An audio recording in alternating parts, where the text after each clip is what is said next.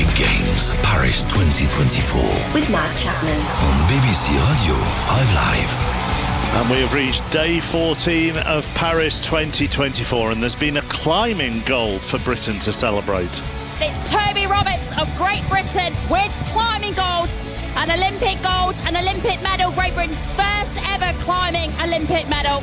At the velodrome, the afternoon focus is on the men's and women's sprints. Alistair Bruce Ball. Yes, Emma Finucane and Sophie Capewell will try and make their way through the first 3 rounds of the women's sprint, but if Jack Carlin wants gold in the men's, he's going to have to find a way to beat the devastating Dutch dynamo Harry Livesey in the semi-finals. Round 3 of the women's golf, Ian Carter. The shock leader strengthens her position. Morgan Metro of Switzerland, 9 under par, 3 shots clear of the field, but Nelly Corder's making a move.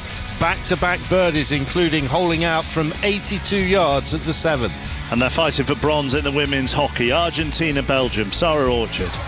Yeah, it's second versus third in the world, bidding for bronze in northwest Paris. Argentina frustrated at being unable to defend their silver from Tokyo, whilst Belgium, they've never won a women's medal of any colour at the Games. Early days, it's 0-0.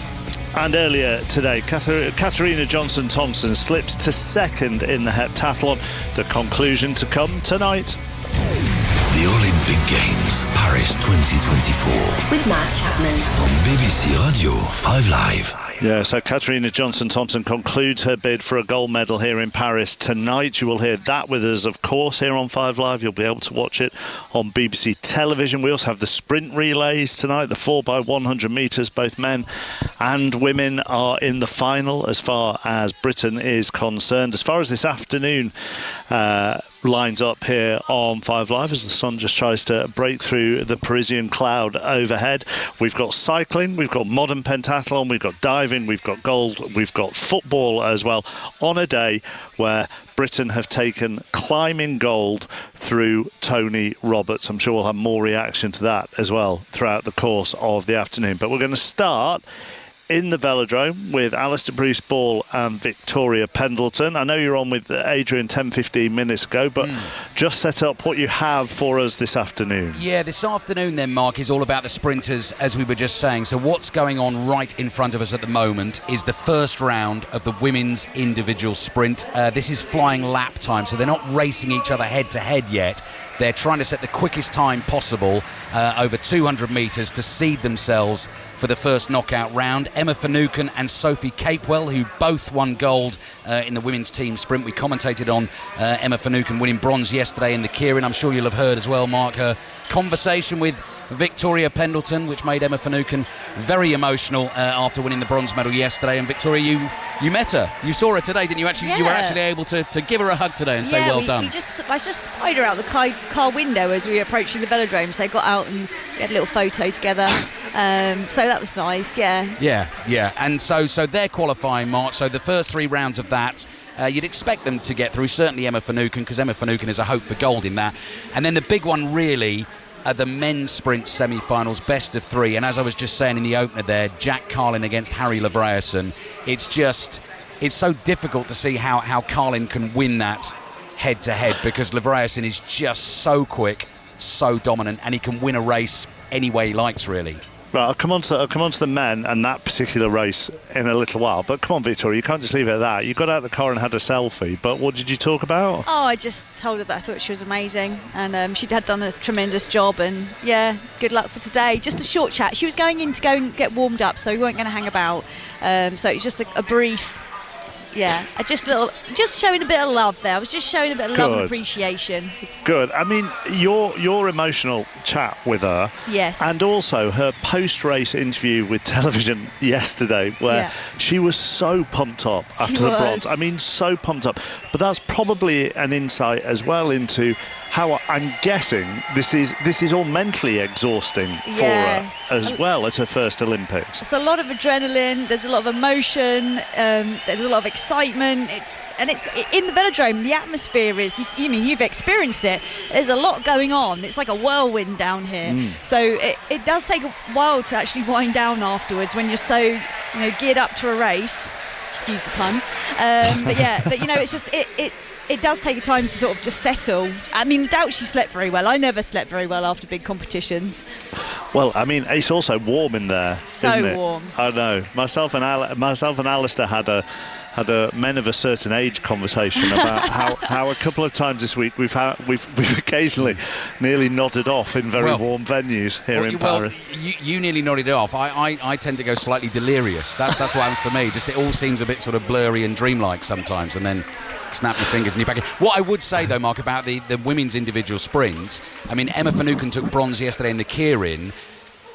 Her stronger event, I think I'd be right in saying, Victoria, would be the sprint, wouldn't it? In terms of, I mean, she's world champion in the event. Absolutely. Yeah. But also, you know, with the Keirin, when you've got 6 riders going hell for leather, it's quite easy for things to have upset in the standings in like the pure physical power. When it's 1-to-1 battle, it's clear who the winner is. So it gets a bit muddled up there when you have 6 excellent riders all elbowing in on each other. It's probably quite a good thing as well, Mark, that the Keirin went first and she's got through all that emotion. And, you know, that was her first individual event at an Olympic Games, and now comes her stronger event. So it's probably better it's gone that way round. I'd agree. Also, Sorry. Victoria, go on. I'm not going to butt in on you. I'm just saying. No, go for it. Sorry. I was just saying, in the Keirin, I feel, personally for me, being one of 6, I didn't feel as much pressure, like all eyes were on me. So actually it's a good way to ease into competition, because the sprint is very, very quiet, it's very intense, and it's just you and your opponent. Is there also with the Keirin, as Chris Hoy was telling me yesterday, there's also an element of luck to it, isn't there? Depending on what draw you get and whether you're behind the bike at the start, which is what happened to Andrews yesterday, the New Zealand rider, and therefore she was able to control that whole race. But that starts with an element of luck. It does. I mean, literally used to draw cards back in the day, but now they use an iPad, very high technology. But literally the moments before you go on track, you press and get your draw, so you don't have time to prepare and think about it. But being in first position or second position is definitely superior and allows you to control the pace, because you're already at the front. You need people to overtake you to lose, rather than having to make a move, and if everyone goes wide, it can be almost impossible, even if you are the fastest rider in the race. Are there advantages in these time trials to being the number 1 seed? Oh yes. But I mean, aside from you just face the slowest, or are there other things, like do you get second chances or more than that, or? But there are repechanges in the sprint format, but just coming out top, it's also, there's an element of like psyching out your opponents. So if you qualify first, they know they're going to have, you know, a tough time to sort of beat you. So it kind of gives you an air of confidence going into the competition, and can be a little bit intimidating perhaps to your competitors, which helps when it comes down to sprint matches. Talk about the men in just a second. There's been a goal in the hockey, Sarah. It's Belgium 1, Argentina 0. 6 minutes of the first quarter still to play. A lovely penalty corner routine. Eventually the ball went in by Emma Puvera. She was actually the injector on the baseline after the keeper had made the initial save, and just slid it in behind the Argentinian keeper. And I tell you what, it's hard not to really support this Belgium side. This is only their second appearance in the women's hockey at an Olympic Games. The last was back in 2012. And for them to have done so well here in Paris, they've got a lot of support in the crowd today. Early days. It's second versus third in the world. Argentina 0, Belgium 1. Let's just go to talk about Jack Carlin in the men's sprint, which you will see. What time will you see that, Ali? So it's best of 3, and they race each race at separate times. But the first one, Carlin against Livesey, 1:41 UK time, about half an hour. Is this nigh on an impossible task, Victoria? I don't want to say impossible, because anything can happen, and I am an optimist, but it's going to be quite tough. That's all I'm going to say. He is known, Livesey, isn't he, of knowing where a rider behind him is without ever looking. Yeah, the whole thing about having eyes in the back of your skull, that's kind of how it is. He is a very huge, like, he's very big, he's intimidating, he's kind of got this cool, calm confidence, very much like Jason Kenny used to have. Like, he seems like so calm on the start line. There is an air about him. I think that aura as well, Mark, is that he's won so many titles that I think himself, you know, you build up. I mean, Victoria, you'll know this in your career, sort of an aura of invincibility, so that even I never had one of those, Ali. I never had one of those. I wish I did. Well, you might have projected it to your opponents, though, but that sort of belief that however I ride, I'm not going to be beaten. He seems to strike me as one of those, really. He just imposes himself. He's this enormous figure in the bright orange of the Netherlands colours, and it will be difficult to beat, Mark. If Jack Carlin loses that head-to-head, he would go into a bronze medal ride. I mean, that will be equally difficult. So in the other semi-final, there's an Australian called Matthew Richardson, who I think is Livreyson's probably biggest rival here for the gold medal, but there's another Dutchman who's part of their team sprint team, hugely experienced, has won loads of medals in all the championships, called Jeffrey Hoogland, who knocked Hamish Turnbull, Britain's other rider, out yesterday. So Jack Carlin just to win a medal today in the men's sprint, I think would be a pretty good achievement. He has beaten Livreyson, hasn't he, Matthew Richardson? Yes. He has. That was, when was that? 2020? No, I can't remember. You're right, though. It was a one-off, though. It was a bit of a one-off, a bit of a blip. Yeah, he's done it. But it's at it. least one, isn't Yes, it? I mean, yeah. so at least that casts a tiny element of doubt. Yeah. I mean, we're only human at the end of the day. And, I've done it before where I've looked over the wrong shoulder at the wrong moment and it's all been over and I'm like, why did you do that? Things...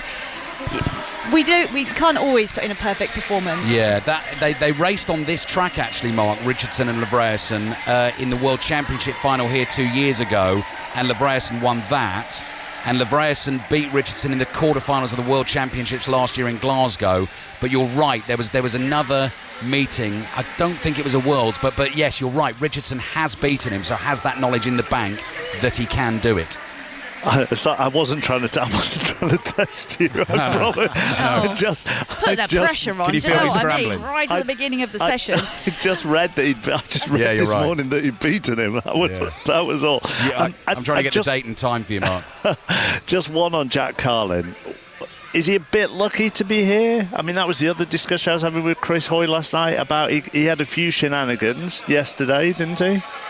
Oh yeah, there was a bit of argy-bargy on track, but I think it was quite equally kind of given, shall we say, between those two riders. There was a little leaning on each other, a bit of toing and froing. It wasn't one-sided at all, so I think it cancelled out each other. I leaned on you leaned on me, we're even, let's move on. We initially thought he was out, Mark. We initially thought he was out in the quarterfinals because he'd lost the first race, and then he was initially given as losing the second race, but then the Japanese rider Kaya Ota was relegated for that. He was deemed to be at fault for the clash they had. Carlin swerved, so he got another race and came through.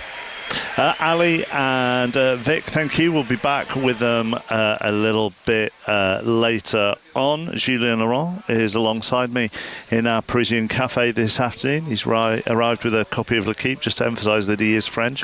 And the French men in the football play later tonight, but the front page of L'Équipe is more about women's handball and men's basketball. Yeah, and staying with the track. Yeah. And obviously Benjamin Thomas, who won last night gold on the Omnium. And what I loved, I don't know if Vic and Ali are still listening to us, but he won a stage at the Giro this year, so the Tour of Italy, on normal cycling, if you want, not on the track.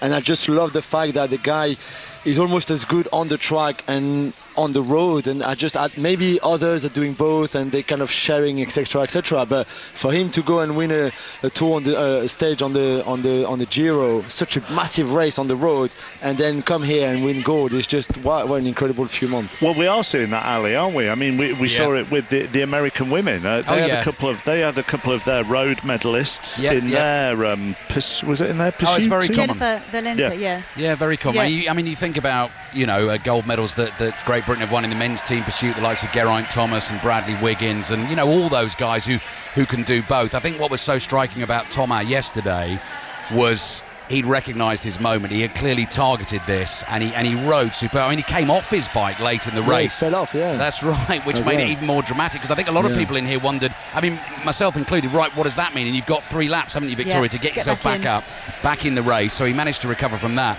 And then, I mean, the tricolours at the moment are waving over the other side of the velodrome, and that was the main pocket of fans yesterday. Who's about to come in here? We must have a French rider about to go. Oh yeah, Taki Kouame in the women's sprint qualifier. So that's why the noise levels have just gone up in here. But it was that same thing that we saw in the pool with Marchand last week. I've told Jules I've gone native. I bought my Team France cap. Yeah. I've been totally won over. I'm going to give you a French name, Alistair. Alistair is not French enough. I'm going to find something. Victoria as well. I can call you Victoire if you want. Yeah, Victoire is fine. Victoire, which is win, obviously. Yeah, so Victoria was. That's a good one. Is there a French equivalent of Alistair? I was trying, Ali, I swear to you this morning after your message, I was trying to think, what could I answer with? Or could you not go the other way and just go Alistair Bruce Ballon? Monsieur le Bruce Ballon. Ballon, that's Bruce Monsieur. Ballon. This is really good. Yeah, that's perfect. We're amusing ourselves. I think delirium does set in towards the end of an Olympics, particularly on day 14. Look, I'll come on to about the football, but the basketball, both semi-finals last night, the French took on Germany, and the USA found themselves something like 17 points down against Serbia at one stage. It was, yet again, another event here at the Olympics that was breathtaking. Incredible spectacle, really, for both games. You're right, the French against the world champions. Handball, really good team collectively, individually. Some players who play in the NBA who are very good, and the French who started so slowly their tournament, now in full gear. Just the atmosphere, but also the way they played, the way they defended, especially because they kept Germany to a very low point score, point tally, if you want, like they did in the quarterfinals against Canada. And then the USA, remember when we talked at the start of the games about this basketball tournament, and we said for the men it's more competitive than ever because of all the Europeans who play in the NBA, for example, who are going to be in these Olympics. So it's not going to be easy for Team USA. And it was almost miraculous for them to qualify to the final. Well, for them to get through against Serbia, it was basically Steph Curry and LeBron who basically went, we're in trouble here. Let's turn this around. Absolutely. Which are not a bad two members of your squad to rely on. But Steph Curry and for LeBron to do a triple-double, so for the basketball fans who are listening to us, they know what it is. Otherwise, it's at least 10 digit in 3 different categories. So points, rebound and assist for him, for example. Yeah. At the age of 40, it's just like the guy's an absolute legend. Do France have a chance? Yeah, I think they do. The way they've played the last 2 games against Canada and Germany. And Wembanyama, and also what's great about this team, and we don't have to go too long on it, but it's the stars of those last 2 games have been players that nobody's heard of. Cordinier, who's from here, from Paris, and Busele, who plays for Real Madrid, who are not the biggest name, not the biggest stars, and yet they've been the most important players in the last 2 games. So collectively, this French team is very, very good. The Team USA, like you said about Curry and LeBron and Kevin Durant and Joel Embiid, whoever you want, it's more about individual talent and brilliance, and they can do anything they want at any time. But this French team collectively, plus the home support, I think will give them a good game. And will that be the event? I mean, because it's the last night in the Stade de France tomorrow night as well. But will that be the event that dominates French television, French radio, French media tomorrow evening? It will be. So the football is obviously today, but tomorrow, there's the volleyball. The volleyball final is special, but nothing can beat the basketball final, France against USA. Okay, and if they get off to a bad start, they'll just cut to replays of the judo from a week ago, will they? And fencing when you were there. Yeah.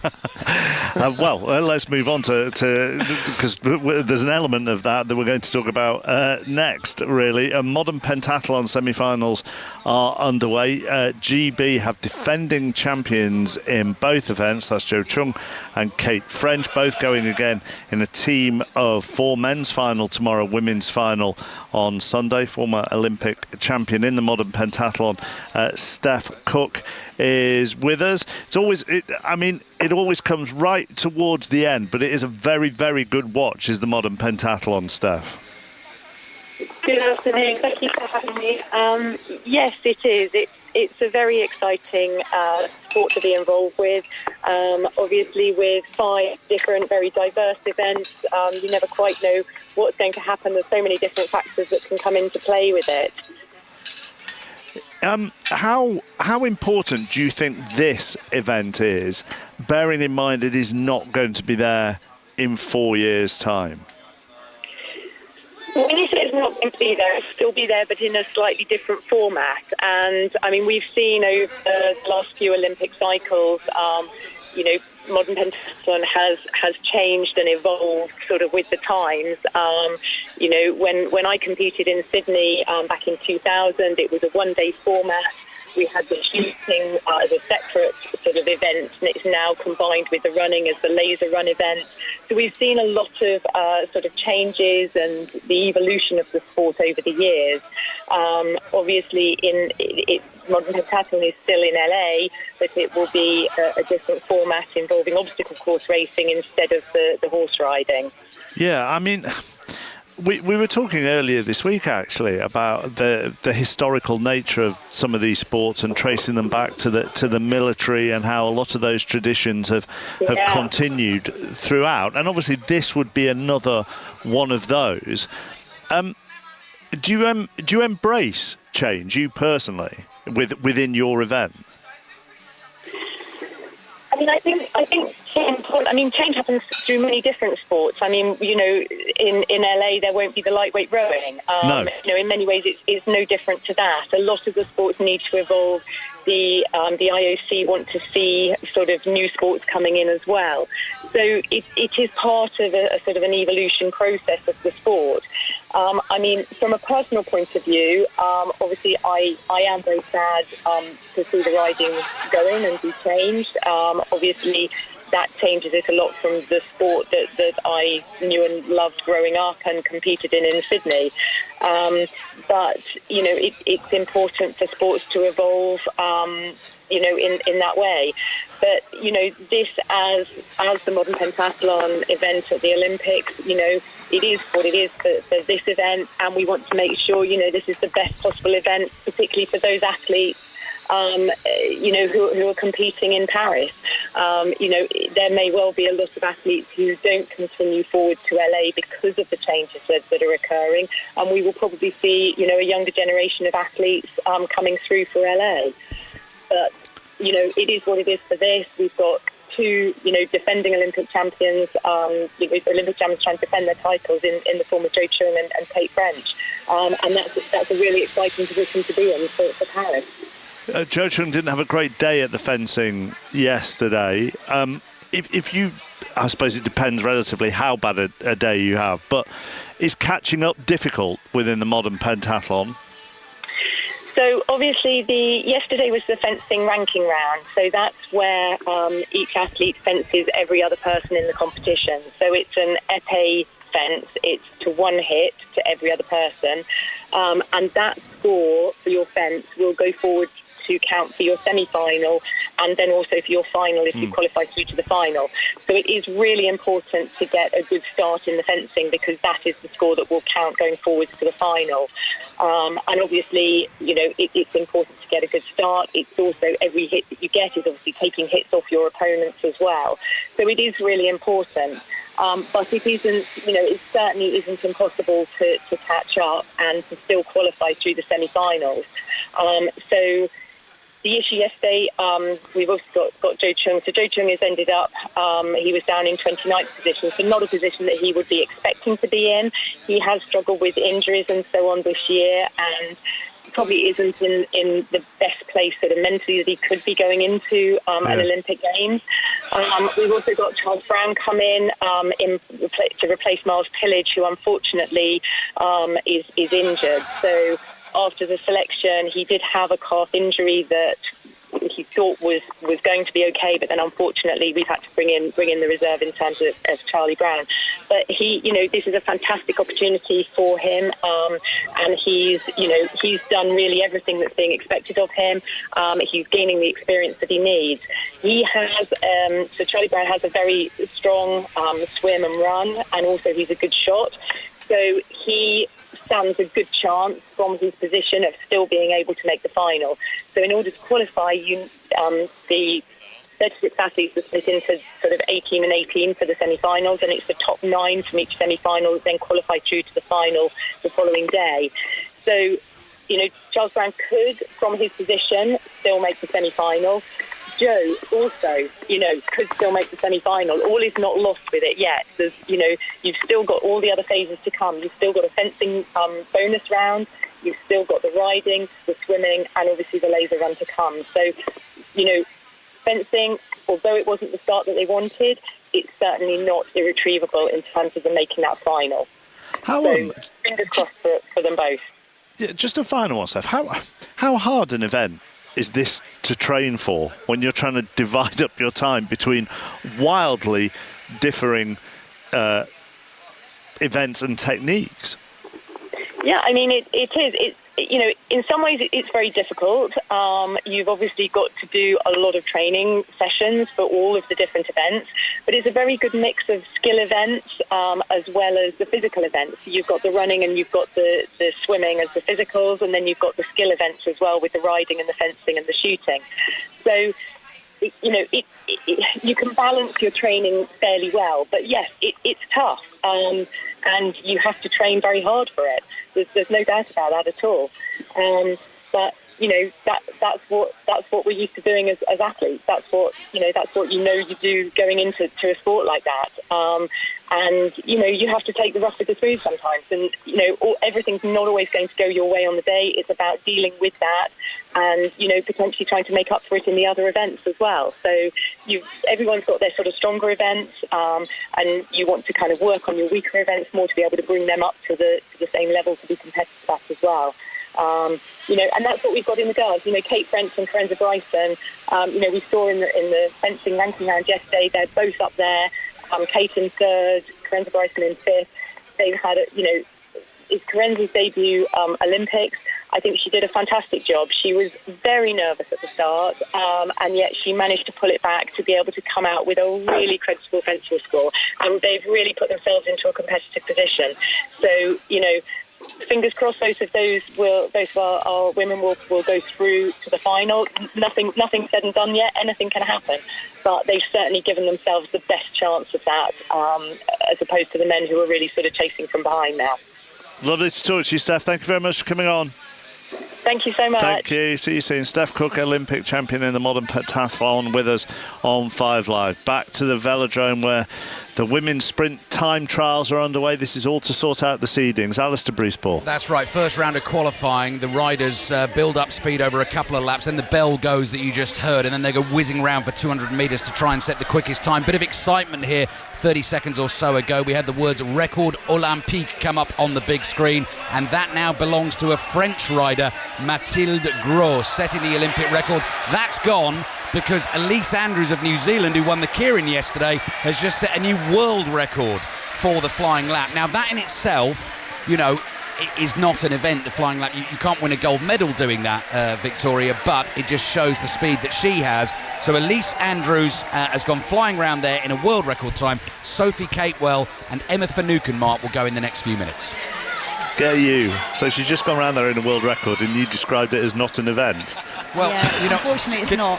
Yeah, so it's just part of the sprint competition. It's just the seeding process, but it does still count because you are, one rider on a track. It's the time trial, really, of sprint events. Am I right to say, Victoria, World Championships, you can win a gold medal for that Olympics? You can't. Or you used to be able to win a gold. No, there's never been. There's time never trial. Been. But there used to be a kilometre time trial and a 500 metre time trial in the Olympics. But no, this is just seeding. Sorry. Yeah. Okay. That's what happened when Bruce Ballon commentates. yeah. Bruce Ballon Bruce Ballon. So we expect Jack Carlin in about 10 minutes? Correct. Yeah, okay, so we'll be back with Alistair and Victoria. But we have got a GB rider going on the track right now. Right, do that then. 200. Okay, well, talk us through this, Victoria. Talk us how this. So this is Sophie Catewell on the track, who's a 25-year-old competing in her first Olympics.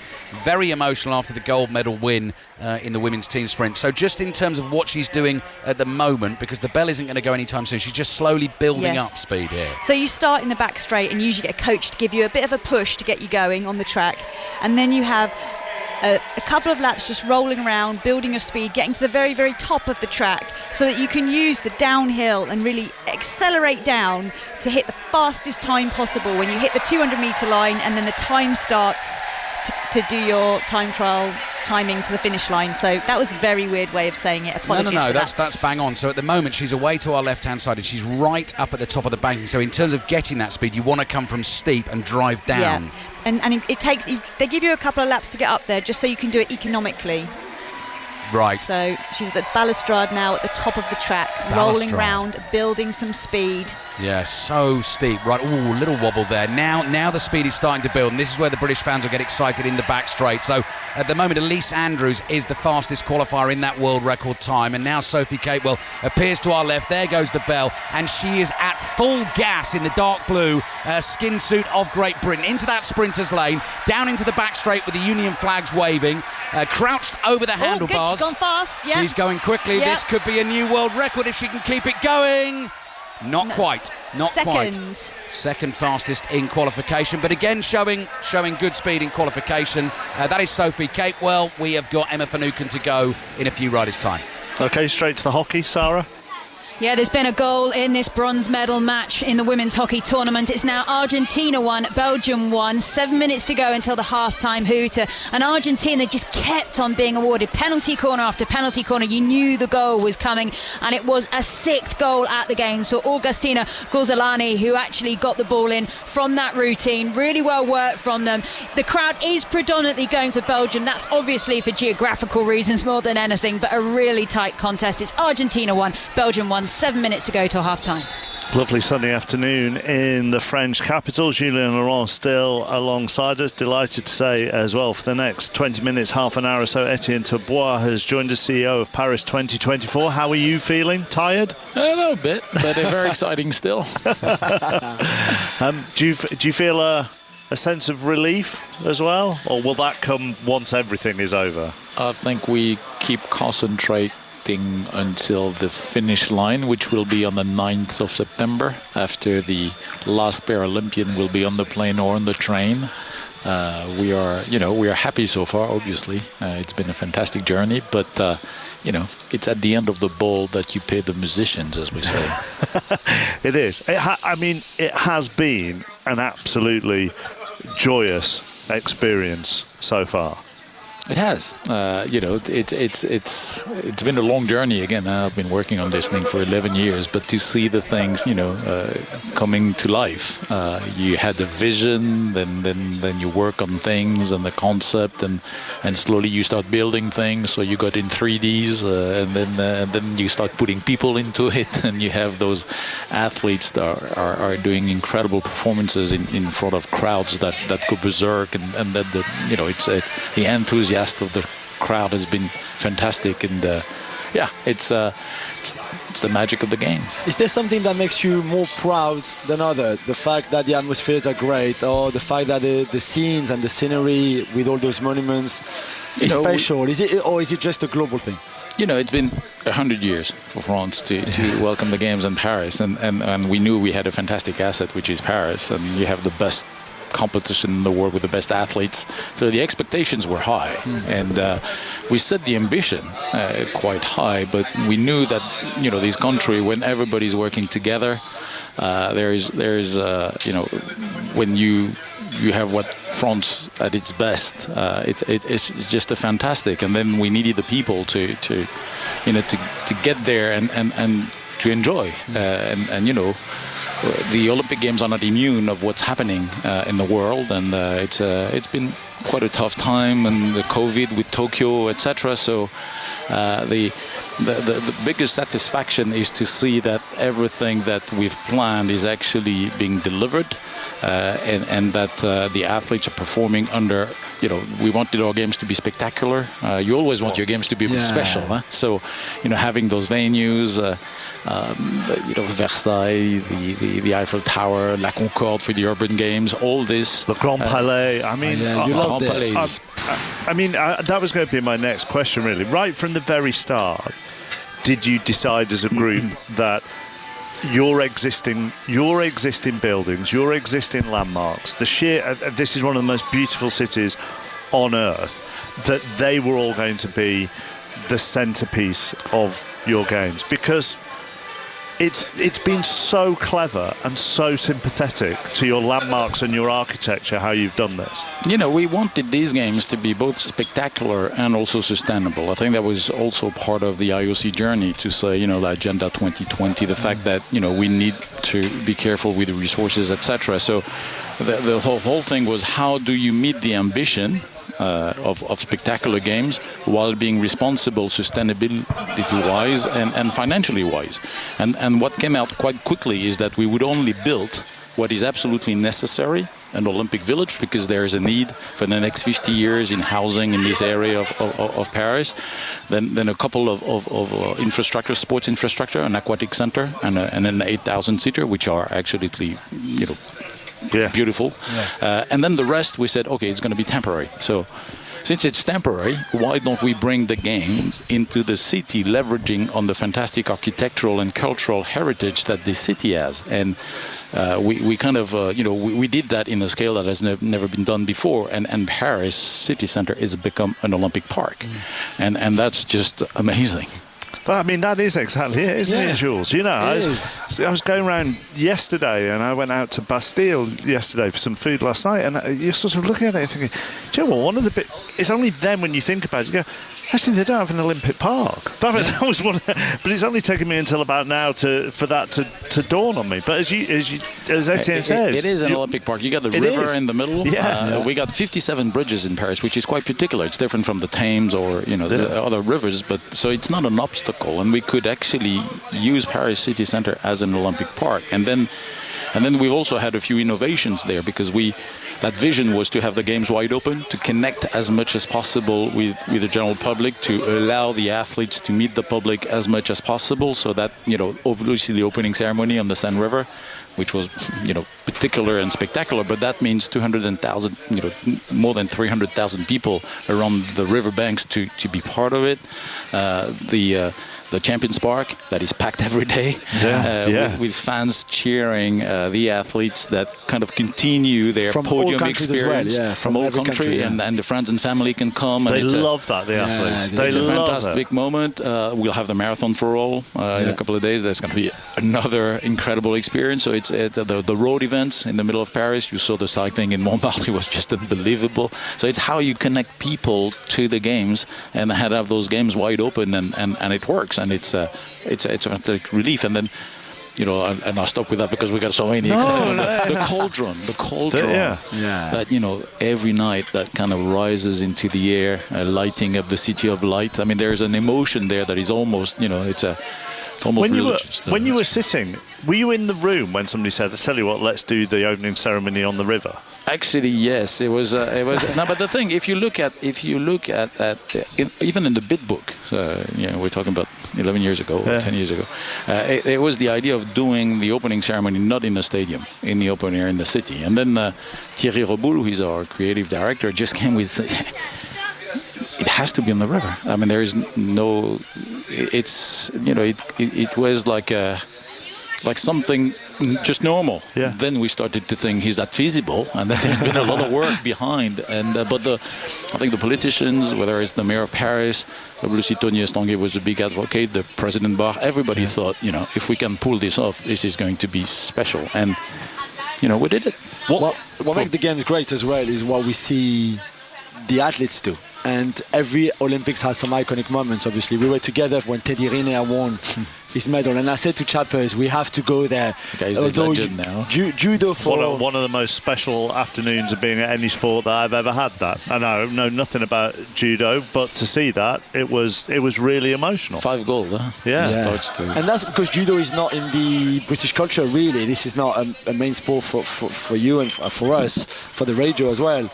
But to be there, and I think those kind of moments, Simon Biles, even the 100 meter so close, all of those moments, people would talk about in 50 years. But that's the magic of the Olympics. And you need to set the scene, and every Olympics is different in that respect. And London was fantastic, even Tokyo, and then you get the athletes, because at the end of the day, they are the ones making the emotions. We had the rugby sevens. You mentioned Simon Biles. There are so many iconic moments in this games, which I will come back to you with. But we're talking about the athletes, and Jack Carlin is on the track. Alistair Bruce Ball. Yes, this shouldn't take too long. 2 of the world's fastest sprinters on a track, on a bike in the velodrome. One representing Great Britain, the 27-year-old Scot, Jack Carlin, the bronze medalist in this event in Tokyo. And the other one, a Dutchman, Harry Livreasen, who's rolling into position on the blonde boards in front of us. His dark blue cycling helmet strapped tightly to his head, his bright orange skin suit, which then blends into the dark blue shorts. If you were Jack Carlin, if you were on that bike, Victoria, and you know you're outmatched for speed, what's your strategy here? What are you almost trying to force your opponent to make a mistake? Well, that'll be his goal, to try and not let Livreasen dictate the race. He wanted to disrupt the race, is that's the word I'm looking for. Brilliant. He wants to disrupt the race. Disrupt the race. Jack Carlin's got to be a disruptor. Jason Kenny knows all about that, having won many a gold medal on the track for Great Britain. He's the coach now. They've changed the coaching kit up today. We quite like the old peppermint green t-shirt today, don't we, Victoria? I think that works. Definitely stand out, which is good. But yeah, we were saying yesterday how Jason Kenny looks so cool and calm on the start line. You see some of the coaches like breathing themselves like they're about to race, but they're nervous in the moment. Just saw Jason Kenny just had a little word in Jack Carlin's ear just before he set off. Livreasen was on the inside lane. He drew lane 1, so he's had to lead it off. He's taken it straight down onto the Côte d'Azur, the thick blue line just on the inside of the velodrome. And they're rolling at a gentle pace, with Carlin leaving a couple of bike lengths between him and Livreasen. Yeah, he'll want to leave a small gap. The last thing you want to do is be riding exactly on somebody's wheel at this slow pace, because it doesn't give you somewhere to accelerate into, and having a gap creates like a slipstream effect. So you want to accelerate through a gap and it gives you a slingshot past your opponent. To accelerate past someone from the wheel is very hard, so Jack Carlin now building a bit of pace. Building from behind. a bit of height. Livreasen's got it covered, and Victoria's right. Carlin just goes high on the bank, and then he ducks down, and then Livreasen goes a little bit quicker as well. We've got about a lap and a half to go, Victoria. They're already picking up the speed. Jack Carlin getting some height, trying to encourage Harry Livreasen to take the sprint on. Right, Livreasen ahead at the bell. This is the best of 3. Jack Carlin doing the chasing, legs whirring round like fury here. Carlin is closing the gap, but Livreasen looks comfortable coming into the home straight. Livreasen is holding Carlin off. He tries to pull up alongside. There's a good bike distance between them, and that is what Livreasen is all about. Controlled it from the front, and he goes 1-0 up in the semi-final. Yeah, good riding there from Jack Carlin. Maybe could have left a little bit more gap, but I think he's really up against such a powerhouse here. So 1-0 to Harry Livreasen. Second semi-final on track shortly for the first race between the Australian Matt Richardson and Jeffrey Hoogland. The second semi-finals, 2:30. The second race in the best of 3 mark, 2:30 UK time. OK, we will be back for that. Couple of goals in the hockey for Sarah to tell us about. Yeah, this is the women's bronze medal match, and I'd love to give you all the stats about what wonderful sides they are, their previous Olympic records, but at the moment it's Argentina 2, Belgium 2, and it's just all a bit aggy out there is what I'm going to tell you. Everyone's moaning at the umpires and the officials. It's really loose. We've had people sent to the bin for chat back to the umpires as well. I mean, I'm really enjoying it just for those reasons, but yeah, it's a fascinating watch at the moment. It is at the moment Argentina 2, Belgium 2, about a minute or so to go until half-time. Thanks, Sarah. Etienne Tabois, CEO of Paris 2024, with us alongside Julien Laurent in our cafe this afternoon. I mean, you have had a lot of iconic moments, haven't you? Which, I mean, any successful games needs those moments that will be replayed back in 50 years. And across, whether it's Djokovic or Roland Garros or Marchand or Rene, as Jules was talking, Teddy Riner, and so many. Well, it started also when the Flame arrived in Marseille. If you remember the boat coming in, and then the opening ceremony, obviously with some iconic moments with the sports, Nadal and Zidane and the 4 Fantastics going by boat to lit up the cauldron rising into the air. That was fantastic, and the Eiffel Tower, Céline Dion, all that. It started pretty well, despite the rain. Despite the rain, but there's been incredible moment. Actually, if you think about, again, I think a bit like an organizer, but when those athletes of the triathlon, jumped into the water, and now we have a clean river where people will be able to swim for the next 50 years on, and that's a great achievement. That's a legacy. And then all these emotions that you mentioned, because the athletes, again, they make the games. Started for us with Rugby 7, definitely with Antoine Dupont and the gold medal on the Rugby 7. Started pretty well, with Pauline also. So it was a fantastic first day for France, and then the whole thing came up, and then all those incredible athletes, Simon Biles. Yesterday's match with the Serbian against US in basketball, another great moment. You mentioned Djokovic and Alcaraz. I mean, We could keep going, couldn't we? We have so many daily highlights. Léon Marchand, obviously, for us in the swimming, but you get, Cathy Ledecky also, again, breaking.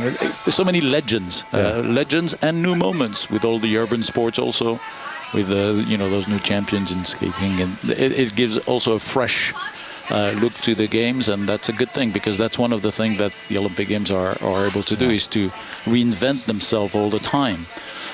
If you remember, I'm old enough to remember when beach volleyball came into the arena, everybody was like, what is this? But now it's just the game has evolved, and that's fantastic. Yeah, I mean, you're new, so the new, in inverted commas, because some of them have been around for a couple of Olympics, but they garner more and more attention and more popularity, whether it be, I mean, the bouldering today that Britain have won a gold in, but speed climbing and the BMX, we've got the breaking starting today, but equally, and also traditional, golf. The men's golf was unbelievable. Men's golf was unbelievable, and we hope that it's going to be the same for the women in the next couple of days. I mean, it's sports at its best, and we as organizers, we provided for a set that looks okay. Was the water in the Seine your biggest challenge whilst the games have been on? Probably because of the fact that it rained so much in the last 3 months. It's unheard of, and we were expecting really high heat, and we were ready for that.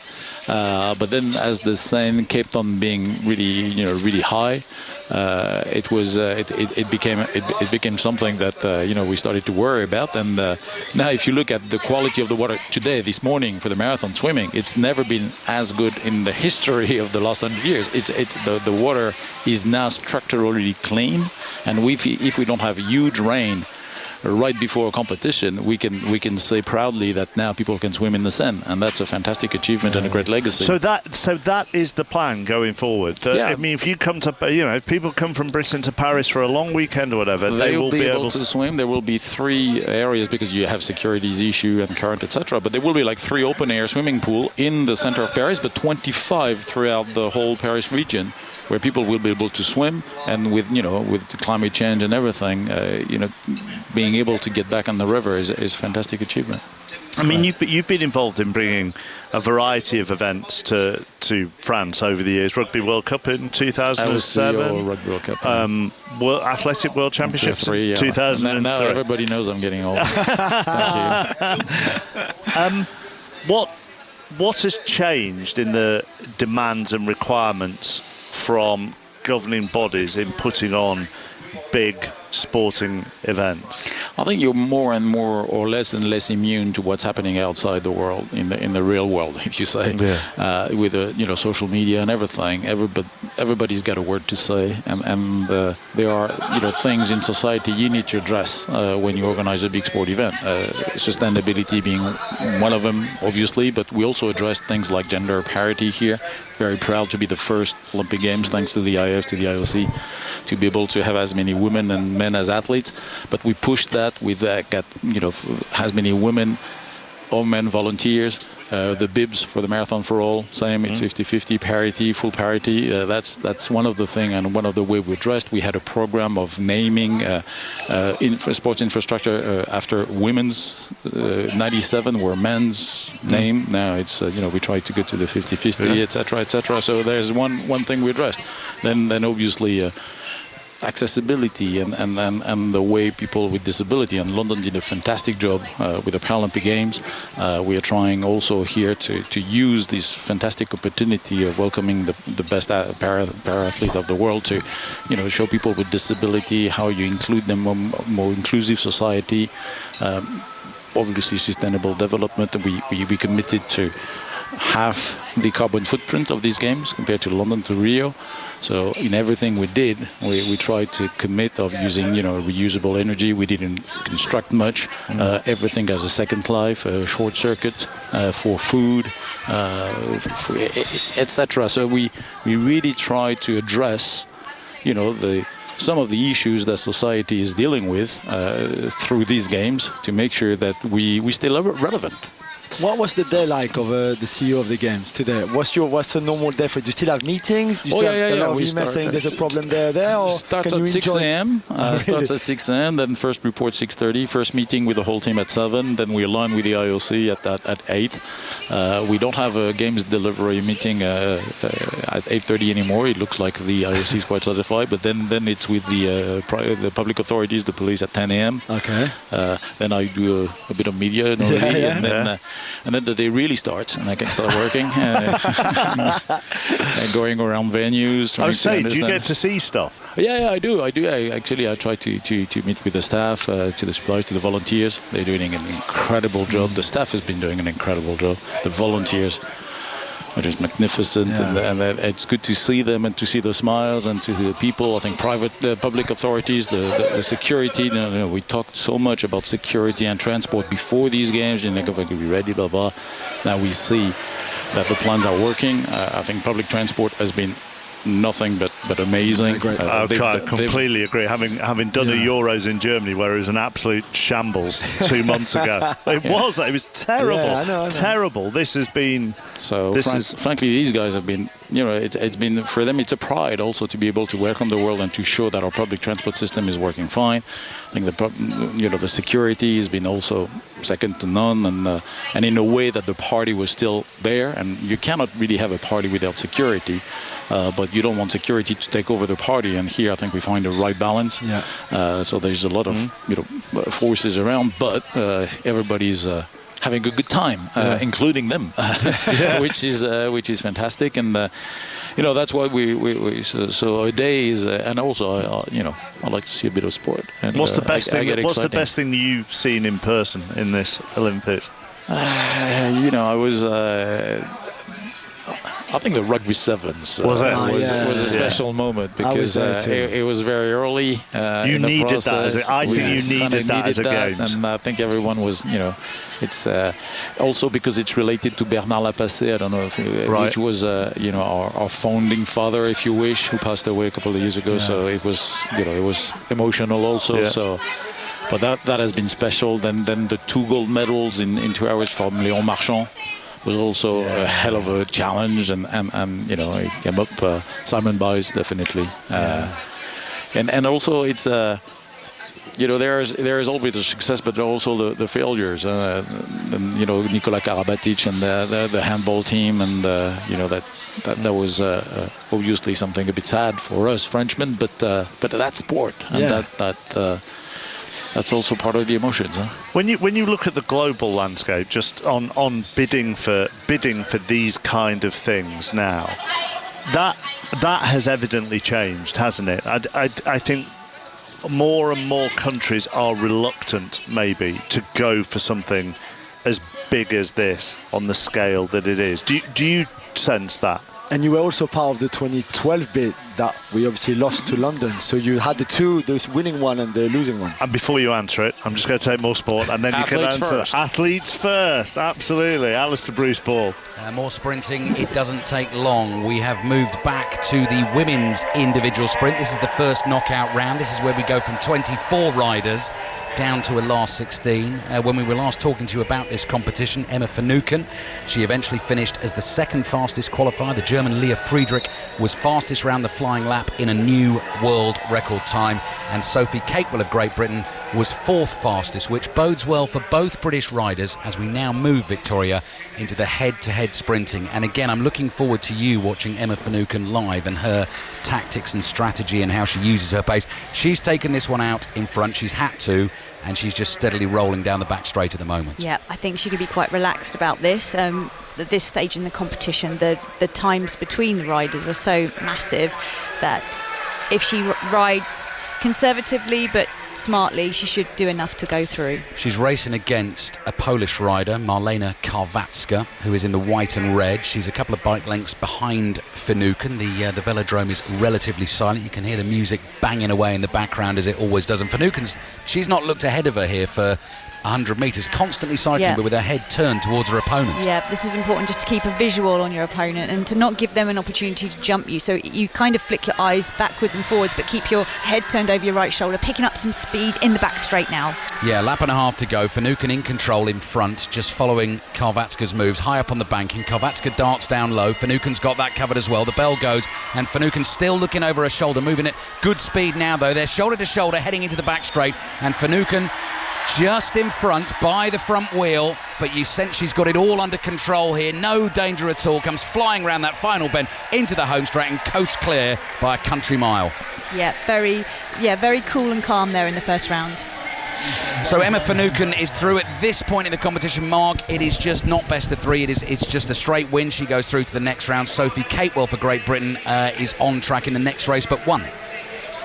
Ali, Victoria, thank you. Etienne's still with us. So yes, do you think countries are less reluctant to go for something like this now, simply due to the scale of it? Well, I think the new process for the IOC, if we talk about the Olympic Games, is actually going in the right direction. Now you get that long dialogue that starts early, and if you look at, they're already safe for the until 32, and then I know there is a lot of cities, lining up for 36 and after that. So that long-term vision allows the city to get ready and to prepare, and also the fact that it is not now.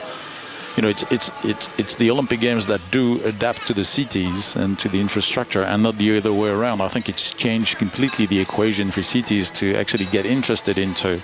Are you the first ones to have changed that? Do you think it started a few bids ago, right. but potentially I think Paris is probably the first one having 95% of venues being existing or temporary, meaning very few construction. And I think that's the way forward. And I know Brisbane in that same direction. If you look at LA, they don't build an Olympic village. They will use UCLA. They use a lot of infrastructure that they already have, and the concept might be not as compact as before, but then it allows for a better use of resources, and which is very important. So I think the whole movement is going in the right direction, and that gives actually an incentive for people to consider bidding for the games. And if you look at it, I think it's a bit more complicated for winter games, definitely, because of the complexity of operating in the mountains and stuff. But for the Summer Olympic Games, I think they go in the right direction. You don't want them to get bigger. Well, that's what I was going to say. I mean, you don't want them to get any bigger. Are they at their limit? Well, a city like Paris is a big city with a lot of resources, but even though there is big tension on the resources, I'm talking about human resources, I'm talking about people that are cooking food, I'm talking about people that are doing private security. So private security, transport, there's a lot of pressure on the number of resources you can put on, and we are basically at the limit for a city like Paris. So you realize that you cannot really get any bigger. And also, the other thing that you need to be, and Janet Evans was sitting with me a couple of days ago, who's Chief Athletes Officer for LA 28.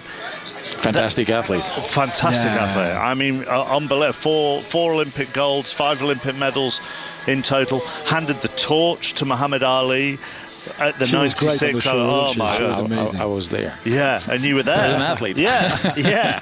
And her big thing is they have more athletes now working on LA 28 than the IOC have working for them in Lausanne. And so maybe that's a change. Maybe you tell me from your experiences in 96 in Atlanta, whether now the games do put athletes first. Well, I think it's also part of the evolution. I think the whole movement realizes that, it's the athletes are making the emotions that you were talking about, the iconic moments, etc., and they need to be considered to understand their needs, which are actually more and more specific. And so we work, in our case, very in close relationship with the Athlete Commission. That was the president was Martin Fourcade, to work on the village, what was needed in the village, and actually we could have very responsible solutions like no air conditioning in the village. That was vouched by the athletes. If you can provide other solutions to make sure that the level of comfort is good enough, then they're also very responsible, and they know what they need, and they know what is nice to have, but not absolutely needed. So the athletes are helping us driving the thing. And then in the organizing committee, obviously we have a president that is 3 times gold medalist. Yes. That kind of help. He knows a little bit what he's talking about. Myself, I played in the Olympics. Our head of technology is a former Olympian. We got few Olympians in the team that were able to keep that focus, that whatever we decide, we need to consider the athletes' impact first. Do you get feedback from the athletes over the course of an Olympics to try and improve things during it, or do you just get the feedback and then pass it on to LA? No. Well, first of all, it was an evolution also, because now we are happy, and again we are close to the end. But we had to adjust. We had to adjust our transport. We had to adjust the food in the village. More protein at some point. Was that a real problem? The food in the village? Well, it's been at the beginning because you have to. It's such an impressive logistics. 40,000 meal in the same place per day. I mean, this is in a place. I mean, there is no restaurant that is able to deal with that. So there has been some few adjustments, and then you also need to adjust to how people do behave, and you don't really know before they are here. So that definitely had needed some adjustment, but I think we were able to adjust quite quickly. And 3-4 days, things like got back into some kind of a routine. We knew what people were taking at what time of the day, and also the fact that at the beginning everybody more or less eats at the same time because everybody trains it. But then the competition schedule kicks in, and then the whole thing kind of is more spread during the day, etc. So, but yes, you adapt continuously, and then there will be feedback from the athletes and stuff. So that Los Angeles, and I think that's also one of the good things that the IOC is doing over the time is the knowledge sharing, and the fact that there is a big knowledge sharing from one event to another. We learned a lot from Tokyo, we learned a lot from Rio, and the learning curve is sped up that way. Thank you very much for giving us your time this afternoon. Are you off to another meeting, or are you off to some sport? Actually, I'm off to some sport now, I think. I've lost a bit the control of my life, to tell you the truth. So they tell you where you go? More or less. But you're still the boss. Anyway, whenever there's a problem, they know where to find me, so that's fine. Thank you very much. Thank you for coming on. Really appreciate it. Etienne Tebois with us, CEO of Paris 2024. To Sarah Orchard at the hockey. It's Argentina 2, Belgium 2 in this bronze medal match. We're 9 minutes of the third quarter still to play. Now, this second half, it has started off slightly calmer compared to what we saw in the first half, because it was all a little bit tense, I have to say, at the end of the first half. Both sides were sort of kicking off at the umpires a little bit. So, yeah, it's calmed down slightly, but a bronze medal on the line. Argentina, silver medalist, of course, from Tokyo, while Belgium, they have never reached this far in Olympic Games. It's 2-2 with 9 minutes of the third quarter to play. Alistair Breece-Ball in the velodrome. Comfortable win for Sophie Capewell in the first knockout round of the women's individual sprint. So both Capewell and Emma Finucane are already through to the last 16. If you lose your race in this round, you can get through in the repechage, but neither British rider Victoria needs to worry about that. And actually the racing we've been watching so far in this round, as you not predicted but told us, the top seeds, quickest riders, are comfortably winning all of these races. Leah Friedrich, the German who set the world record on the flying lap, Finucane and Capewell for Great Britain, and Elise Andrews of New Zealand. There's probably maybe half a second in qualification times between the riders here at this seeding stage, so it is quite easy to decisive, shall we say. We have got 8 or so rides left in this mark, and then we're into the second race in the men's sprint semi-finals. Jack Carlin back on track in about 25 minutes' time. And we'll go to the diving next. Jonathan Overend. Good afternoon, Mark. Today it is the women's 3-metre springboard final, and double British representation among the 12 finalists here. Yasmin Harper, bronze medalist from the synchro event with Scarlett Mew Jensen, and also Grace Reed in her third Olympics, 28 years of age, from Edinburgh. Now, Grace qualified 7th from the semi-final, 7th from 12. Yasmin Harper just scraped in, but actually Yasmin has done the best dive so far from the first 5 divers who have gone. Next it will be Grace Reed. In the women's finals it is 5 dives apiece, so 12 athletes with 5 dives, and these 2 Brits will be outsiders, not, you would think, medal contenders going by the semi-final results, but if they perform to the best of their ability, you never know. Good start from Grace Reed, and as I say, it's Yasmin Harper leading the way after 5 athletes in the opening round. The football season gets back underway tonight. Plenty of EFL games this evening.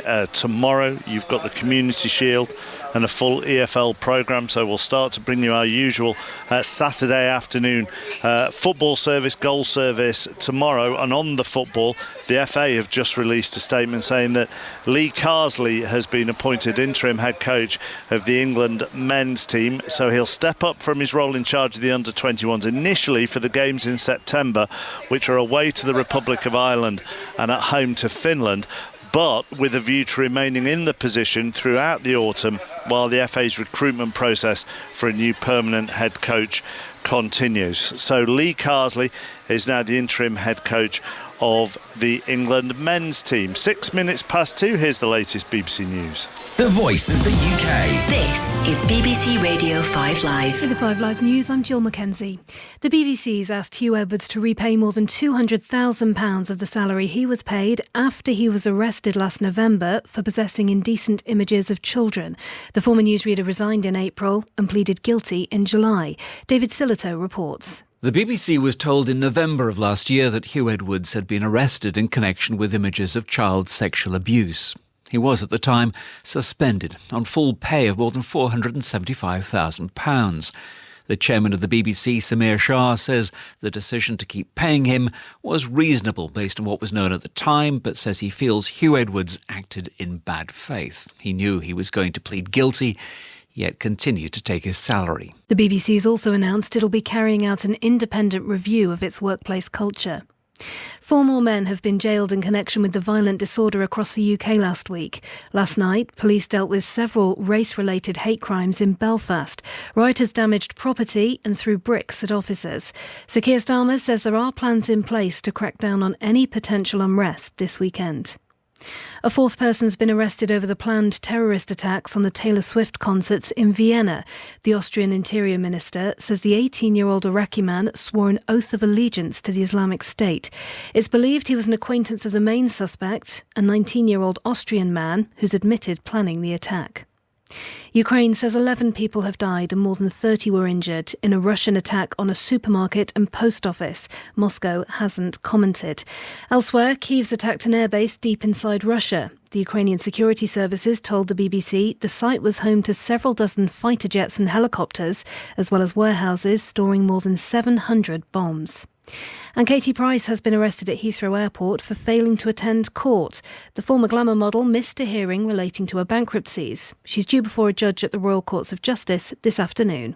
5 Live Breakfast. With Rachel Burden and Rick Edwards. Hello, Richard, and I suppose Rachel. What is that about? I don't know. Only being less than 0.2 of a second away from it stings a little bit, but that's what keeps us coming back for more. Did you get to enjoy it at the time? Is it fun to be involved in something like that? No. That was me going as fast as I could possibly go. We absolutely loved it. So chuffed for you. Thank you so much. Thank you. That was some fantastic sporting action. 5 Live Breakfast. Listen weekdays from 6 on BBC Sounds. This is 5 Live Sport at the Olympic Games With Mark Chapman. on 5 Live and BBC Sounds. We've had a gold of Team GB today. Came from Toby Roberts in the sport climbing. So in the boulder, so he took gold. We will try and hear from him a little bit later on. He has won Boulder World Cup gold before, known as Toby the Terminator, and he has got Britain's gold today. So from that to the golf women's 3rd round day, some unfamiliar names at the top of this leaderboard, Ian. There are. It's a sport that can really confound all logic from time to time. Morgan Metro, we've been talking about, after a 66 yesterday, took her to the top of the leaderboard. She continues to lead. Indeed, she's 3 shots clear at the moment, playing some really composed stuff. She's gone to the turn in 1 under par. Now she has 2 close rivals, or closest rivals, in Lydia Ko of New Zealand, a former world number 1, a 2-time Olympic medalist. No great surprise there. But the other closest rival is Maria Ho Uribe of Colombia. She's ranked 196 in the world, 34 years of age, but actually having not made a cut in a major since 2019, so in 5 years. She is contemplating retirement, and basically at the end of the Olympics is calling quits on her career.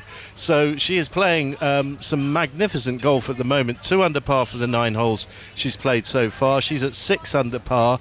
Rose Zhang is looking dangerous. She's 3 under for the 11 holes she's played. She's at 5 under, 4 behind. Thank you very much, Ian. Let's go to the women's football. Brazil-USA, the gold medal match tomorrow means the world champions Spain are in the bronze medal match, and that is underway, Maz Faruqi. Yeah, I've moved from sport climbing back to something much more in my comfort zone, Mark. I know where I am with women's football. But what is going to be the big factor in this bronze medal match in Lyon between Spain and Germany is how well the Spanish players will be able to pick themselves up from the disappointment of losing that semi-final to Brazil. They were completely outplayed in that match. For some reason, Alexia Putellas not starting either. She starts and captains this afternoon, though, in Lyon. Etana Bonmatí also in that Spain midfield. Alexandra Pott returning as well for Germany up front. She leads the line and captains the Germans. And it's been a bright start from them. 12 minutes gone, though. Spain 0, Germany now. You may be more in your comfort zone, but that was exhilarating, wasn't it?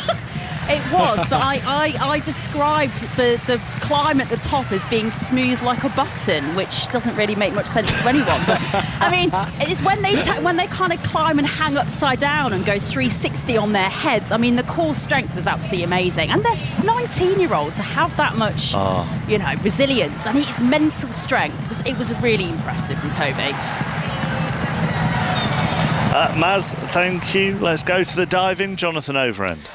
Well, it's been a very strange first round of dives, first round of 5 in this women's 3-metre springboard preliminary. And the headline, Mark, is that Yasmin Harper, the first diver to go, is in bronze medal position after the first round. Now, remember, she was the last of the qualifiers. So, in theory, she was the weakest of the 12 divers through to this final, certainly going by the qualification. And yet, she's in 3rd place with just Madison Keeney of Australia and Chen Yiwen of China ahead of her. And the other big story is that Chang Yanni, the other Chinese athlete, and you know how good the Chinese have been in this diving competition so far, Mark, she was the worst. She was the 12th best after the first dive. She was getting 4.5s and 5s on the scoreboard. She's the world champion. She won the gold in the synchro last week, and yet she is 12th out of 12, and Yasmin Harper in 3rd.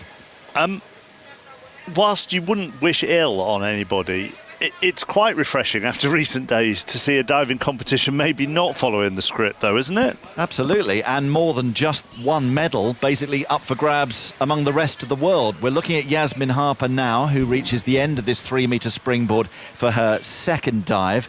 And up she goes. High degree of difficulty on this dive for Harper. It's a back 2.5 somersault dive in the pike position, and she's made a strong start, inspired by that bronze medal she won with Scarlett Mew Jensen last week in the synchro competition. And I think she will be very surprised, as we are, with some of the low scores given to some of the more favoured athletes in that opening round. Not just the 2nd Chinese, but also the Italian, the South African, the Mexican, all ranked higher than Harper. But it's Harper who leads the way at the moment, having just gone first in the 2nd round. Back to a feisty bronze medal match in the hockey. Sarah. Yeah, and it's getting more feisty, which I'm really enjoying once again. It got a bit quiet at the start of the first half. It's still 2-2 at the moment. We're about to head in to the 4th quarter, and we have had so many cards now, not just for ill discipline on the pitch, but also for the chat back to the umpires. But emotions are high. Argentina, they won a silver medal out in Tokyo. They're in this bronze medal match. Belgium are giving it everything, only the 2nd time they've actually appeared in the Women's Olympic Hockey Tournament. They want a medal badly. It is all still to play for, 15 minutes to play. Argentina 2, Belgium 2. Are you quite aggro in the sports that you play?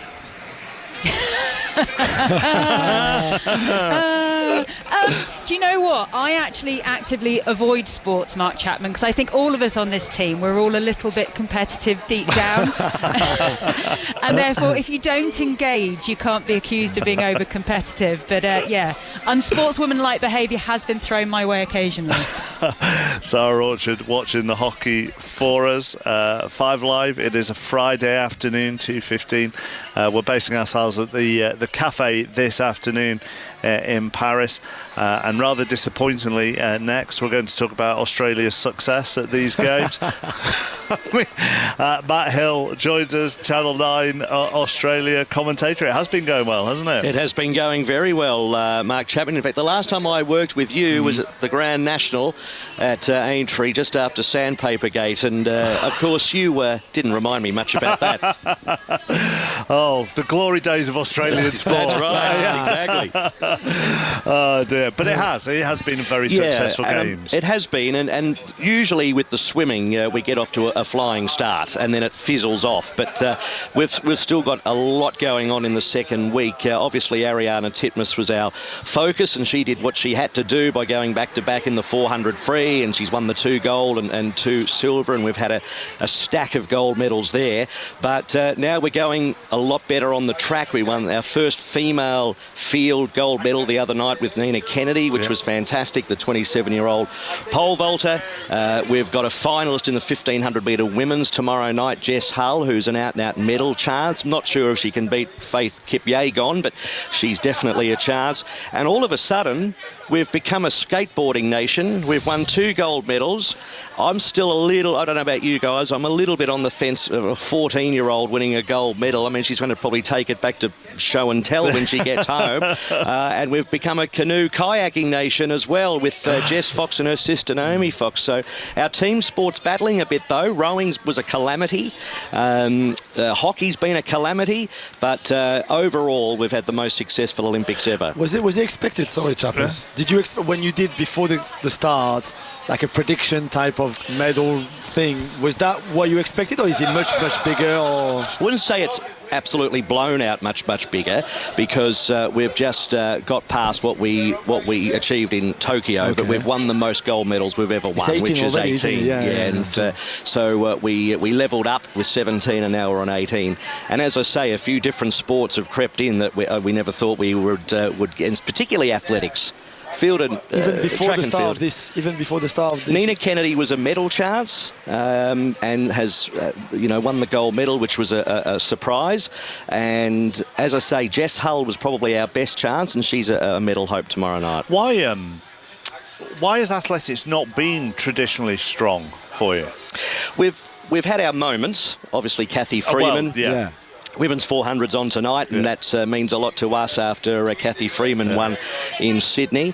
Steve Hooker won a field medal in Beijing in 2008. So we've had our moments. It's not that strong domestically, and it's not a sport that is followed as strongly in Australia as what swimming would be. Right. I know the Brits have obviously your big Diamond League meetings and things around Europe, but I think we're just a long way away from the main athletics hubs in Europe. And it might even be a seasonal thing as well. Yeah, I mean, I suppose, actually, we're going to talk Ireland as well in a moment, but I suppose that has been the case for many sports, actually, that are very either Eurocentric or, I mean, golf is a prime example, and one of the reasons Cam Smith went to live is because there's an event in Adelaide. Absolutely. I mean, there are lots of other millions of dollars of reasons why he may have gone to live, but the Adelaide thing is a valid point when you talk about live golf. So there are plenty of sports, I suppose, that are Eurocentric or American-centric that you miss out on? There's no doubt. Well, athletics is one of those. And a lot of our athletes live in Europe anyway. A lot of our equestrian athletes live in Germany or France.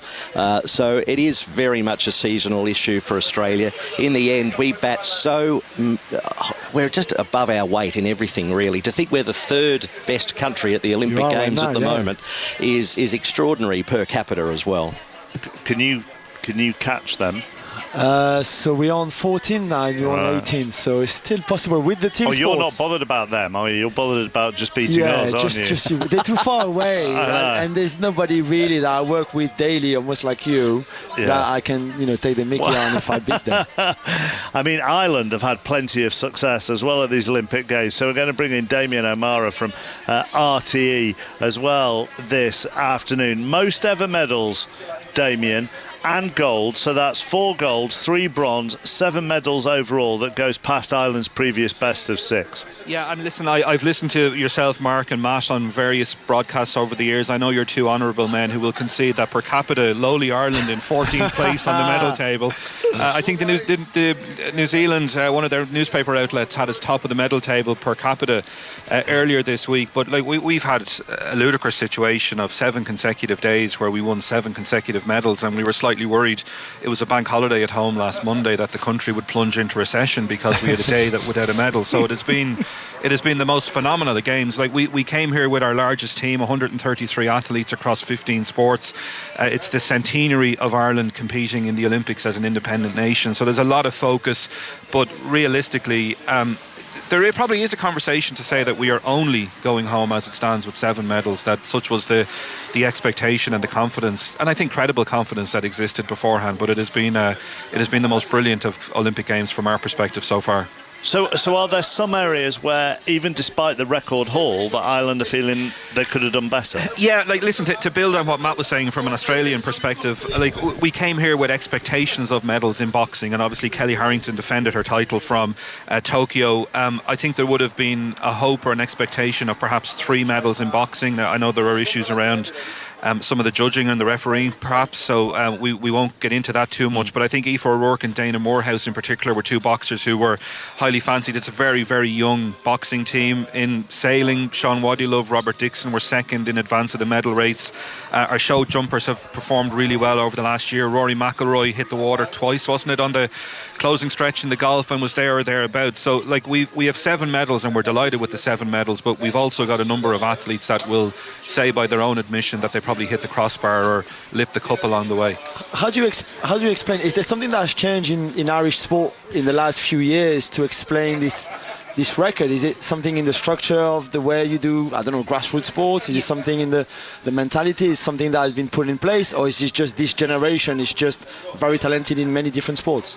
It's a combination of all of that, but I would think principally we left Rio in 2016 with the future of the Olympic movement in serious doubt, and there was a governance issue and there was a controversy at those games, and it forced a complete reset of how Olympic sport in Ireland was managed. In the past, if we had 15 sports, they would be akin to 15 independent nations. We've had the development of a brilliant sports campus not far from Dublin Airport, where a number of the governing bodies have moved their headquarters to the same location. So effectively, boxing can go and talk to swimming, and there's a greater collegiate approach. I think that has had a massive impact on it. Like even, I did an interview with a couple of the boxers in the village in the run up to the first week of competition, and they spoke about going out to Sports Campus Ireland to collect their kit bags with gear, and when they turned up there, Shane Lowry was in the queue ahead of them, and all of a sudden you'd guys in their early 20s starting out on their Olympic career who were able to sit down for a coffee with a major golf winner who was happy to share his expertise and his experience. So there has been physically, there has been a significant development of facilities and just the bringing together of all of the sports into the one geographical location that they can pick each other's brains. But I think there's a greater mindset in terms of elite sport and the sharing of information across multiple disciplines, which we've reaped the benefit from in Tokyo, and certainly we've done even more so this time around. Is there a collegiate approach within Australian sport, Matt, in the sense of, we had Steve Cram sitting where you are right on the very first day of these Olympics, which seemed a very long time ago now, talking about UK sport and the different sports, and whilst there is an element of wanting everybody else to be successful and swapping information, there are also funding targets, and they're competing with each other for funding for these Olympics. Yeah, the funding is a massive thing in Australia. So is it collegiate? I think in certain cases it is. It's probably very political as well. But the funding, and that's why it's the rich get richer, the poor get poorer. The swimmers are just absolutely dominated and get funded so heavily. And that's the big concern, say, with team rowing, who we won 2 gold medals 3 years ago. We won 1 bronze this time around. It did not go well at all, and their funding's going to be affected as a result. So that's a massive issue in Australia. The funding, how does funding work for the island sports then, Damien? So we have a carding system for our elite athletes. So, someone like Kelly Harrington, for example, defended her title. She works, and she's spoken very openly about it. She works as a cleaner in a psychiatric hospital in Dublin, and she is anticipating going back to that job after these games. But she would have been carded at podium level over the course of the last couple of years. So it effectively means that she can step away from her job if she wants. I think the top end of funding at that level is about €40,000, which would be below the average wage in Ireland, but when you factor in the support structures that exist around it, that it does mean that a lot of those athletes can focus solely on their training. So there will be a review obviously at the end of these games, and when funding comes out for 2025 it will be broken down along those means. But I talked there about Sports Campus Ireland and the sharing of information and the sharing of resources and talent and knowledge and everything else. Like, you look at it from a rowing perspective, we came here, we've won gold with Fintan McCarthy and Paul O'Donovan in the lightweight men's double sculls, and Darragh Lynch and Philip Doyle taking bronze in the men's double sculls. Like, they are victories for Ireland, but they're effectively victories for Skibbereen, which is a small town of less than 3,000 people in the southwest of Ireland, which is dominated the world in many ways. So there is like a sharing of resources, but there are obviously sports that are going out on their own and doing their own thing. Let's go to the diving. Jonathan Overend watching Yasmin Harper this afternoon. Yasmin Harper performing excellently in joint 4th position after the first 2 rounds of dives in this women's 3-metre springboard final. This is her 3rd dive now, an inward 2.5 somersault dive, diving between her body and the board. And the British fans enjoyed watching that. Harper, as she emerges from the pool, nothing to see on the face in terms of reaction there, but she's definitely in contention as things stand, because the Chinese diver, the second one, who I can only imagine must be carrying an injury because she's the world champion, but she's 11th after 12 after 2 rounds of dives. Harper is scoring 7, so that's decent for that 3rd dive. She'll step up the degree of difficulty in rounds 4 and 5, but it's Chen from China, from Keeney, the Australian, in silver medal position, the Malaysian Sabri in bronze medal position, but Harper in 4th as things stand, and definitely in medal contention, Mark. We've got diving, we've got cycling in the velodrome. We'll go back there shortly. We've got the women's football, we've got women's hockey as well this afternoon, bringing it to you across the afternoon here on 5 Live. We're talking the success of various nations here in Paris as well. Damien O'Mara from RTE, Matt Hill from Channel 9, Julien Laurent, who has been with us all Olympics as well. Is there, Damien, when you look at where the medals have come in Ireland, is there a positivity that they have been spread out a bit in different sports? And when I say different sports, obviously a variety within these games, but maybe different sports historically. Well, like for example, like boxing has been our most successful Olympic sport. We came to Paris having won 35 medals over whatever number of stagings of games. I think 18 of those had come from boxing. So boxing has always been our strong point, and even previous games where we came with hope of medals beyond, boxing, that's still the big one. Like Daniel Whiffen in swimming has been a revelation at these games, and has been a revelation in recent times. We are, rowing obviously broke through in 2016, backed it up in 2020, and again, so it is starting to spread somewhat. We still obviously do have those traditional sports, but I think the feeling would be, show jumping, why do we compete so well on the international stage 11 months of the year, but we've not really backed it up on the Olympic level? And we have a number of very strong finalists in athletics this time around. Rashida Adeleke, ranked 3rd in the world, goes in the athletics in the 400 metres, women's 400 metres tonight. So we are starting to broaden it out, but to be fair, it is still the central crux of maybe boxing and 1 or 2 more that we do rely on centrally. How spread out have France been, and how surprised, maybe, I know we joke about judo and fencing and so on and so forth, but how surprised are they at some medals in some sports? I think there's always the ones that you didn't expect or you didn't see coming, because on that day something happens or the crowd is there. And let's not forget the home support has been, I think, makes a massive difference. I don't know if you remember back in Sydney, but certainly in London 2012 and here, you could see the difference that he makes.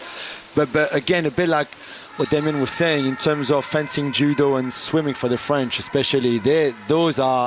Fencing, judo, swimming are, for the first week, the three that usually brings the most medal to us. So in that sense, there was not maybe many surprises, but there's others where really we did better than expected. I must say, being an Aussie in Paris for 2 weeks, I haven't watched so much fencing in my entire life. I don't think we've ever seen it at home. Well, you know. And I'm not surprised that Ireland are good at boxing, because the Australians and the Irish have an international football game every few years where the Gaelic footballers play the Australian footballers and they fight the whole time, so I'm not surprised. I was told where I'm going next, but it coincided with the fire engine going. Power cycling, Ali. Nigh on impossible task part 2 for Great Britain's Jack Carlin. This is the men's sprint semi-finals. He's up against the world champion, the Olympic champion, the giant Dutchman Harry Livreus. And over 3 laps, if Jack Carlin loses this race, then he will be riding for bronze later on tonight. But Victoria, if he can win this race, it will take it to a decider. All or nothing for Jack Carlin. All or nothing. He's got to give it everything. At the moment, he's really diving up and down the track, trying to create some momentum, trying to disrupt, as I was hoping he would do in the first one, but he's really got to give it everything. I think he wants Harry Livreus to take the race on. He's really offering him the opportunity to start the sprint. Livreus just holding his position. They're swerving up and down. It's beautiful to watch inside the velodrome. Now the bell goes. Livreus has his prey in his sights. Carlin takes the lead into the back straight, but here goes Livreus, the giant Dutchman, puts the hammer down, heading round the final bend into the home straight. Jack Carlin's got a load of work to do here, and he can't do it. Livreus goes through to the gold medal ride, just as he did in Tokyo 3 years ago,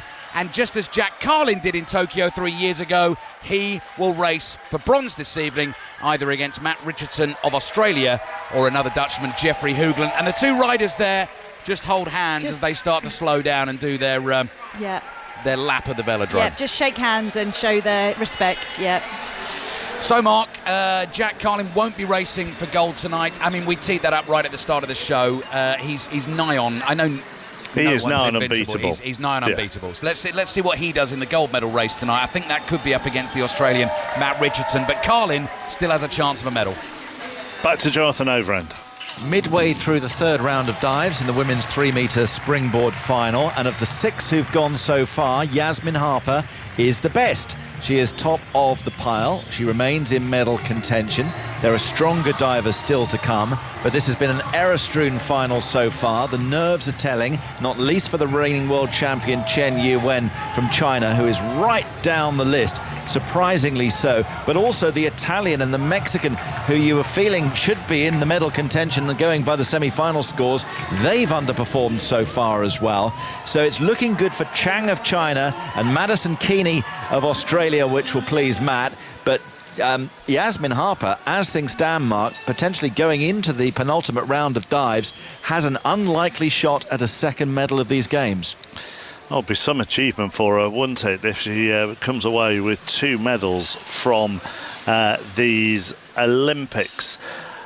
Just after 2:30, Matt Hill still with us as we talk Australian success, and Julien Laurent is with us as well in the cafe, and we still have as well Damien O'Mara, the RTE presenter. Okay, just look ahead to Brisbane then, and we're 8 years out, but it'll come round quickly. Are they already planning? Well, I hope so. We've got a few issues at this stage, and there's been a little bit of talk, of course. What a triumph of the Paris opening ceremony with the flotilla of boats. It was just magnificent. We have the beautiful Brisbane River, so I'm sure there's some sort of thought process going into doing something similar. We don't have a stadium big enough at the moment. We've got the Gabba, which is the famous cricket ground, has a capacity of 40,000. That'll have to be grown. Lang Park, the famous rugby league venue, I think the swimming's going to be staged there. The state government and the federal government are different sides of the fence at the moment. Politically? Politically. Right. So things are just at a little bit of a stalemate. But overall, I think everyone that was in Sydney in 2000 says the same thing, and that is the people of Australia made the Olympic Games, the supporters and the volunteers, and you can look forward to that again in 7 or 8 years' time. So for a stadium big enough, is that sort of trying to adapt the GABA for athletics and track and field. Yeah, have to basically rebuild it and double its size. And the GABA, you've probably been to the GABA, no doubt. No, annoyingly, I've never done cricket in Australia. Have you been to the GABA? Only to visit it during the Women's Football World Cup of course. Last summer. Yeah, right. And there's not a lot of room around it. There's a main road right past it, so I don't know how they're going to do that. So they have to get their act together. But thank goodness we've got 8 years. So you don't want to build a new stadium, like an 80,000 seater stadium for... That's an option. There's another athletic stadium called QE2 Stadium, but that's just a shade outside of Brisbane, and it's very old. Okay. So they would virtually have to start from scratch. They've probably got more room out there, but the GABA is the best option. It's quite an interesting debate, that, I suppose, bearing in mind the discussion we were having earlier when Etienne was here about sustainability and the IOC, the carbon footprint of these games being half the carbon footprint of London, which shows how much can change in just over a decade, and the demands and so on and so forth. And the IOC, evidently from what he was saying, are very keen on regeneration, rejuvenation, not new build, because of everything that goes into that. No doubt. And the legacy is one of the great claims, but I don't really know if it works. I mean, even the Sydney stadium is a bit of a white elephant now. It's probably more successful than a few of the other Olympic stadiums, like the Bird's Nest in China, etc. But a lot of them are empty stadiums still at Homebush in Sydney. So did the legacy work? I'm 50-50 on that. Maybe it worked in the sense of what you're doing sport-wise in the 20 years since. If your medals went up in Tokyo and they went up here as well, maybe that's the legacy of any games? I guess. I mean, we were the same amount of medals in Tokyo than Sydney, so it has been quite level. We have obviously got a little bit better this time around, and you would expect that. I always think the nation 4 years before is always pretty successful anyway. But the attractive thing for the Australian viewers back home is that we are now performing in sports that we weren't expecting. We're in a gold medal match in the water polo, for instance, on Saturday. That's completely unexpected. Our cycling team usually perform very well, so they'll keep our medal count. I think we'll get over 20 gold by the time we're finished on Sunday. Did the Olympics do well in Australia, despite when they're held in Europe? Despite all the time zone issues? Time zone is dreadful, yes. But half of Australia have watched them. The statistics via Channel 9 is it has stopped, and Tokyo it stopped a nation, literally. Right. So we are just absolute sport nuts. And if you tell us that Australia are going to go well in something, the Women's World Cup you mentioned was a perfect example. It was the highest rating TV sporting event ever when Australia made the quarterfinals, and it actually outrated Kathy Freeman. That was for women's football. If you tell someone in Australia that there's a couple of ants crawling up the wall and it's important, they will watch it. But there's a lot of Australian fans here as well. We've seen them everywhere. Swimming, for example. Great to see the boxing kangaroo, which is fantastic. Kangaroo. I saw him everywhere because I saw him in 3 different venues or something. And loads of Irish, but at least Ireland, like England, is so close. But for Australians to travel halfway through the world to be here is impressive. This is a very surreal situation for a Frenchman and an Aussie to just be waxing lyrical on how wonderful our countries are on the BBC. Let me bring Damien back in, then we'll put an end to that. Do you have future medal hopes before this Olympics is over? You mentioned the 400 metres later, Damien. Yeah, Rashida Adeleke tonight. She goes into it ranked 3rd in the world. I think there's only one person in the race who has a faster seasonal best than her. She struggled slightly in the semi-final by her own admission, but the problem Rashida has is that, you know, she's in her 2021. She's at her first Olympic Games, and for a lot of people she's like the face of New Ireland, a Dublin born and bred black girl who's representing the country tonight, and it's showing how the country has changed over the years. And there's so much expectation on her. She needs to run the race of her life tonight. We've got the 4 by 400 metres relay. Women got to a final for Saturday evening, so we're kind of tapering down somewhat, but I'm getting very envious listening to the lads talk about all the facilities that you have, because maybe that's the big challenge that that faces Irish sport between now and the next one. We've no velodrome, for example. It was only announced, like Josie Knight, who medalled for GB this week, spent a lot of her childhood living in Kerry. We've, a team in the Madison tonight. We don't have a velodrome. And, Matt mentioned our Gaelic Games, our traditional Gaelic Games sports. Like, a lot of the Olympic sports would be well down the pecking order in terms of participation levels. Our traditional Gaelic sports, soccer, rugby in addition, dominate. So, listen, there'll be a review and we will head to LA in 4 years' time, confident of eclipsing the 7 medals we have this time round. Damien, thank you very much for coming on. Thank you very much. Nice to talk to you both. Nice to talk to you. Damien O'Mara from RT. Matt as well, thank you for coming on. Congratulations on your success. Let's go. Did that hurt you? That really hurt you, didn't it? I didn't hear anything. No. As Damien says, just tapering off towards the end. Jonathan Overend. Well, it might be getting a silver here because Madison Keeney is going well in the 3-metre springboard. The standings after 3 of the 5 round of dives, Mark. China leading the way by some substantial distance through Chen Yiwen, the World Championship silver medalist. But then, from there on down, it's really tight. Keeney for Australia in silver medal position, Vincent for South Africa in bronze medal position, and just behind her, Yasmin Harper of Great Britain in 4th position.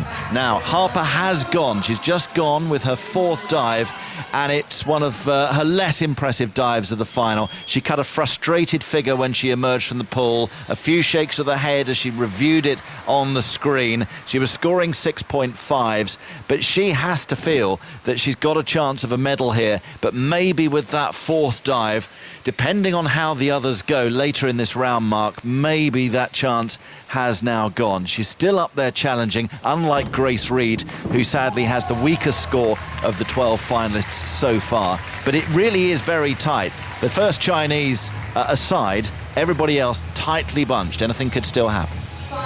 The shootout, the bronze medal match in the women's hockey has gone to a shootout. Sarah Orchard. Yeah, the men's gold medal was decided last night by a shootout. That was won by Netherlands. And in the shootout now, after in regular time, it finished Argentina 2, Belgium 2. It's Argentina who've just gone 1 up in the shootout. We've only had 1 player from each side go so far, but it is Argentina who take the lead. Of course, silver medalists in Tokyo. The bronze still up for grabs. A tense time coming at the Yves de Manoir Stadium. We will go back to the velodrome. Ali. Yeah, you were just talking to Matt there. Matt mentioned the strength of the Aussie cycling team in the velodrome. So, of course, we've already seen them win 1 gold medal here this week. That was in that thrilling final against Great Britain in the men's team pursuit, where unfortunately Ethan Hayter slipped off his saddle with 150 metres to go when there was nothing between them. I think tonight, Victoria Pendleton, we have a cracking men's sprint final to come. I think the one guy who could potentially trouble the giant Dutchman Harry Livraessen is Matt Richardson. He's the Australian. He has just beaten Jeffrey Hoogland 2-0 in the semi-finals, and you were purring at the way he rode the second race there. You just turned to me and went, that was perfect. Yeah, he was so patient. He left a huge gap to run in through, and when he did start his acceleration, he came charging past, and it's the kind of tactic you use when you know someone might on paper be faster than you, and you have to be really clever in how you use that speed, and he did it very, very well. It is set up beautifully for the men's sprint final tonight. So Jack Carlin of Great Britain will ride for the bronze medal against Jeffrey Hoogland. The first race of 3 is at 5 o'clock UK time, and then it will be Livraessen against Richardson. Richardson as well, Mark, was born in Maidstone. Emigrated to Western Australia aged 9. So we had him, and then we lost him. Probably couldn't guess when he was 9 what he might turn into. No, and the other thing I should plug, obviously, the women's Madison final. I think Great Britain have a great medal chance in that. They're Olympic champions, they're world champions, and the pair that go tonight are the world champions. That is Eleanor Barker and Nia Evans. Eleanor Barker from Wales, Nia Evans from Scotland. They'll have stiff competition in there, but that is at 5 UK time, 120 laps of the track. It is an absolutely bonkers event, but a really good medal chance in it.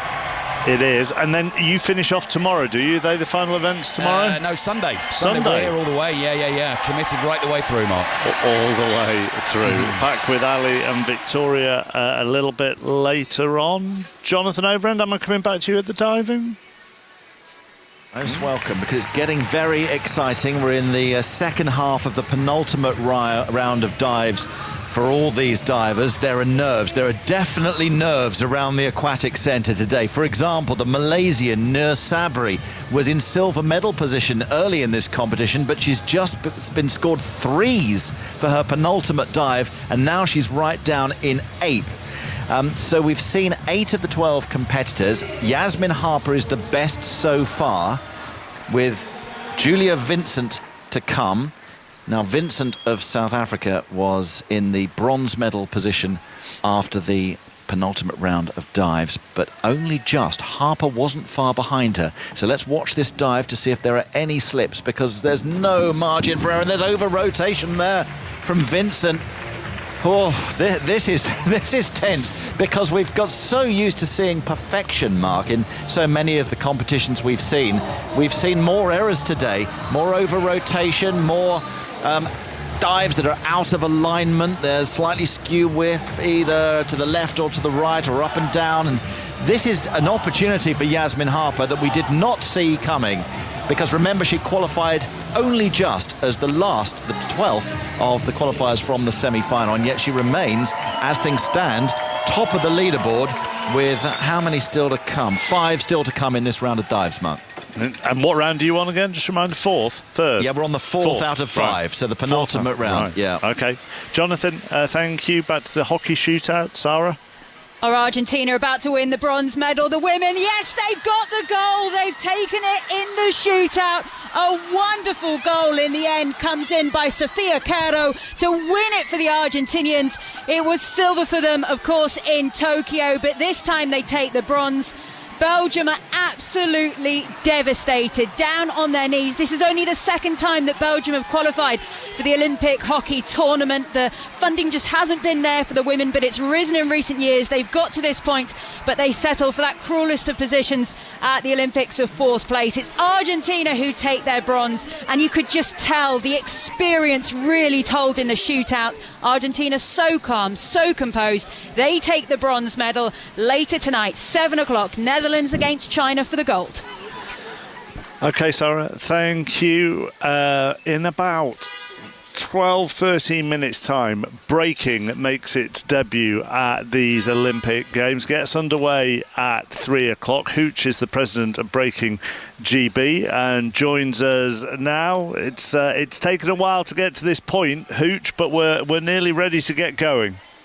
With the final event, one of the final events of the whole Olympics. So, yeah, hopefully going out with a bang. How excited are you to watch this? Super excited. Obviously, it's been, a 2-year journey with qualifications, setting up organisations, sports governing, and all the stuff that comes with being part of the Olympics. But, we're looking forward to an amazing competition. There's certainly the best of the best are there. I know the British breakers haven't qualified for the final part of these Olympics, but as regards getting ready for this Olympic Games and setting this competition up for the Olympic Games, are all governing bodies, national bodies like yourselves involved? Yeah, I mean, there's obviously an international federation called the WDSF, and then there are national member bodies, obviously, in each country. I think we're a little different in the UK in that we have an autonomous organisation that we set up. So we are directly in control and look after breaking, and we come from the culture of breaking. But it's been an amazing journey, and everybody's really sort of worked as hard as they can to put this in motion. So, and here we are. I'm looking at this lineup and the amazing arena that they put together, and it looks like it's going to be an amazing experience. This is going to take place in the Place de la Concorde. That's where BMX has been, 3-on-3 basketball has been, the skateboarding has been. I mean, Jules alongside. They've done it so well at Place de la Concorde. There are some spectacular arenas there. I think it's the best one. Oh, for sure. It is really. I think when you're heading towards an Olympic, you wonder how it's going to be presented, and sometimes you think, well, it might end up looking like a wrestling arena, and then the sport wouldn't be conveyed in its right light. It might be a little bit out of sorts, but they've really come through. They put the arena together well. They've got some nice cues there from hip hop culture, the big boombox in the background, amazing floor, and I'm not sure the capacity, but it looks in the thousands. In terms of the scenery, this is the best one because you can see the Arc de Triomphe, the Eiffel Tower, the Assemblée Nationale, the Place de la Concorde, and the obelisk is right there in the middle of the 4 different stadiums that you have there. And then even the cauldron and the torch is just there on your left, the Tuileries just before the Louvre. So in terms of the location, they've put those new modern sports, if you want, really in the middle of it. I'll talk more with Hooch about breaking starting in 10 minutes' time, but to Jonathan and the diving. We're building towards a conclusion in this women's 3-metre springboard final, and there are a couple of stories here. Remember Chang Yanni, the Chinese who underperformed in her first 2 dives so badly, in fact, that she was last after the first round, and this is the world champion we're talking about. She has got her house in order and has risen rapidly through the rankings and has just produced the best dive of the competition. And because it's so tight, this leaderboard, she's gone from somewhere like 9th to 2nd. So she has gone above Yasmin Harper, and in fact so has the Mexican and so have the Italians. They both also had nervous starts to the competitions. That's the final dive. You heard the splash there, and it's from the leader. It's from Chen Yi-wen, who won the silver medal at the World Championships, and she's scoring big on that one with 8.5s. So that is the 4th round of 5 complete. We have the leaderboard going into the final round of dives, and it reads like this. Chen of China in gold medal position, Keeney of Australia in silver medal position, Chang of China, who's come from nowhere to now hold the bronze medal position, Pellicini of Italy is 4th, Estilio of Mexico is 5th, and Yasmin Harper is now down in 6th. That disappointing dive for Yasmin, her penultimate dive, could prove costly, but it's really tight. When you look at the total scores, Harper's on 240. Pellicini in 4th is 246, so that's easily recoverable, that deficit. Even the Chinese in bronze medal, only 14 points ahead of Harper, who has her hardest dive to come at the start of the final round. So 2 things need to happen now. Harper needs to produce her dive of the competition. She needs to get big scores. It needs to be at least 7.5, preferably into the 8s for this dive to send her top of the pile with the rest to follow. She then needs some errors from the rest of the field, but we have seen those in this competition. It's been nervy from a number of the well-fancied competitors, but the worry for Harper is that the Mexican, the Italian and the second Chinese just seem to have found some form late on, just when they needed it. So now the start of the final round, and it's Yasmin Harper leading the way because she qualified as the weakest of the semi-finalists. But how well she's done in this final. Come on, Yaz, deliver on this forward 3.5 somersault dive. We need it to be your best, and it's excellent. It's really good from Yasmin Harper. Whether it will be those marks in the 8s, I don't know. We have a waiting game to see how the judges rate that on execution, but the rotation was excellent. Those aerial acrobatics in the pike position. She gets a warm hug from Tom Owens, her coach at Ponds Forge in Sheffield. It's 7s across the board for Yasmin Harper. She nods in approval, but realistically, I don't think it's going to be good enough to win her a medal today. Anything can still happen, Mark, of course. There can be slip-ups from those ahead of her, and we now just have to wait to find out. OK, we'll dip in and out of this final round with Jonathan, and then just keeping our eye on Yasmin Harper in that. Hooch, president of Breaking GB, is still with us, talking about breaking, which is about to start in the Olympics for the first time in 7 minutes or so. And the format here, Hooch, is battles, isn't it? It's head-to-head battles. That's how it works. Yeah, that's how it works. So they face off against each other. The qualifying rounds is called a round robin. So that basically means there are groups. In each group, there are 4 dancers. They all battle each other one after the other. And the top 2 progress to the top 16. So it then goes into a knockout phase, and it goes right the way through to the finals. And it's tactical, isn't it? Your routine can be anything up to a minute. It doesn't have to be a minute. And you are responding to what a DJ is playing, which you don't necessarily know what they're going to play, do you? No, the DJ's a freestyle mix, so he chooses any music he wants and he keeps it in the mix. the dancers have to respond to that, so they have to show their musicality and also execute these high-level moves. So it's, obviously one dancer will be answering the other depending on who goes first. And, it's round for round, and it's the best of 3 rounds. So you can win in 2, or it'll go to a deciding 3rd round. Are there set moves that have to be incorporated, or is the whole thing at the breaker's discretion? No, there's no set moves, but there are set parts. So you've got top rock, which is how you enter. So it's your stand-up dance, and that shows your musicality and your flavour and your presence. Then you go down to the floor to the footwork, which is as it says, footwork. It can go in multi directions, and then it goes into the real dynamic power moves, which is the sort of wow factor, the blow-up moves that the crowd love, and then they have to finish that sentence that they've created with a punctuation, which is a freeze. Is it, from the interviews that I did in the build-up to the Olympics with breakers, is it really quite tactical? Yeah, I mean, I think with a competition that has so many rounds, it has to be tactical. You have to be looking at things in a tactical way. Otherwise, you can't just go out and give your best moves in every battle. You've got so many to get through. Sometimes you'll have to think about, I guess, well, can I beat this person, or am I going to go through by beating the other 3 dancers? So there will be a tactical element coming into it. In terms of the actual battling, there's always tactics. If you've got no strategy, you're likely to lose. So there's a big psyching battle that comes from a one-to-one battle, but there's also tactics. So if you know that someone's particularly weak at something that you excel at, you might try and get them to do that by goading them and doing some of your best stuff. The crowd might go crazy to that, and they might feel compelled to try and compete on your signature moves, which would be a mistake. And if you've got this 60-second max, but if you're starting and only do 15 seconds, could you catch your opponent off guard?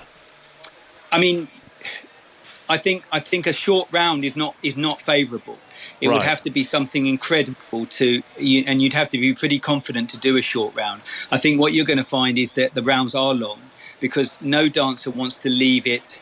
Leave moves out. They want to make sure that they're going to go and deliver as much as possible, because you don't want to look back and think, what, if I did a round that was longer than that, I might have had that person. But so I wouldn't say a short round is a good idea, unless you know that there's no way you could beat that person. And I guess that's where tactics will come in on the long game. This looks like, looking at the sort of competitor list, and they're all known as B-boys or B-girls, aren't they, Hooch? But, this is global, and also there's quite a wide age range as well. I'm looking at B-girl Ayumi from Japan, who's 41. Yep. Yeah, that's true. And then Nika how old is she? I think she's 16. Yeah. Yeah. So it's global, and that's a big old age range. Yeah, and I think you see that in some of the other urban sports like skateboarding. You see that big age range. Didn't we have a 51-year-old on our team? So I think you can be at the top of your game older. I mean, there's a lot of experience that would come into play from those kinds of people. But the dynamics involved and, the advantage you have from being younger, it almost looks like their bones are bending. So I think there's an advantage to youth as well.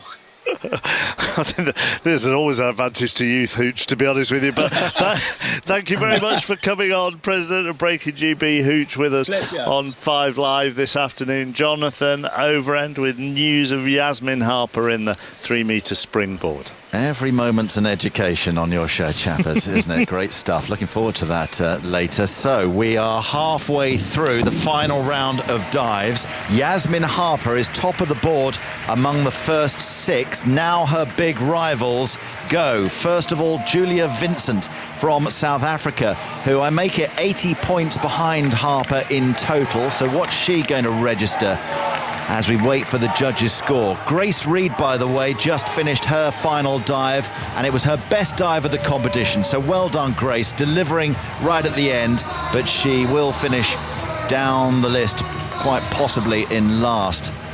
Now, where has Julia Vincent gone? Goodness me, she's been marked down. And Vincent, who was in medal contention, has only received 5s for her final dive.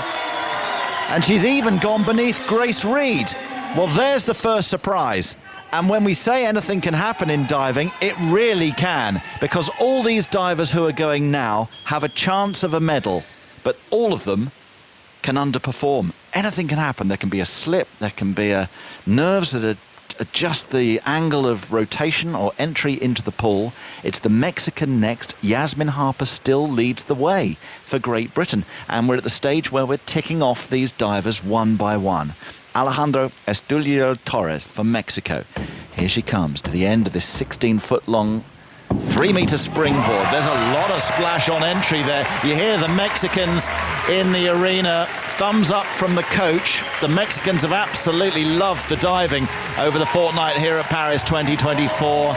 And lots of black, green and red. She's been waiting for her dives, by the way, practicing her Rubik's Cubes skills. Haven't seen that before at the games. We wait for her scores.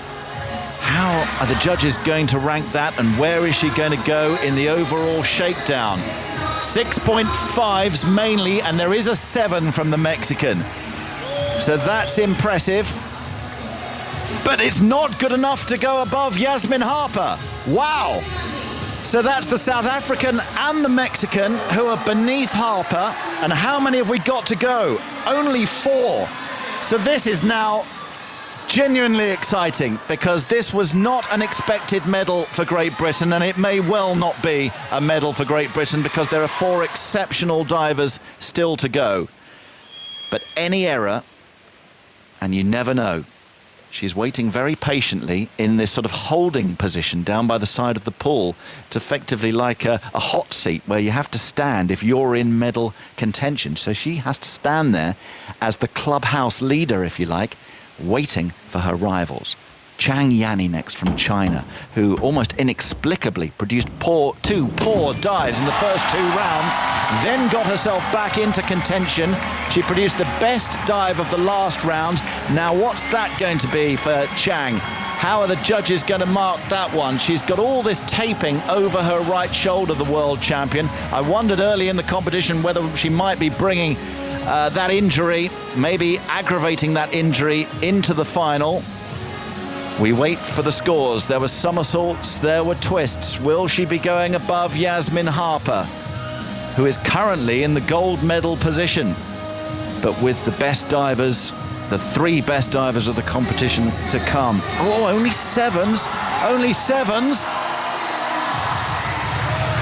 Where's she going? The scores have come up, but the leaderboard is slow to register. Oh, she creeps above Yasmin Harper. So Chang takes over in gold medal position, but Yasmin Harper from Chester is in silver medal position. And we have 3 to go. We have the Italian, the Australian, and the Chinese Chen Yiwen, who is well clear at the top of the leaderboard. In fact, if we're realistic, Madison Keeney of Australia is looking good for her silver as well. So what about Chiara Palacini from Italy? It's an inward dive for her, and that looked excellent from Palacini, holding her nerve at the back end of this 3-meter springboard competition, although there's a little rueful look from her as she exits the pool in the direction of her coach. Minimal splash as these divers try to reduce the size of the air bubbles once they enter the water, and they do a somersault in the water to try to break down those air bubbles. That's the science of it. 7s across the board for Palacini.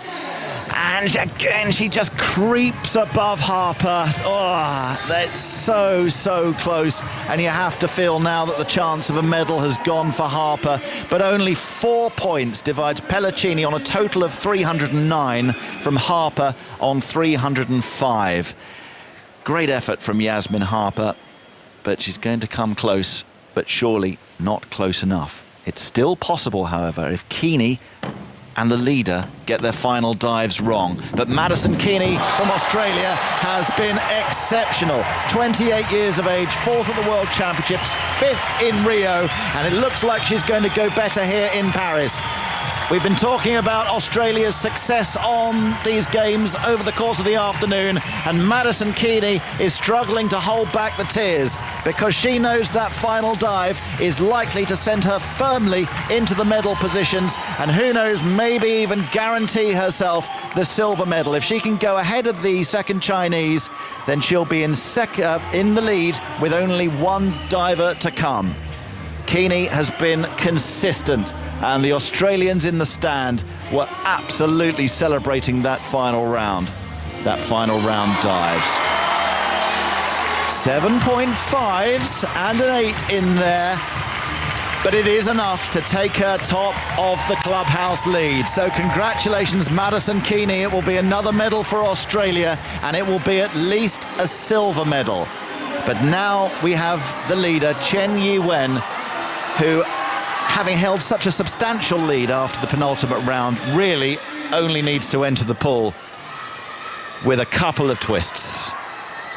Just an average dive from Chen should be good enough to win her the gold medal. Keeney in the silver medal position for Australia, and the other Chinese diver looks like she's going to win the bronze, having started the competition in 12th position after her first dive.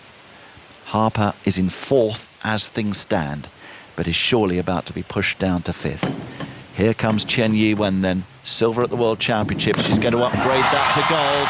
Into the pool she goes, and Madison Keeney, to her credit, is whooping, cheering and applauding. Such camaraderie we've witnessed here between the athletes at the Aquatic Centre over the course of this fortnight. This is the penultimate competition. We have the men's 10-metre platform individual final. Tomorrow we'll bring you that, this time on 5 Live. But we wait for the scores of Chen. She's surely winning the gold medal. Madison Keeney, the silver, and Chang Yani, the bronze. It means Pellicini of Italy narrowly misses out on a medal. She will finish 4th, and just a couple of points behind Yasmin Harper of Great Britain, who has performed absolutely exceptionally in this final. She will finish 5th. Chen is confirmed as the gold medal winner. It's China from Australia from China, Mark. But well played, Yasmin Harper. Qualifying last for the final, she manages to finish 5th. That's brilliant. A lot of drama in that this afternoon, more drama in that than maybe the last 2 or 3 diving competitions all added together over the last couple of days. Now let's just move away from the Olympics. Within the last hour, Lee Carsley has been confirmed as interim England manager after Gareth Southgate stepped down after the Euros. John Murray is with us. So this at the moment is for Republic of Ireland and Finland in September, but could go on longer. Yes? Yes, that's right. And, I don't think we can pretend that it's a surprise, this, largely because of the fact that it did leak out. It was reported earlier in the week that Lee Carsley was going to be appointed as the interim head coach. But also, I think in addition to that, on the day that Gareth Southgate resigned, Mark Bullingham, the FA chief executive, did say that while recruitment process had already begun, they did have plans in place for an interim, and the obvious choice for the interim was the current under-21 coach, Lee Carsley. So that is what's happened. That's been confirmed today that he will step in. But I think, interestingly, we've learned a little more from the FA statement today, because it does say that while he will be in charge, Lee Carsley, for these games in Dublin against the Republic of Ireland, which is a bit of a quirk, isn't it? Because he is a Republic of Ireland international. So his first match as the England manager will be in Dublin against the Irish, and then at home to Finland. But the statement does say, with a view to remaining in the position throughout the autumn while that recruitment process continues. So I read from that we could probably expect Lee Carsley to be in charge for all 6 of these Nations League matches that England have this autumn in September, October and November. Why? I mean, surely they must know roughly who their candidate. Why? This is crazy to me. Well, I think what it does also open up the possibility is that they want to have a look at him and therefore they must consider him to be a live possibility to actually get the job on a permanent basis. And I think it's quite intriguing because, you know, for those who've lost track with the Nations League, England were relegated last time they were in it. So they are in Nations League B, which is effectively the second division. So matches against Ireland and Finland, but also Greece as well. And looking at that, you know, if you look at the teams on paper, England have got an opportunity under Lee Carsley, certainly to show what they can do, but also, you know, would be strongly expected to win most, if not all of those matches. So therefore, if that comes to pass, I think Lee Carsley would have a case for it. And I think also, intriguingly, as we discussed at the Euros, you know, look what happened with Spain. They appointed a man from the inside who had a good record with the teams at youth level, and he went on to take the big job very quietly in an understated way, and did a very good job in actually winning the European Championship. So, you know, I think that will be part of the thinking as well. Okay, I'll let you go because I know you want to get back to watching the breaking. So, John Murray, thank you. In transfer news today, Chelsea have agreed a deal worth £54 million for Wolves' Pedro Neto. He's now due to have a medical just after 3:10. We'll pause here and get the latest BBC News. The voice of the UK. This is BBC Radio 5 Live. For the 5 Live News, I'm Jill Mackenzie. The BBC's asked Hugh Edwards to return more than £200,000 he was paid while he was suspended. He was arrested last November for possessing indecent images of children, but still took his salary until he resigned from the corporation in April. The former newsreader pleaded guilty in July. In a statement, the BBC's chair, Samir Shah, said he betrayed the trust of staff and audiences. In the past few minutes, 28-year-old Jordan Parler from Leeds has been jailed for 20 months for stirring up racial hatred on social media. He posted on Facebook calling for an attack on a hotel housing more than 200 asylum seekers and refugees in Leeds. A former Labour councillor in Dartford in Kent has been charged with encouraging violent disorder after he was filmed addressing a crowd at a London demonstration on Wednesday. 57-year-old Ricky Jones was suspended by the party after the video came out. Earlier today, 2 men were jailed for an attack on far-right protesters after rival demonstrations in Leeds on Saturday. 21-year-old Samir Ali and 31-year-old Adnan Ghafoor, both from Leeds, admitted a fray.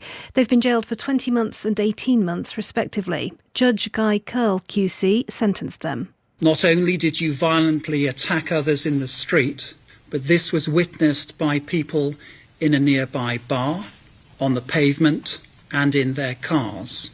They will have been shocked, fearful, upset and distressed by your actions. Sir Keir Starmer says there are plans in place to crack down on any potential unrest across the UK this weekend. Last night, police dealt with several race-related hate crimes in Belfast. Rioters damaged property and threw bricks at officers. Katie Price has appeared in court after being arrested at Heathrow Airport last night as she arrived back in the UK. She'd missed a court appearance relating to her bankruptcies. Today, a judge said she must attend a hearing on the 27th of August to face questions over her finances. And a 5th Banksy has appeared in London in 5 days. The latest in the animal-themed series shows the silhouettes of 2 pelicans above a fish and chip shop. On BBC iPlayer. We're all going on a summer holiday. 4 celebrities and their loved ones travel from the Amazon to the Andes. This is something that we will never forget. But with no flights, no phones and no bank cards, this is no holiday. Kelly Brook. Oh, this is going to be brutal. Scott Mills. One more day like this will break us. Collar Bikini. I wouldn't even call it a race anymore, it's a test. And Jeff Brazier are stepping up to the challenge. We're walking in the middle of nowhere. Celebrity Race Across the World starts next Wednesday on BBC iPlayer. Paris 2024, the Olympic Games. With Matt Chapman. On BBC Radio 5 Live. And Team GB have picked up another gold this afternoon, and it came in the climbing from Britain's Toby Roberts, and hopefully he'll join us live on 5 Live in the next few minutes. Katarina Johnson-Thompson is second in the heptathlon after 6 events. That concludes with the 800 metres. Now that will be around 7:25 tonight UK time. Let's go to the football. Spain against Germany. This is bronze medal medal match in the women's. Maz Faruqi. And it is 0-0, 11 minutes into the second half. Nothing really offered up from Spain at all until just before half-time. Aitana Bonmati firing a shot that bounced off the crossbar from the D. Jenny Hermoso then quickest to the rebound, but her strike deflected off a Germany player wide of the left post. Germany had started pretty positively, decent chance for Clara Buhl early on, but with 56 minutes on the clock now, nothing to separate the world champions Spain and Germany, 0-0 in Lyon. We'll go to the golf next. It's an ever-changing top of the leaderboard, I think, Ian Carter. It is. It's getting really interesting now, Mark, with 8 players within 3 shots of the lead, and among them the likes of Nelly Korda and Lydia Ko. Ko is in a 4-way tie for the lead with Rose Zhang, who's just found the water at the 15th at 7 under par. Maria Jo Uribe of Colombia, the world number 196, she's at 7 under par. Morgan Metro, who had a 3-shot lead earlier today, the Swiss, is at 7 under par, and as I say, Lydia Ko also on that mark. A birdie at the 14th for Nelly Korda, and another at 15 has taken her to 5 under par alongside the very exciting Ataya Titikun. She's at 5 under, so things really shaping up with the Slovakian Pia Babnik moving to 5 under as well. Hannah Green with a 66 for Australia has put her into potential contention for tomorrow. She's at 3 under par. As for the Britons today, Charlie Hull in 69, 5 over, a share of 37th place. Georgia Hall a 71, so at 3 over par, she's in a share of 27th place. I mean, if ever the phrase roller coaster was designed for somebody's performance at this Olympics, it's Nelly Korda, isn't it? Talk about up and down throughout the course of this. I mean, she ended yesterday with a quadruple bogey on the 16th. Yes, but she's found the green today, and she got a big smile and a puff of relief as that ball landed and cleared the water. So she's safely aboard there, having taken a 7 there yesterday. That's when she was really in contention, had got it to 6 under par, taking a 7 there, then 3-putting the 17th, tumbled down the leaderboard, but she's clawed her way back very impressively today, 3 under par for her round, and she's got it to 5 under. But we saw this in the men's competition. This golf course, with all the water that is around in the closing stretch of holes, really can make it very volatile for the leaderboard. It's an exciting third round day and shaping up nicely for tomorrow now. Well, that was going to be my next point. They're getting close to something that they had with the men's as well, which is nicely bunched up and with several names in contention for the final round. Yes, Rose Zhang is someone who won very excitingly in her first tournament as a professional last year, made her Solheim Cup debut. Great things are expected of her. Lydia Ko, silver in Rio, bronze in Tokyo. She wants to complete the set. She's at 7 under par as well. We've talked about Nelly Korda. Ataya Titikun is one of the big names on the LPGA Tour as well. And Hannah Green for Australia just getting onto the fringes of contending. And then you've got the romance of these very lowly ranked players like Uribe and like Metro as well. So it's a really nice sort of cosmopolitan make-up to this leaderboard. Plenty of romance, but also big names flexing their muscles. Nearly 20 past 3, you're listening to 5 Live on a day where Great Britain have won their 14th gold at the Paris Olympics, and that came from Toby Roberts in the men's boulder competition. And Toby joins us now. Has it settled in? Absolutely not. It's still standing on that podium. It's not true. Oh, we'll keep going. The line drops out a bit, so I'll keep persevering, and hopefully the line will hold. It was surreal on the podium, was it? Yeah, it was absolutely surreal. So many years of training and to stand on that podium, finally realising that dream. Gold medal. I tell you what, Toby, that line's really dropping out, so it'd be really good to talk to you on a proper line. So I think we're going to try and get that back, and then we can have a proper chat. So hopefully we'll do that in the next couple of minutes. For a lot of these athletes, they're experiencing so many highs and so many emotions at these Olympics, and then it all comes to an end, and then normal life resumes. And for some, that is going to be really difficult. We're going to talk to the swimmer Alice Deering next on 5 Live, who was part of the squad at the Tokyo Olympics, swam for Great Britain then. And Alice, it must be an odd experience once it all comes to an end. Thanks for joining us. Hey, yeah, thanks for having me. And yeah, it absolutely is. It's, you go from the highest high that you've worked towards for the past 4 years or for your whole life in many cases. And then all of a sudden you come back home and it's a little bit disorientating, I'm not gonna lie. It's not like we've been gone for ages, but you're gone for 2 weeks. Everything's really intense. You're even told what to wear. And then when you come home, you kind of have all this freedom all of a sudden. And it confused me a little bit for a couple of days. I was like, oh, I haven't got a kit list to look at anymore. I've got freedom of choice to wear what I want. But it is a really interesting dynamic. But I think a lot of athletes, we have a lot of support. We've got people to help us through this. And most of us just realise that we want to get back in and do it again. So is it hard, as you say, you lose that goal, don't you? You've had that goal for all that time, and then you've competed, and then unless you do decide to go again, well, what are your targets going to be? What is going to drive you? Because one of the reasons you're out of the Olympics is because you're very driven people.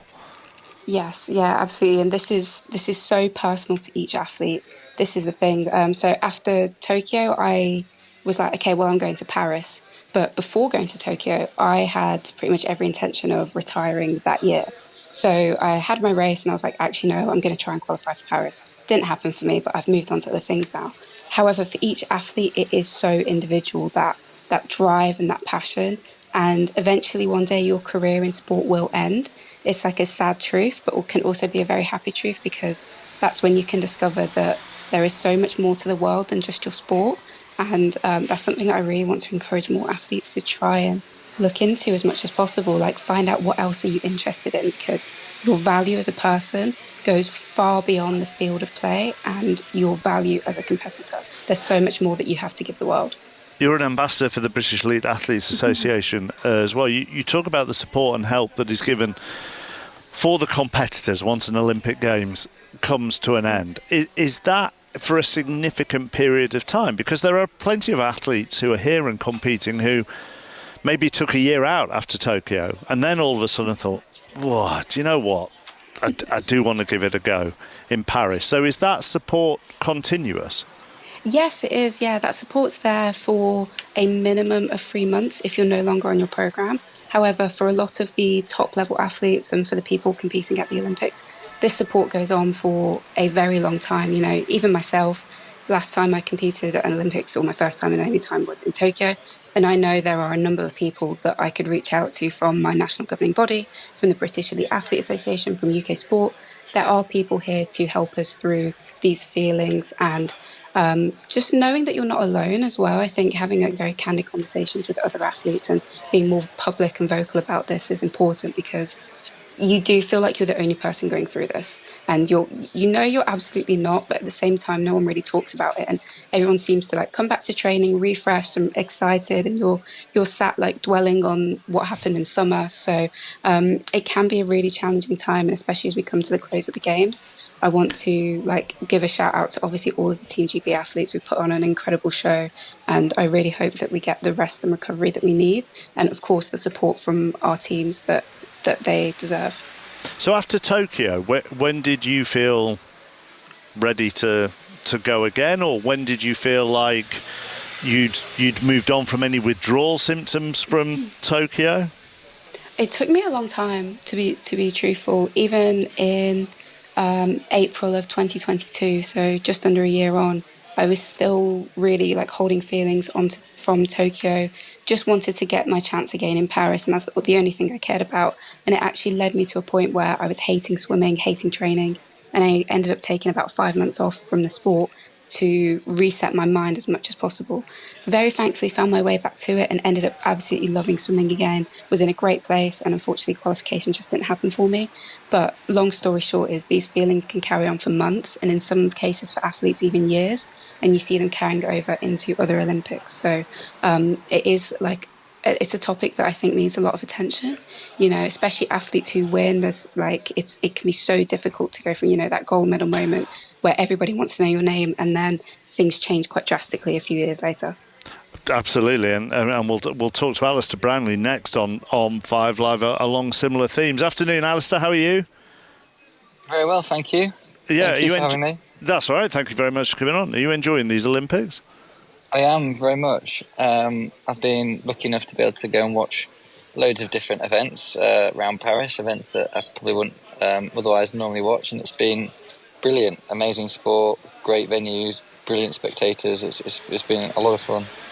Alice made the point there, talking about how the change, if you win, if you're successful in the Olympics, and the attention is immediately on you, and then everything changes, and depending on what sport you're in, you may be completely unprepared for that. What was the attention on you? Did you find that a massive shock after you started to be successful in the Olympics? Yeah, I think especially when you're from a relatively niche sport like triathlon, to be honest. People, it's one of those sports, and that's what the Olympics is great for. It gives the sport of triathlon a shop window to people who wouldn't normally watch the sport and interact with it every 4 years. And so, yeah, all of a sudden you've got people being interested who definitely weren't interested before.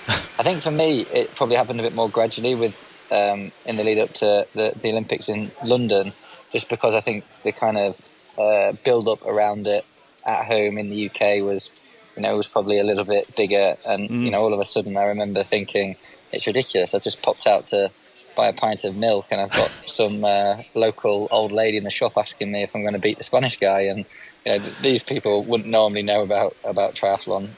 So it happened over a bit more time, but it's still a shock. But that pre-Olympics is even a shock, isn't it? Chris Hoy was talking about Emma Finucane last night with me, and the cycling may have its world championships every year and so on and so forth, but the Olympics are on a completely different level when it comes to attention and people wanting to know stuff about you and interviewing you. So even pre an Olympics, such as London for you, that attention comes whilst you're still trying to prepare. Yeah, it does, and I think you've got to make the point. Not only does that attention come while you're trying to prepare, you're trying to prepare for what, as an athlete, is the most important day in your life. You're very aware of that. If you've been an athlete from a young age, going to an Olympic Games, and you think, if I'm lucky, I might have 2 shots at this. Very lucky, one shot might be all I get. So that all builds the pressure and the expectation, both internally and externally. To be honest, I always found it was my internal pressure that was more important and more significant to me. I just felt that I owed it to myself and the people around me that had put in thousands of hours of work in the lead up to it to perform, and the external pressure from outside that was relatively insignificant compared to that. But it's true. It's a shock. I remember in the lead up. Before the Olympics in London, I was sat in a hotel room with Johnny, my brother, and just on the edge of a bed, and the news story on whatever it was at BBC News that morning was a roaming reporter walking around Hyde Park asking people where they'd come from to watch us race, and we were just like, this is absolutely bonkers. You turn up to Triathlon World Series all over the world, and there might be a few hundred people, and all of a sudden there's thousands of people there, and that's a story in itself. So it does feel very different. I mean, that is the other thing, Alice, actually, isn't it? It's about preparing people in the build-up to it. For when their friends and family may be interviewed, from when they're being asked about to members of the public, as it was for Alistair and Johnny, and it's actually the build-up as well as the aftermath. Yeah, I think it is that extra press attention on it. I think probably the difference in the level of how family and friends treat it. It didn't really affect me per se, but all of a sudden, the family wanting to get in touch and friends ring you up and just say, oh, I want to, with all the best intentions in the world, I just want to wish you all the best for, this race in a month's time. And you're thinking, they don't do this for any other race, but they do for the Olympics. And of course, it's lovely and it's with the best intentions, but for certain people, I've got no doubt it adds to the pressure. Yeah, absolutely. And I think one thing that you have to bear in mind as well is for the athletes, we're still racing against the same people that we've raced against for the past 4 years. So at the Olympics, it's not like the competition suddenly changes. We're still racing the same people. but the elevation of the expectations on yourself go up to like the top level. As Alistair's saying, if you're lucky, you get more than one shot. And if you're lucky, you get one shot. And so you know when you wake up on the morning that this is going to be the biggest day of your life in your sporting career for many, many athletes. And you just want to soak it all up as much as possible and take those opportunities. And yes, sometimes it ends in failure, but upon reflection, you can stand there and say, yes, I'm an Olympian. And all of that hard work and dedication managed to get something really incredible out of it. Alice, thank you very much for being with us. Alice Deering has been with us this afternoon. Alistair, just before I let you go, on your Instagram, you can see that you've been to BMX, you've been to fencing. If you had to pick one of the sports that you've been to have a go at, which one would it be? This is very much coming from me in an alternate reality because I have no hand-eye coordination or skill or strength or anything. But do you know what? I went to watch the BMXing, not the BMX racing, the like the freestyle park city centre BMXing, and I thought that was so cool. You spend your whole time wondering how they do it, don't you? Yeah, absolutely incredible. They're just literally flying around the park. And it's stunning to watch. It's one of the newest sports to come into the Olympics in a venue in Paris here in the Place de la Concorde, central Paris. Amazing venue, amazing views around it, incredible crowd. It's really cool.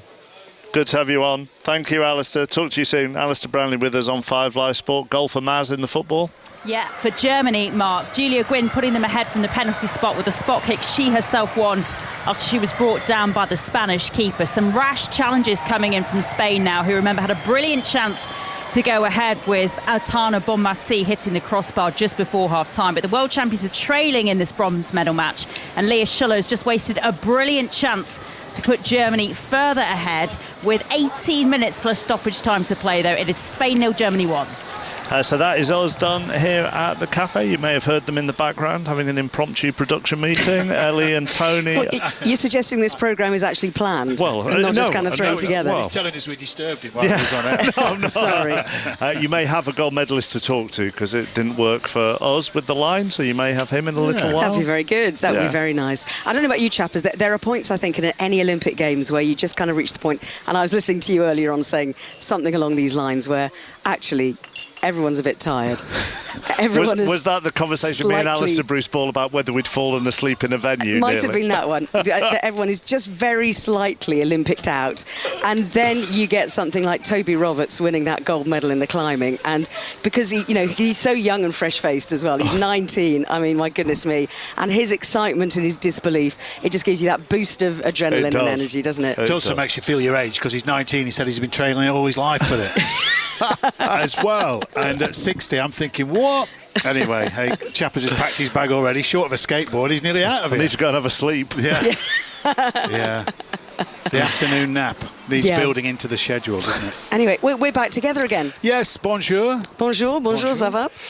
Yeah, I'm all right. I'm not sitting on a stool covered in jungle animals today. No, exactly. Like I was yesterday. Have you left it for me on Sunday? I'm there on Sunday. Yes, well, there were 2 stalls. We left them both behind in the mix. So for people who weren't listening yesterday, this was the fact that in the area in the velodrome, in the pit, the mix zone where we broadcast from.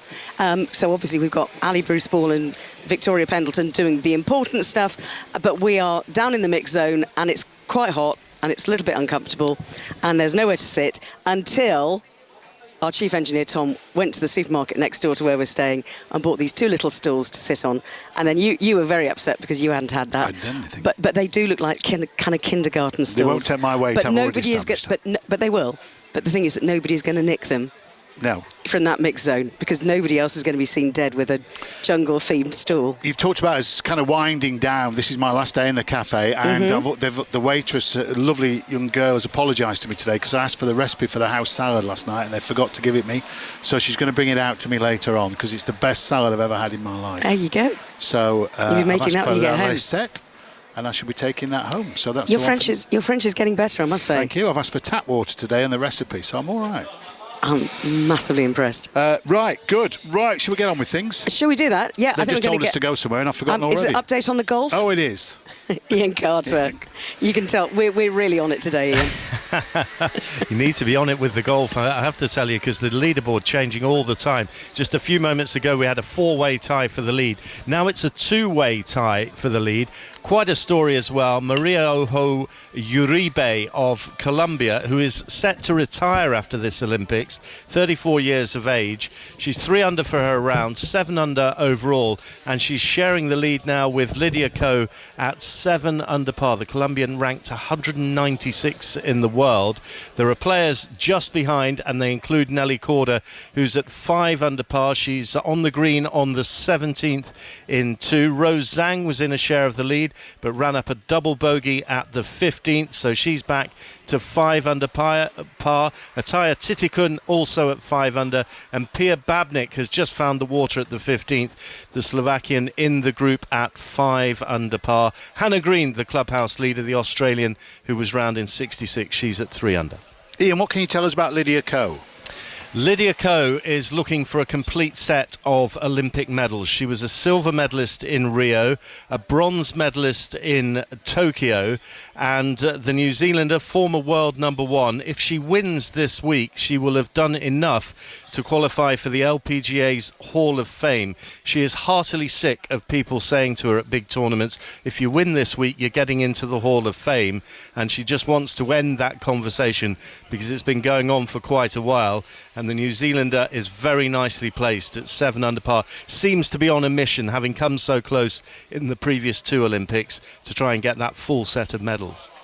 Ian, great to talk to you. Thanks very much. Ian will rejoin us throughout the afternoon. Let's go back to Maz, women's bronze medal in the football, Germany against Spain, Maz. Yeah, and a great chance, Tony, for a Spain equaliser from Jenny Hermoso, but Anne-Katrine Berger, the former Chelsea keeper, standing up tall, standing up big to block the header. These are hot conditions these players are trying to contend with as well down in Lyon. We just had a cooling break, the sweat's dripping off these players. Spain working really hard to try and get back into this game, but they are running out of time in the bronze medal match. Germany lead 1-0 with about 12 minutes plus stoppage time to play now.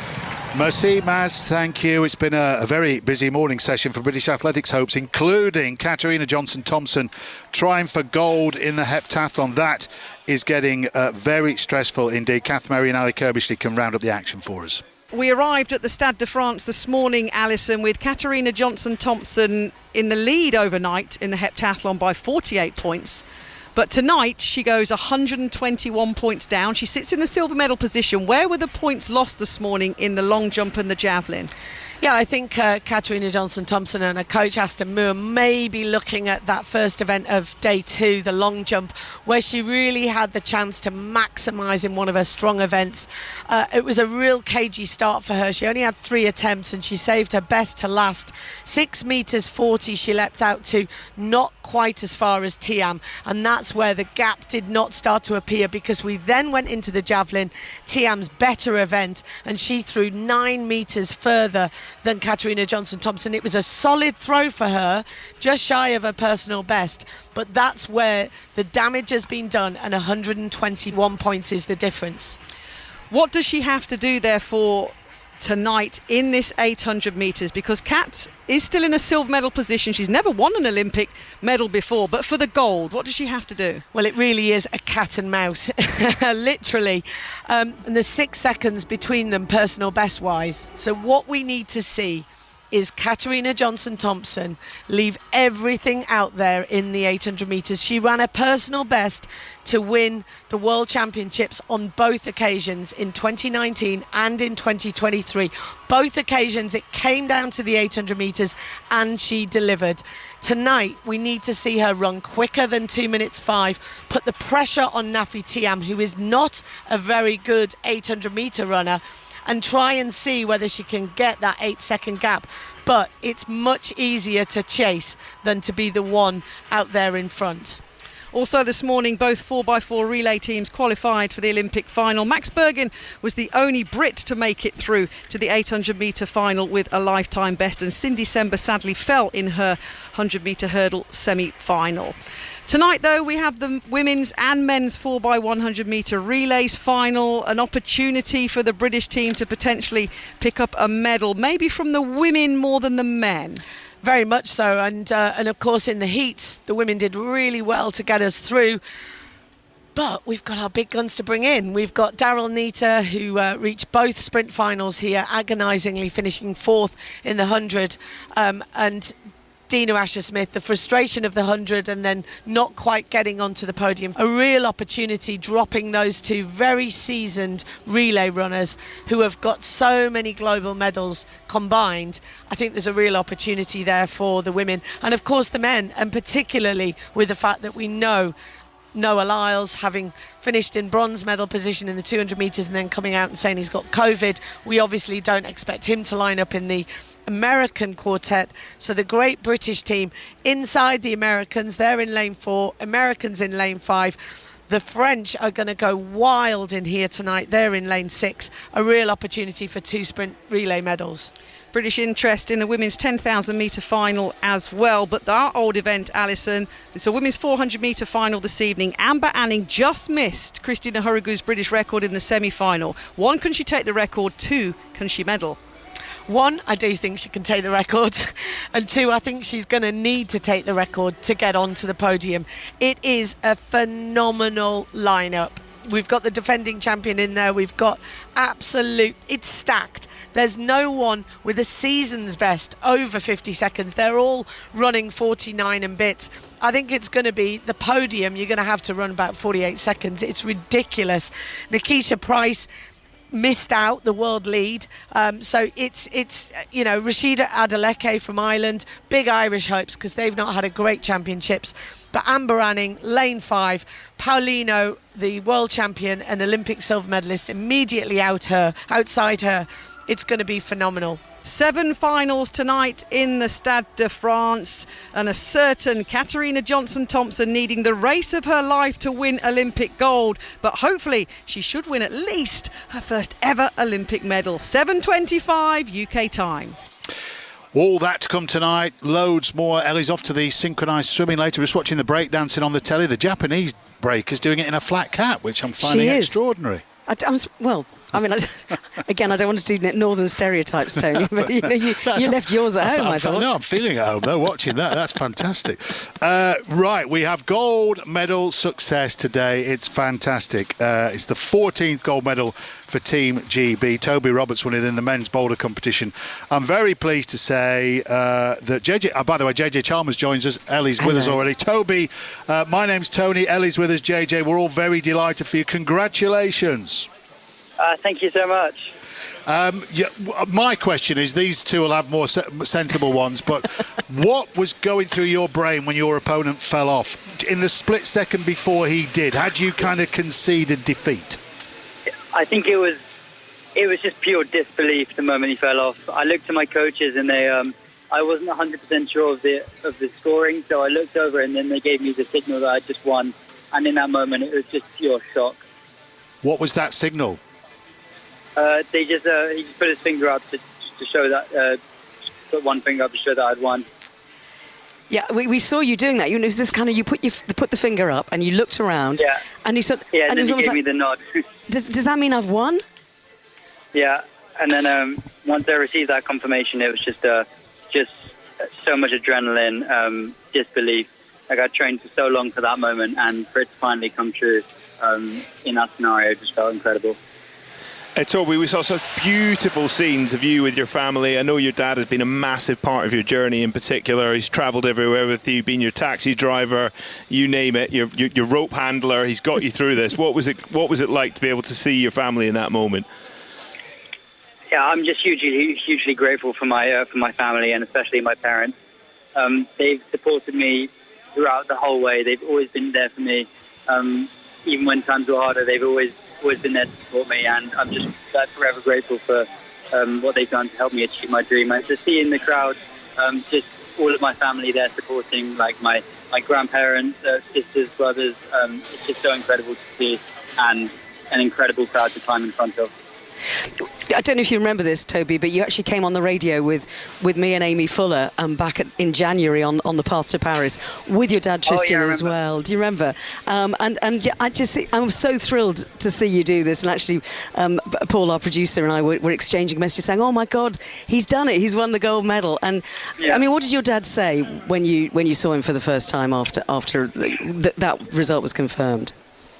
Well, the first thing he did was just come and give me a massive hug, and we've not actually had so much chance to speak yet. It's been pretty hectic since I finished, running around all over the place. But it was just such a nice moment, just running over to my parents and giving them both massive hugs. Like my dreams just come true today, and I'm sure there's going to be some good celebrations to come. And pretty Toby, crazy to think. No, go on, finish that thought. Sorry, I thought you'd finished. Go on, finish that thought. Yeah, it's pretty crazy. I remember being on that radio thing you said earlier, and we were in like a training camp in Sheffield. There's a lot of moments like that have gone into this moment. So, yeah, really incredible. The one thing that struck me reading about you is that you were, when it was announced that it was going to be the Tokyo Games, that was kind of your inspiration. And you've said today, and I was joking about this earlier on, that you've said you've been training all your life for this, which is all your life, because you're only 19, Toby. And that leads me to the question, what have you got ahead for you? You've got so much ahead. What's your next aim? I'm presuming to hold on to this gold in LA.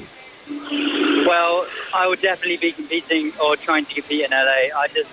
I absolutely love climbing and competing, and it's definitely not going to stop after Paris. So it's going to take a little bit of downtime, and then it's going to be straight back to training, the World Cups, the usual routine, and I'm just incredibly excited just to keep climbing, and LA is definitely in sight.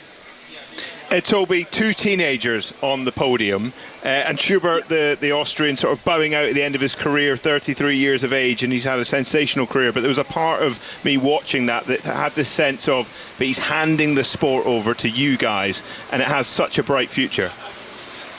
It definitely did feel like a bit of a battle between the generations. It was quite funny. You've obviously got, like you said, Schubert, Jakob Schubert, Adam Ondra, and then you've got me and Serato. So it's cool to battle out against like the top guys of the sport. But Jakob already said that he might be going to LA, so it's definitely not over yet. We're all learning now about this sport. It's one of those, Toby, where suddenly the whole nation thinks, right, we're going to be experts on climbing. What I've enjoyed about it is the moments of really quality thinking when you're looking at the wall and trying to find your way up it. The builders of it say that they feel it was magnificently iconic. They're congratulating themselves on the standard of the wall. What did you think when you first saw it? Well, the setters are hugely responsible for the competition and what goes up on the wall. It's a really, really hard job for them to get the level right of the climbs, for the climbers to be able to put in a good performance and a good show. So I'm incredibly grateful for all of them, and it's always great to be in these competitions, because it's not only a physical competition, it's a mental competition. There's so much to work out, there's so much to figure out. You've got to keep your head, and so climbing is definitely not just a physical sport. Yeah, I was going to ask you, Toby, whether you're actually good at problem solving in other ways as well, because that's what, climbing is massively physical, but it is also about that looking at a wall and then solving it. It's hugely about problem solving. I do also love like games and stuff, so I love that sort of aspect of having to work things out. So it's quite cool that climbing is almost a sport where you get to use your body sort of play games in that sense. So it's just a really cool sport. So talk to me about the crowds there. 6,000 people engaging in your sport, half of them standing on their feet, just packed in like they're at a festival. What scenes? What was it like to be in front of that? The crowd was absolutely incredible. I've never climbed in front of a bigger crowd, and to look out and see so many people from GB there supporting is just incredible. So words can't really describe that feeling, walking out into a crowd like that. Your emotions and adrenaline sort of just takes over. It's so cool to be climbing on the big stage. Talk to us about skin management, Toby, because you talked about the fact that this is something of an obsession for climbers. This is all about, the kind of, the fact that you've got to kind of keep your hands dry, is it? And just that contact that you've got all the time with the boulders. Skin management is a massive part of climbing. It's something which every climber is familiar with. We have to keep our skin adequately moisturized. It can't be too dry, it can't be too wet. There's hundreds of different products we can stick on our skin to make sure it's got the most friction possible. You can't climb too much the days before, because if you wear your skin out, then it won't be good for the competition. There's just so much that goes into it. So again, climbing is not just a physical sport. There's so many different aspects that play into it, and skin is probably one of the biggest ones. Incredibly proud of your achievement, but we were the only nation to have 2 climbers in that final. Hamish MacArthur there with you as well. It's so encouraging to see that level of strength and depth in our country. It's really cool to see Team GB have such a good showing. We've also got Erin McNeese competing tomorrow in the women's, and just so cool that GB's got the most people in the final. And I hope it does great things for the sport back at home. Toby, congratulations from all of us. Where's the medal now? Where's it going tonight? What are you going to be doing with it? Well, the medal is currently around my neck, but I imagine I won't be taking it off anytime soon. But yeah, definitely going to go back and just process what's just happened and then go out celebrating. And also really excited to watch the women tomorrow. Well, look, enjoy, Toby. You've made the nation very proud. Good to talk to you. Thanks for your time. Thank you so much. Great to speak. Thanks, Toby. Say hi to your dad from us as well. Yeah, I will do. Yeah, thank you. Take care. Team GB's 14th gold medalist. Superb. Isn't that fantastic? And you know what? I mean, JJ, you've done this as well, and Tony on 5 Live. When you talk to people before the games and you want to kind of get their stories and get involved in them and become, sort of engaged in what they do and then invested, and then to see something like that happen, you think that's absolutely brilliant. But the story leading up to that was just fantastic. And at 19 years old. Yeah, to be an Olympic champion, it's crazy, isn't it? Yeah, and what a moment that was. We knew that he had the potential of a medal today, but to actually see that through and get the gold, absolutely amazing. Are we getting rained on? Is that what's happening? Who wants to come to Paris? This is ridiculous. Oh, my loafers are filling up. That's come from nowhere. It's absolutely hooshing it down. This is why I'm sitting in the corner where it's undercover. I tell you what, well, you get yourselves sorted out, you guys, and they're bringing the canopy over it. Well, at least part of it. Yeah, not me. Not the bit that I'm sitting under. Skin management. Management. Let's talk to somebody who I'm sure is not worried about a bit of rain, but has been a bit concerned about a lack of wind this Olympic Games. Mark Robinson, who is Performance Director of British Sailing. Good afternoon, Mark. Good afternoon to both of you. Yeah, it's good to talk to you. JJ Chalmers is with Tony and me as well. So just to say, I mean, first of all, let's start on the positive note, Mark, because that gold medal from Eleanor Oldroyd in the women's kite sailing was just something so special, wasn't it? And her reaction and her response. I mean, you must have been so happy as part of British Sailing to see that. Well, the whole team was happy. I think it just it was a nice bookend to the end of our games, which finished yesterday. She and I both ended up in the pool at our hotel with a medal around her neck. So, yeah, it was a great end to the games. So this wasn't an impromptu swim, was it? Did you just jump in, chucked in, dived in? We got chucked in. That's fantastic. I mean, she the inaugural competition in women's kite sailing, and she was the first ever gold medalist. It's a bit of a key moment, isn't it? It's a bit of a very much a special moment in an Olympic sense. It is a history-making moment. I just was contacted by the Olympic Museum this afternoon, who want a piece of her clothing to put in the Olympic Museum in Lausanne. So yeah, it is a very big moment to be the first. At the same time, though, it's not been the best of regattas, has it, really, from a sailing point of view, in comparison to the past, when we've had such a real medal rush traditionally in sailing. So before that, there was the bronze for Emma Wilson in the windsurfing. What do you put it down to? What have been the main problems? I mean, it's been a bit of an unprecedented regatta in terms of lack of wind, if you like, which does tend to even up the field a bit.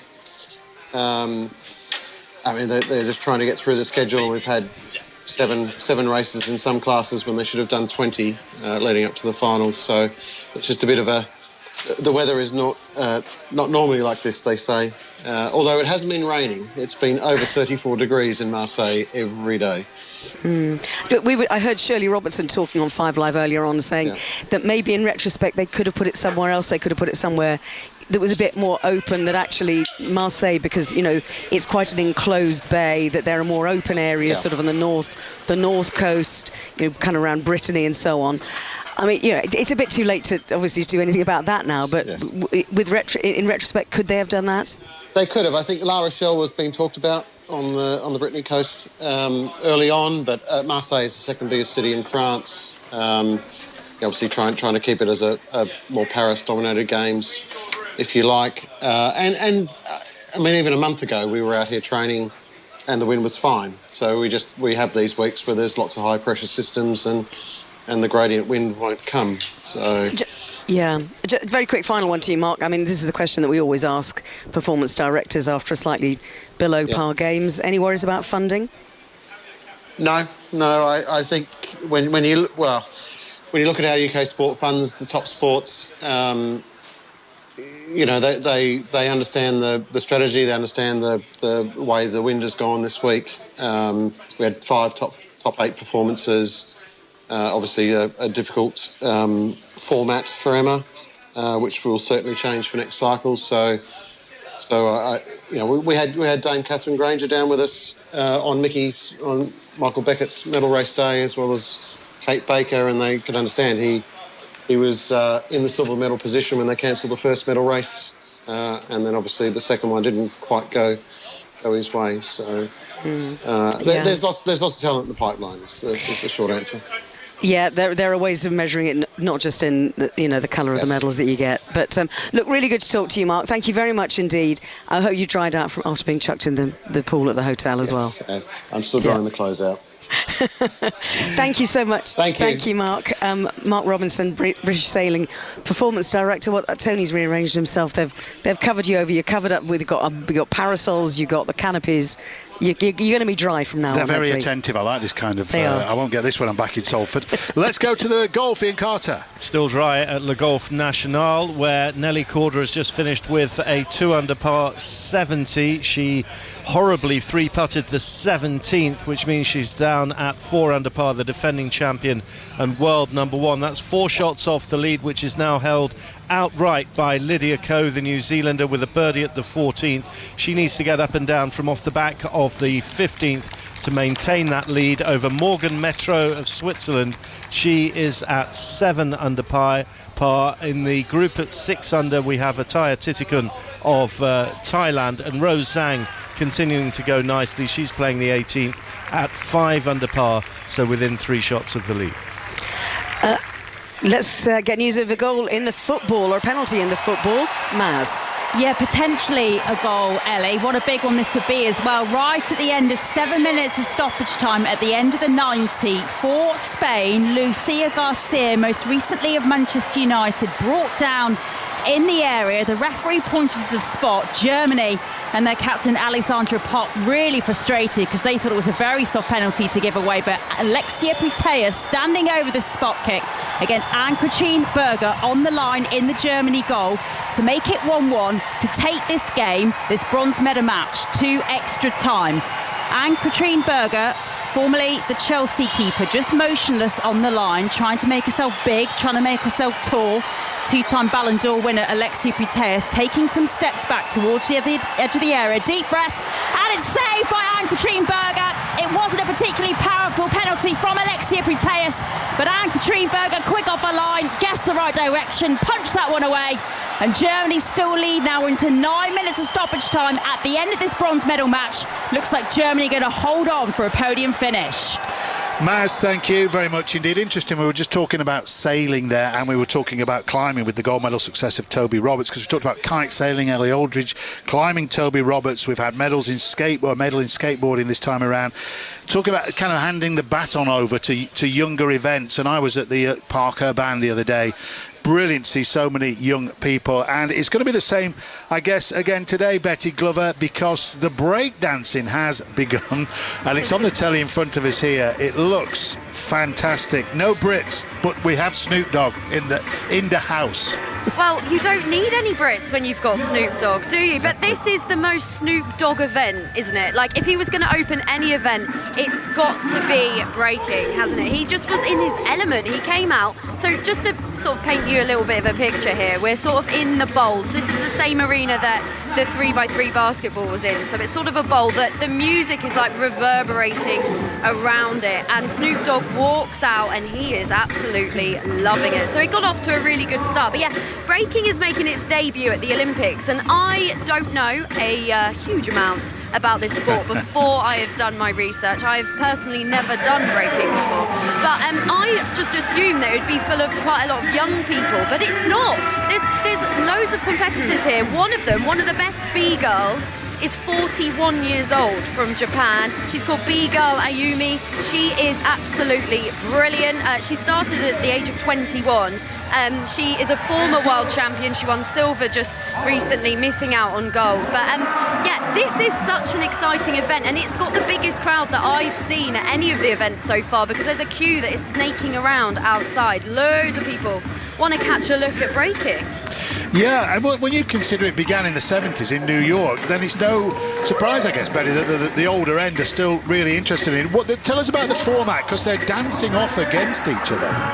Yeah, so they do what's called a throwdown against each other. So a throwdown lasts 60 seconds. That's when they're dancing. So basically, you start with the knockouts. It's a round robin sort of group stage. So the top two from each group advance through to the knockouts. Then you've got the quarterfinals, you've got the semi-finals, and you've got the final then. So in the stage we're at now, in the round robin, you've got two competitors that are going head to head.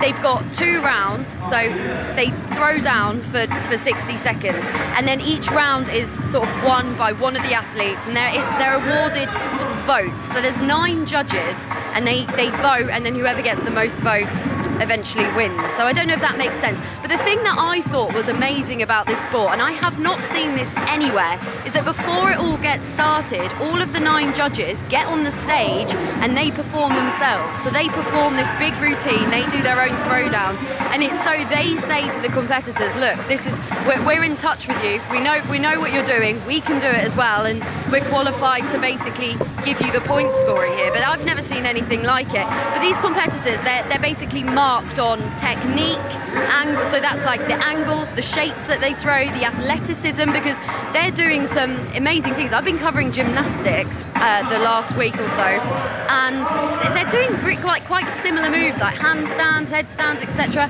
And then they're also marked on originality, execution, cleanliness, so whether there are any falls or anything like that, and then also their musicality, because these competitors don't know what the music is going to be before they get started. The DJ just randomly picks a track, and then they've just got to go with it. So they have no idea sort of what the beat is going to be, what the vibe is going to be. It looks to be played out in really good spirit. They're all hugging each other now after that particular dance-off. Betty, thank you very much for that. We'll be back and forth to you this afternoon, Betty Glover. I have so many questions, but I'll save them till later. We're just pleased that Ellie's promised to do it at the wrap party on Sunday. We'll see. In the meantime, the football result Maz was watching for us. Germany have beaten Spain in the women's bronze medal match. So that's it, bronze medal to Germany. Right, let's get the latest 5 Live news now, shall we, before we update ourselves on whatever else is happening in and around Paris. Let's get the 5 Live news with Jill Mackenzie. The voice of the UK. This is BBC Radio 5 Live. Thanks, Tony. Good afternoon. More people are being sentenced for their part in the riots, including some for online crimes. Sir Keir Starmer's reiterated his message to police to stay on high alert this weekend for the possibility of more disorder. At Leeds Crown Court, proceedings were screened live as Judge Guy Curl KC sentenced 21-year-old Samir Ali and 31-year-old Adnan Ghaffar for a fray after they clashed with far-right protesters in the city centre on the 3rd of August. Not only did you violently attack others in the street, but this was witnessed by people in a nearby bar, on the pavement, and in their cars. They will have been shocked, fearful, upset, and distressed by your actions. It is for the courts to determine the appropriate sentences for violent incidents of this nature. Given the nationwide context of the violence, and in order to provide punishment and deterrence, in accordance with the overarching principles of sentencing, severe sentences will follow for those who are found to have participated in incidents of violence or incited them. Ali was sentenced to 20 months in prison and Ghaffur 1.5 years. 28-year-old Jordan Parler was also sentenced to 20 months for online comments advocating an attack on a hotel in Leeds. He was convicted of using threatening words or behaviour to stir up racial hatred. The initial post received 6 likes.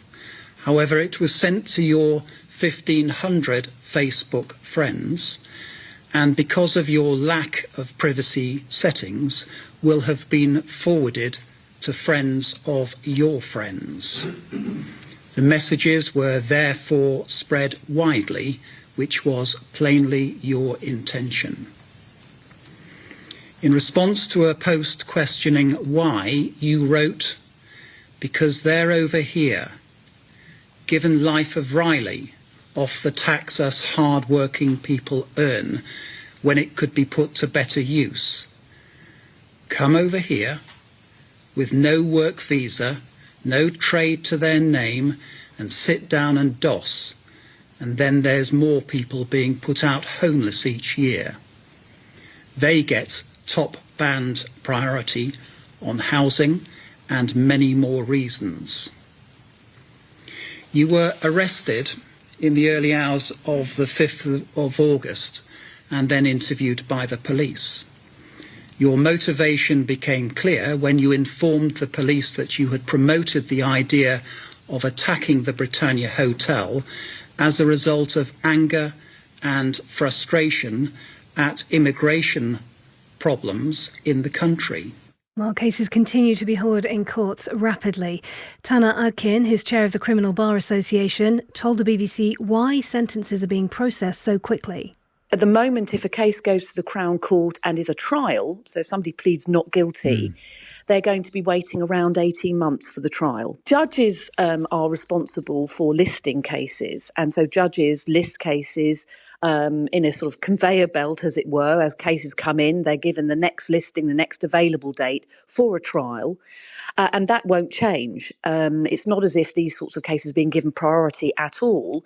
What's happening is, in fact, because we had more police officers brought in some time ago, and we are, I would say, probably more efficient, and the CPS have thrown people at this problem. What's happening is police officers are arresting people accused of violence. CPS prosecutors are looking at the evidence very quickly and being able to make a decision on charge, and then the cases come into court very quickly. Now, if those people involved plead guilty, and therefore they are guilty, very quickly the case can be committed to the Crown Court if it's serious, and a judge can deal with the matter the same day if it's sent up to the Crown Court. The difficulty comes if the case is not a guilty plea but is a trial, because then a lot more work needs to be done. Well, the Mayor of London, Sadiq Khan, is urging the government to revisit social media rules, saying the unrest of the last week shows regulations due to come into force are not fit for purpose. The Online Safety Act will, for the first time, make firms legally responsible for keeping users safe when they use their services. The rules aren't due to come in until next year. Here's what the Prime Minister's had to say. In relation to online and social media, the first thing I'd say is this is not a law-free zone. And I think that's clear from the prosecutions and sentencing. Today we're due sentencing for online behaviour. That's a reminder to everyone that whether you're directly involved or whether you're remotely involved, you're culpable and you will be put before the courts if you've broken the law. And so that's happening today, that sentencing. I do agree that we're going to have to look more broadly at social media after this disorder, but the focus at the moment has to be on dealing with the disorder and making sure that our communities are safe and secure. Meanwhile, police in Northern Ireland are investigating a number of race-related hate crimes after a 5th night of disorder in Belfast. They say a car was set on fire, windows were smashed and bricks were thrown at officers. No one's reported to have been injured. A short time ago, I spoke to our political correspondent, Ben Wright, and started by asking him more about what the Prime Minister said today. Well, I think the feeling in Number 10 is quiet confidence that for now the rioting and the violence has been smothered, and that what the Prime Minister called swift justice was having an impact. You know, as people can see the perpetrators of this violence quickly being charged and sentenced with often quite tough sentences, that this is sending a really strong message that the violence should stop. So I think there is I think guarded confidence at the moment that they are on top of this. And the Prime Minister said, while swift justice was having an impact, he wanted everybody involved, the police, the Crown Prosecution Service and others, to remain on high alert going into the weekend. And he acknowledged that the return of the Football League in England, of league football, in England, was an additional element in the mix. Yes, and that's going to complicate things potentially in terms of police demands, I assume. Yeah, and as I understand it, the police are examining the potential for violence to break out at forthcoming football fixtures. Existing assessments of games are being looked at in the light of what's happened, and individual forces are working with league officials and the football policing unit. But, this is clearly, it's going to be a hot summer's weekend. There are lots of community events happening as well as the football. So this is something which Number 10, the security services, they're all aware of, could remain, a sort of very volatile situation. Gavin Stevens, who's the National Police Chiefs Council chair, said, while the previous 2 nights have been a welcome break from what we've seen, he said they're by no means complacent. And he said Saturday would be one of the strongest national policing responses we've ever seen in the country. Also interesting comments today from the Mayor of London, Sadiq Khan, about social media rules and, what's been the response to that? Yeah, Sadiq Khan questioned whether the new Online Safety Act that is passed into law but hasn't come into effect yet was up to scratch. He said it wasn't fit for purpose because, of course, since we saw these riots break out, there's been a huge amount of focus on the role of social media in fueling the disorder, allowing misinformation to spread like wildfire, incitement of violence, various different platforms also being used like Telegram to help people mobilise. It's been a real theme of the week as people try and work out what the longer term response should be from the authorities and government to ensure this sort of stuff doesn't happen again. Sir Keir Starmer said online activity is not a law-free zone and that the sentences that we're seeing today are a reminder that anybody either directly or remotely involved in this violence is culpable, and he said the government would look more broadly at social media after this disorder, but for the moment his focus is on dealing with the violence that we've seen and making sure communities are safe. But there's definitely a big debate cranking up about what more, if anything, the government, Ofcom, the UK's media regulator, can do to ensure that social media companies are living up to their obligations to police their platforms, and whether Ofcom will be able to do more in the future at trying to bear down on some of the problems that we have seen, and will they use the new powers that the law has given them? And just one more, Ben, we've heard that a former Labour councillor has been charged in connection with the unrest this week.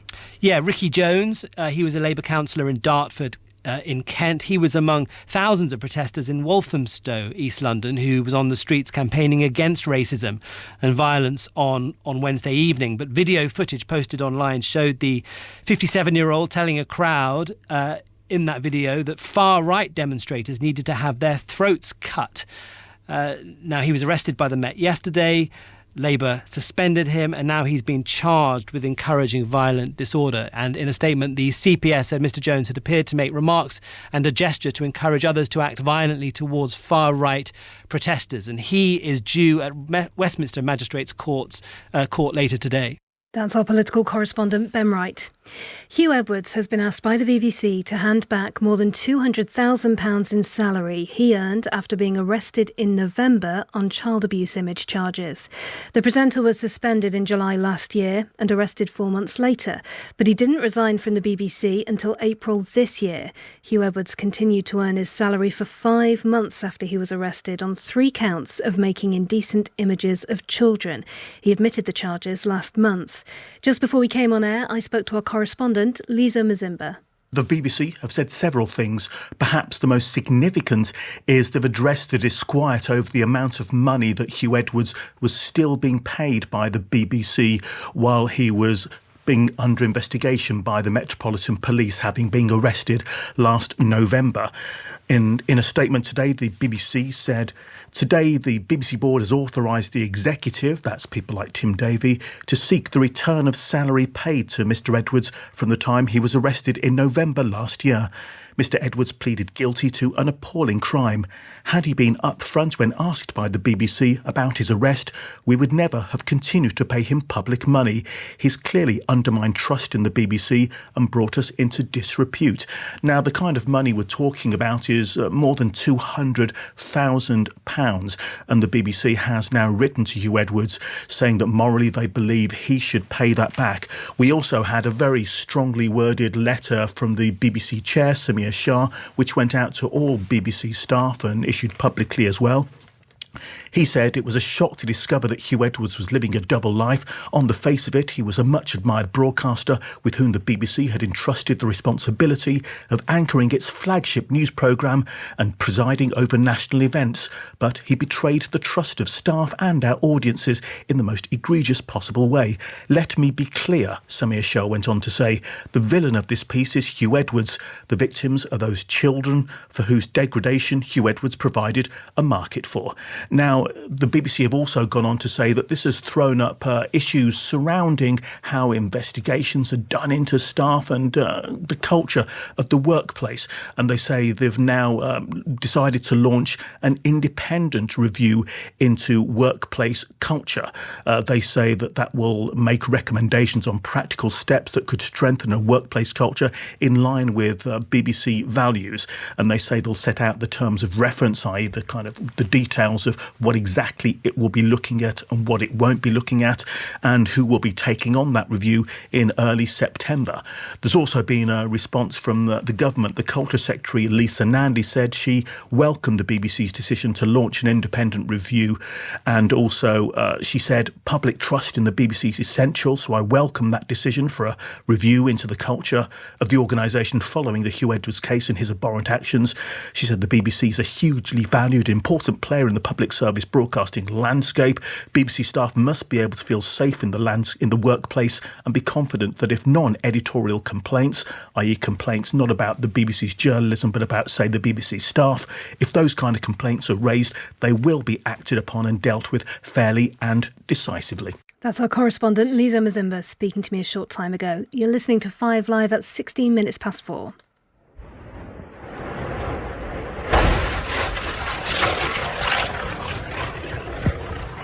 Ukrainian MPs say that is the sound of Ukrainian drones attacking the region of Lipetsk, deep in Russian territory.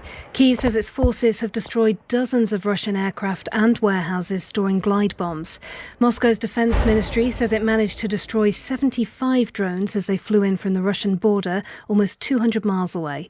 Our correspondent James Waterhouse is in Kyiv. He says it was a very daring attack.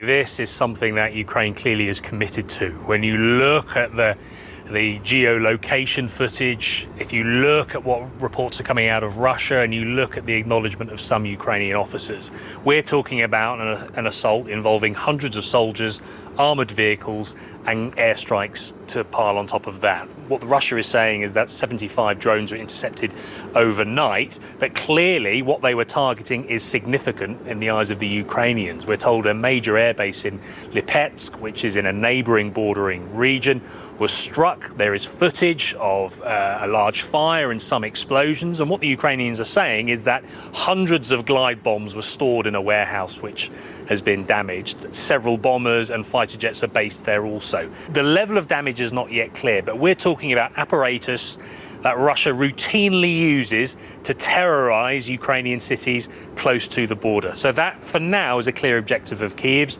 Beyond that, and how long they can keep hold of this land grab, we don't yet know. That's James Waterhouse in Kyiv.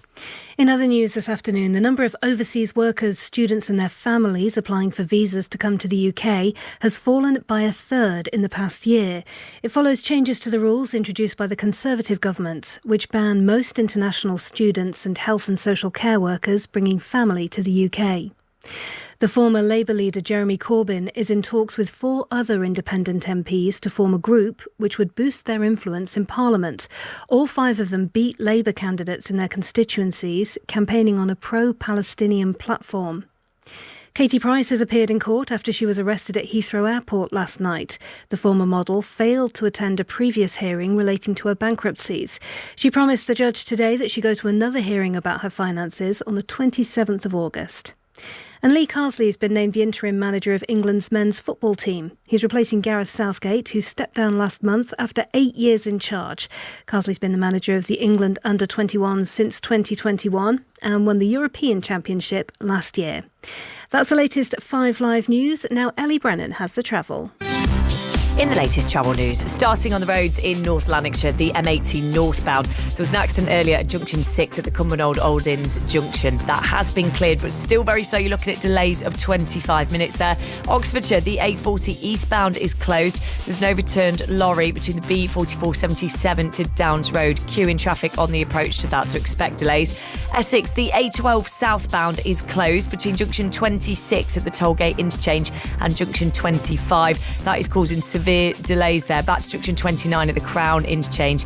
The Coombank roundabout is very slow as well as you approach there towards Marks Tay. So it's looking very slow in lots of places. There's been an oil spillage as well, so it is going to take a while for that to clear. And the M25 anti-clockwise, all traffic is being held at the moment at Junction 11 at Chertsey. There's been an accident there. Congestion is back to Junction 13 at Staines currently. Ellie Brennan, 5 Live Travel.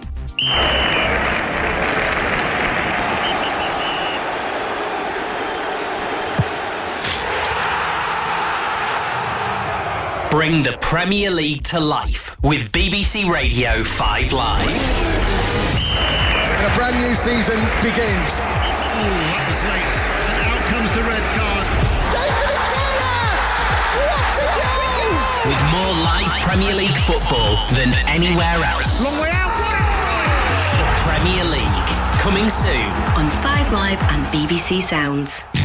The Olympic Games, Paris 2024. With Eleanor Oldroyd and Tony Livesey. On BBC Radio 5 Live. Good afternoon, day 14. We've reached day 14 of Paris 2024 and we're live in the 5 Live French Cafe. Barely. No, we're still going strong. Team GB today have scaled new heights in the climbing. It's Toby Roberts of Great Britain with climbing gold. An Olympic gold, an Olympic medal, Great Britain's first ever climbing Olympic medal. In the next hour, Jack Carlin will battle for bronze in the velodrome. In the sprint, Alistair Bruce-Ball. Yes, he's got to try and haul down a Hoogland, Jeffrey Hoogland of the Netherlands in the best of 3, while Eleanor Barker and Nia Evans will be going for gold for Great Britain this evening in the multicoloured mayhem of the Madison. It's an ever-changing leaderboard in the women's golf, Ian Carter. It's been silver and bronze in the last 2 games for Lydia Ko. Could she make it gold tomorrow? She's leading at 8 under par, 1 clear of Rose Zhang and Miyu Yamashita of Japan. They're both at 7 under, as is Morgan Metro with 2 holes to play. Nelly Korda, 4 under, is 4 behind. And Katarina Johnson-Thompson is second in the heptathlon after 6 events. It all concludes with what will undoubtedly be an absolutely nail-biting 800 metres tonight at 7:25.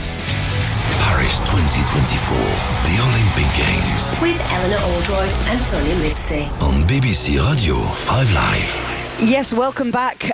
We had a bit of a downpour a little bit earlier on in our Parisian cafe, but just as soon as they pulled all the canopies over and put the umbrellas up, the sun has come out again and we've got blue sky overhead and people are just tucking into the beers. Actually, there was a bunch of English guys sitting at just at the end of the cafe, and I walked past them and I heard them saying, "Oh yeah, I heard that on 5 Live," and I walked past and I thought, they're listening, but they were just about to head off to the men's football, the gold medal match, which is due to kick off in about 35 minutes time. So they were cutting it fine to get to the Parc des Princes. When you mention the rain and all that, I can hear the world's smallest violins playing in many vehicles driving around the UK.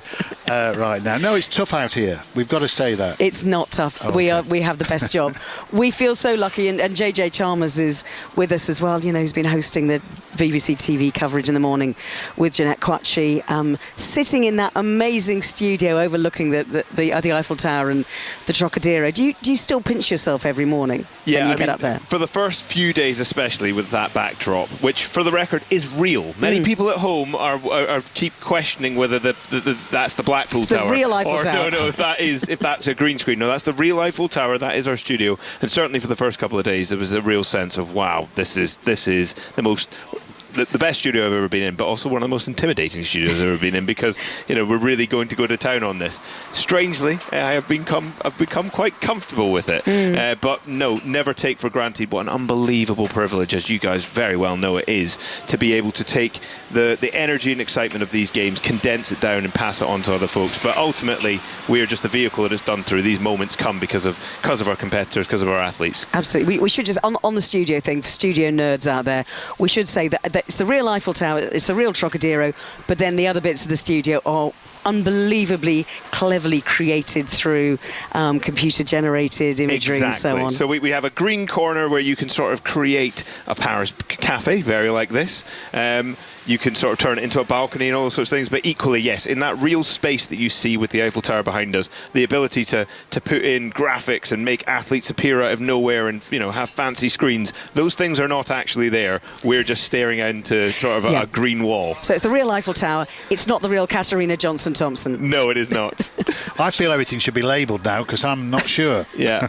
This is very real, though. You've been losing touch with reality for many years, let's face it. I have. Our commute to the cafe goes past the Eiffel Tower, and you're almost tempted to film it every day because, I've said before, it's an edifice. Is it an edifice? Is that right? I think it's an edifice that makes me want to cry when I see it. I don't know why. I can't explain it. It's something visceral. Anyway, talking of things that are visceral, shall we go to ABB and Victoria in the velodrome? Hello, you two. The real velodrome, Tony. Yeah, are you sure? Yeah, no, 100%. You're not just on a stool in a green studio somewhere. If it wasn't a real velodrome, I'd have the aircon on because we've got about 35 minutes to go until the next session starts. So spectators are slowly drifting in, and those who haven't been here before just walk into that sort of thick, viscous curtain of soup, syrupy sort of heat, and go, oh my goodness me! But we're used to it, aren't we, Victoria? Yeah, we're used to it. It's like a pea super. To my mind in there. I'm there on Sunday, Alistair, so the action just goes on and on and on in the velodrome, doesn't it? It goes right to the end of the games. Yeah, I'm just trying to grab my schedule, Tony, so we know what's going on Sunday. So in terms of, we got 3 gold medals up for grabs on Sunday, actually. The women's Omnium. So we've already had the men's Omnium. That is, the 4 different races over the space of 3 hours. We're going to have the men's Keirin final and actually the women's sprint. So we're going to have some women's sprint qualifying this evening in the session. But we're not going to see the gold medals, all the medals decided, until the Sunday, Tony. So there'll be 3 medals up for grabs on the Sunday. Yeah, we must point out, actually, if people are used to us being on air throughout the day, that session... Alistair, kind of brings our coverage of events kind of to a close, but that's morning, afternoon lunches, isn't it, on Sunday? People need to know that. Correct. So the velodrome session will start 10 a.m. UK time and take you through until about 1:45 UK time. That is when the velodrome session ends on Sunday. So what have we got this afternoon then to look forward to? Well, we have, and it's going to come thick and fast right at the start of the session. So let's get Victoria's thoughts on this. Men's individual sprint medal races, Victoria. Earlier on today, Jack Carlin couldn't get past Harry Livreason, the Olympic champion, the world champion in the sprint. We kind of felt that was going to happen. He's up against Jeffrey Hoogland, another Dutchman, slightly older Dutchman, still a very impressive sprinter in the bronze medal ride. How do you fancy his chances there? I think he's got more of a chance here against this pairing than he did against Livreason. I think Jeffrey Hoogland is a good sprinter, but I don't think he's exceptional. So there are chinks in his armour, and hopefully Jack Carling will find some of those chinks in those best of 3 rides. Yeah, so best of 3. 3 years ago, Carlin did take bronze in this event. Hoogland took silver. So Hoogland was actually in the final of this 3 years ago. But tonight, it's Livreason against an Aussie called Matt Richardson. And I think those races actually could be really tight. Richardson's the one guy, I think, who scares Livreason. Just remind us, Ali, because we're going to listen to it in the very near future. Just remind us of the format again, how the race will unfold. Yeah, best of three. So in the individual sprint, it's head-to-head. The two riders on the track at the same time in a best of three. 3 laps. It starts very slowly. It's the cat and mouse one. One rider has to lead off, and the first lap can almost be done at walking pace. Very tactical. Then the speed builds and builds and builds. You can ride it any which way you want, can't you, Victoria? You ride it the best way to win the race. That's it. Whatever suits you and whatever doesn't suit your opponent. That's what you're going for. Yeah, exactly. And what happens with those races, Tony, they don't go immediately back to back. So we'll have the first one of 3, and then straight after that, at 5:10 UK time, we go into the Women's Madison final. And then after the final of the Women's Madison, which will take quite a long time, we'll come back for the second of 3, and then potentially the third of 3 if it's needed. ABB, you've said about the heat in there, and of course that's difficult for yourselves, but it's actually brilliant for the riders, and it really does build the excitement for any event, but particularly the events there tonight, because this velodrome is fast. Not just the heat that's in there, but it's also a wider track, and that really builds for, well, some of these world records that we've already seen in the games. Yeah, the dimensions of the track mean there's quite short straights, and the bankings are quite steep here and quite high, so it does give you a lot more deceleration if you use the track to its maximum potential. But they're moving around, getting a breeze. We're sat still. What can I say? Vic, on this one where it's cat and mouse, how slow can they go? It's impossible, is it? Presumably, is it illegal to try and stand still and balance? Yep, you can stop. It can't be in the first half lap. You have to be above walking pace. So there'll be a commissaire walking on the flat of the track, the inside of the track, to make sure that you go faster than that. But beyond that, if you choose to go up the banking, probably about a quarter of the way into the bend, it's still possible to pull a track stand. But that will have a maximum time length, and if you don't release from that track stand when the commissaires blow a whistle, then it'll be restart. Why would you do that, Victoria? Because you want your opponent to go past you? Yeah, so you try and stop on the steepest part you think is possible to stop on, and hopefully they can't. So you try and edge it out to the last possible minute so they don't have an opportunity, because if their pedal revolution isn't in the right place, you cannot do it. You have to have your pedals balanced in order to, on a horizontal plane, in order to keep the pressure on and stay upright on the steep slope. It's fantastically bonkers, isn't it, really? And so brave as well. I mean, you guys are used to it, Vic, but I have been around Manchester Velodrome, terrifying myself. The thought of trying to come to a halt on one of those bankings, presumably is practiced quite a lot. Yeah, I mean, and because the gradient is the same from the bottom of that section of track, from the same at the bottom of the track than it is at the top, you can start very low down and build your confidence and then work your way up. You don't have to go round the very top of the balustrade and pull a track stand first time. That's too much. Well, I'm looking forward to that later on. So we've got them. That's the men's sprint. What else have we got today, ABB? Well, I mean, you talk bonkers, Tony. I mean, if people clap their eyes on the Madison for the first time, they will think, what on earth is going on there? 15 teams competing. It's basically a relay race over 120 laps. So tonight in this one, we've got Eleanor Barker and Nia Evans going, and they work as a team. So one rider is active at all times during the race, but when they want to break, they have to do a change. Hand sling. A hand sling, Victoria. Explain the hand sling. So basically, you will see your rider approaching from behind who's active. You swing in quite close to them, put your hand behind you. They grab hold of your hand. It goes to full extension, and they slingshot you, transfer the speed across to the other rider and throw them into the active position. Yeah, I mean, actually watching this event at the European Championships in January, Great Britain started really well. Accidents can happen. Eleanor Barker got taken out and Great Britain went out of the race. It is risky, it is dangerous, it's at high speed, and a bit like the men's Omnium last night, the bell will ring every 10 laps, and that's when the sprints start, and you score points with the sprints, but you're also trying to take a lap on the field. If you can take a lap on the field, then you get yourself 20 points. So again, 120 laps of just utter madness at high speed while we're doing a load of maths at the same time. But we'll keep you across it. Yeah, the thing that really strikes me about that, Tony's already said it, it's intimidating enough for normal humans like us to actually go out there and try and ride around a velodrome, but let alone doing it with all those riders around you, slingshotting one another with the old shake and bake. It's pretty wild. How much concentration does that sort of require? I mean, don't you dare think about blinking during that, do you know what I mean?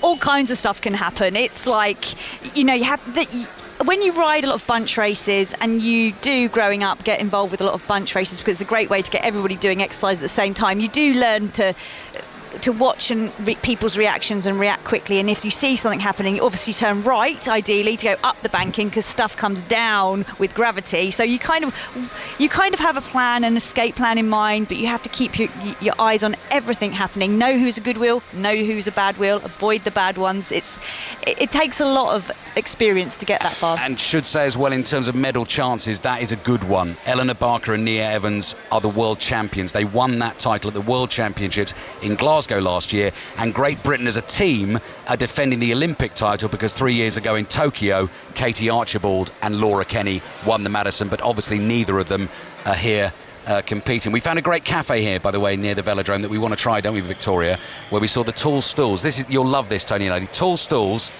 which have cyclist pedals beneath them, but we haven't discovered yet whether you can actually pedal while you're drinking your coffee. They're a brilliant design. It's like a static unicycle. Exactly. You don't move though. Do they serve l'optimiste though? Oh, which that is is the probably drink not. that you had? I know. We need to get ourselves a large, grande optimiste. I think it's day 14. I think you're both hallucinating. Yeah, probably a little bit. Yeah. I'll find out for myself on Sunday, guys. It's been brilliant in the velodrome so far. Looking forward to coming back to you later. Thanks for now. Cheers, Tony. Cheers. Alistair and Vic in the velodrome. We will be back there for all the action. We will. I'm going to be leaving you slightly early this evening. I don't know whether you know this, because I'm going to be covering the artistic swimming. It's what we used to know as synchronised swimming, of course, but it's been artistic swimming for a couple of Olympic Games now. And for the first time ever, we can actually go into this thinking there is a realistic chance of British medal hopes. Well, when I say the first time ever, the first time for a long, long time. Kate Shortman and Izzy Thorpe, they're one of 18 pairs in the competition. It's the duet technical routine tonight. It's the free routine tomorrow night. And joining us now is Commonwealth bronze medalist and former coach Adele Carlson. Hello, Adele. Hello, how are you? I'm very well indeed, thank you. Now, we should let people know that I actually have covered synchronised or artistic swimming once before, back in 2012 in London. And I also commentated on a sport relief challenge involving Greg James and Paddy Keelty doing synchronised swimming, which you were involved in as well, Adele, weren't you? Because you actually had you had to coach one of them. Yes, we actually did that with acrobatics, and we had to coach the two celebrities in one day to perform an artistic swimming routine, which was very different to what we're going to see at the Olympics. Yeah, absolutely. Well, I've talked to both of them since then. They both said it's one of the hardest things they've ever had to do, because artistic swimming, I mean, it's one of those things that looks serene, it looks beautiful, it looks effortless because it's supposed to, but actually it's unbelievably hard work. Absolutely. I mean, if you can imagine exercising for 3 to 4 minutes and having to hold your breath for at least half of that, plus put in explosive movements and trying to stay synchronized with your teammates and making sure you hit absolutely every single thing that's like 1-2 seconds movements, it is a phenomenally difficult sport. Yeah, I've heard it compared to running a 400 metres while holding your breath with a massive smile on your face as well. Absolutely, and whilst I appreciate the different energy zones that you use in a 400 metres, that is, less than a minute, and our routines last around 3 to 4 minutes. So, yes, slightly different, but not always a smile on our face. They do interpret the music, so if it's serious music, we'll have a more serious face there, but certainly very demanding physically. When it comes to artistic swimming in the UK, we've had a lot of talented athletes before competing for us, but the problem has been the judging, hasn't it, to an extent? And they changed the judging rules a couple of years ago, and lo and behold, there we are, Izzy and Kate winning medals at World Championships earlier this year, which, you wouldn't have seen a couple of years ago, would you, I don't think, because of the fact that everything was so subjective. Yes, I think the judging system now has become a lot more objective, which has been great for us, because there's nothing more frustrating than knowing your athletes are progressing and being right up there, and yet you can pretty much predict the ranking before you even go into the competition.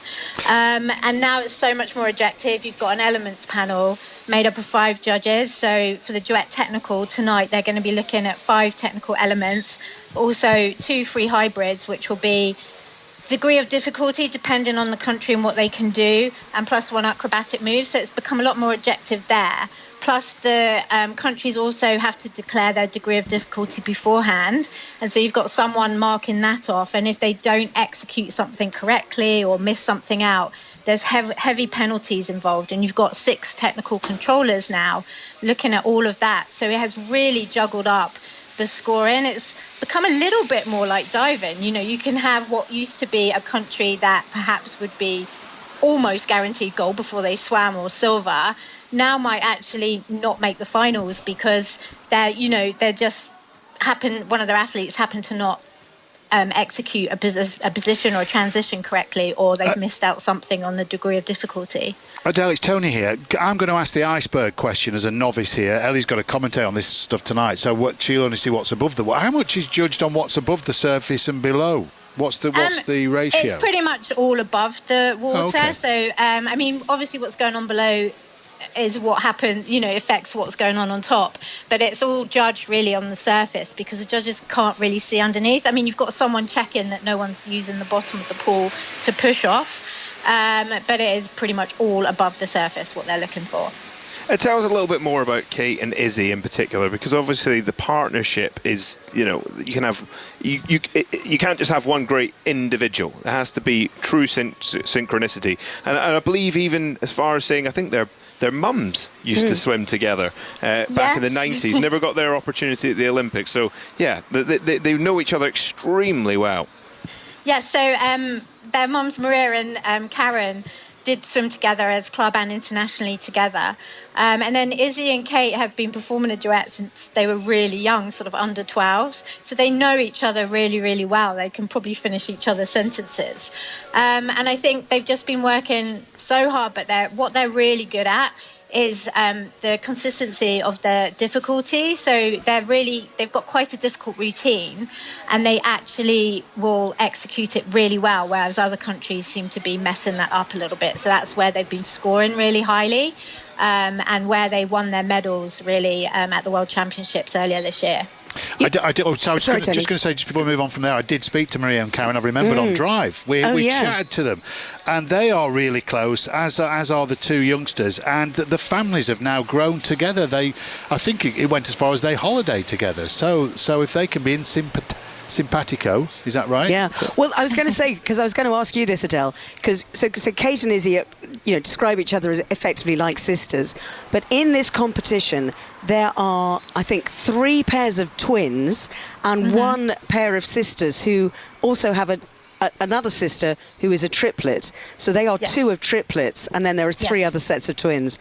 If you want perfect synchronicity, then you got it right there.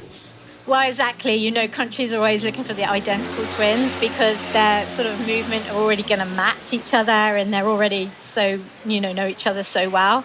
And I wouldn't have wanted to be that person who had to select 2 out of the 3 triplets either. But, the other triplet swims as well, but she does the individual event, which there isn't an individual event at the Olympics. But exactly, yes. But yeah, but they want to fall out, do they?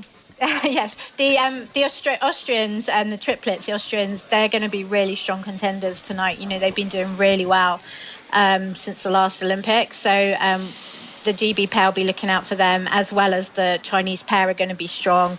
Plus also France. We haven't seen France compete that much because they'd already qualified as home nation. They're always really strong, and Spain will be strong too. And we just heard actually the Italian pair had to pull out as one of them is ill. Oh right, so there'll be 17 in the final. In the competition tonight and then tomorrow. I mean, what would it mean, Adele, if Kate and Izzy could finally win a medal? Because we got 4th place, didn't we? I think in 1984. You can hang on a second. I'm just going to look at my notes that I did earlier on today. Notes out. Here we know go. that. Caroline and Carolyn. Caroline Homeyard and Carolyn Wilson got 4th in 1984. Yes. But what would it mean to artistic swimming in the UK to get a medal? It would be fabulous. I think it's a sport that always captures the attention when it's shown because it is so different, and the way that it's filmed underwater as well as above. But to actually, get a medal at the Olympics will hopefully boost the sport, perhaps the TV will show it more when it's actually on. And then obviously young kids, because men compete in it now as well. They can compete in the Olympics, although we didn't have any this time round. To show young kids that it's a different aquatic sport. There's not just swimming, it's a whole variety of aquatic sports out there, and that artistic swimming is one of them. I was going to ask you the business about men being able to compete in the Olympics, because there aren't any, and this would be in the team event, isn't it? I think it's maximum of 2 in the team event, in theory, but we're not seeing it here. Why is that? I think it's taken a long time for the men to reach the standard of the women. I mean, if you think they've only been in the World Championships, I think for the last decade. So, they've never really been able to progress up to that level. So you've now got young boys seeing these role models like Bill May and Giorgio from Italy and thinking, I can do that. And so they've started their artistic swimming careers, but it's taken a while for them to reach the high level. And whilst Bill May made a return with the US team and did really well, but didn't quite make that final cut, he was also 45 years old, and to do a sport like artistic swimming at that age is so difficult. So he didn't quite make it there. But hopefully in LA 28, we are going to see the men being selected as of right on their ability and competing in the Olympic Games for artistic swimming. It's lovely to talk to you, Adele. Thank you very much indeed for joining us on the programme and for just helping me a little bit more with my prep for later on as well. It's really great to talk to you. Lovely to talk to you too. Adele Carlson, a Commonwealth medalist for GB and also swimming coach. And so that gets underway at 6:30 this evening. And Kate and Izzy are the second last to go in the competition tonight. So technical tonight, free tomorrow night. Yeah, and you're scooting off early to watch that. I'm scooting off early to have a little bit of a watch of that and have a bit of chat about it on the radio. Beautiful. I'm very concerned about this next item because I have a feeling that our friend Julien Laurent might self-combust at some point within the next hour and a half or so. It is France against Spain shortly kicking off in the men's football final. Jules is alongside Conor McNamara. Conor, you might have to douse him at some point. I'm not quite sure. It's a big night for France, isn't it? I mean, the French, obviously these are the Paris Olympics, but tonight is the first time that Thierry Henry's France team have played here in the capital at this tournament. And Julien, you're not the only Parisian who's excited about this. Definitely, half of this squad is from Paris, so you can just imagine in the French dressing room right now how much this means. A lot of the families are there and the friends and everybody. It's an amazing occasion, really, for French football and for this team, for Thierry Henry himself from Paris, of course, to be able to go for this gold medal at home. France won all 3 group games. They beat Argentina in the quarter-final. They had to come from behind to win against Egypt in the semi-final. That was a game that went to extra time. 2 goals for Jean-Philippe Mateta of Crystal Palace, who finished last season in scorching form. 13 goals in his last 13 Premier League games for Crystal Palace. He's got the number 14, which is a number that means a lot to Thierry Henry. He kind of comes in off the left wing. He allows Lacazette be the central striker. Is Henry trying to mould Mateta in his own image, do you think? I think in terms of talent, they're not even close to each other. But he made him believe that he could play a key part in this tournament, in this journey, and Mateta has delivered.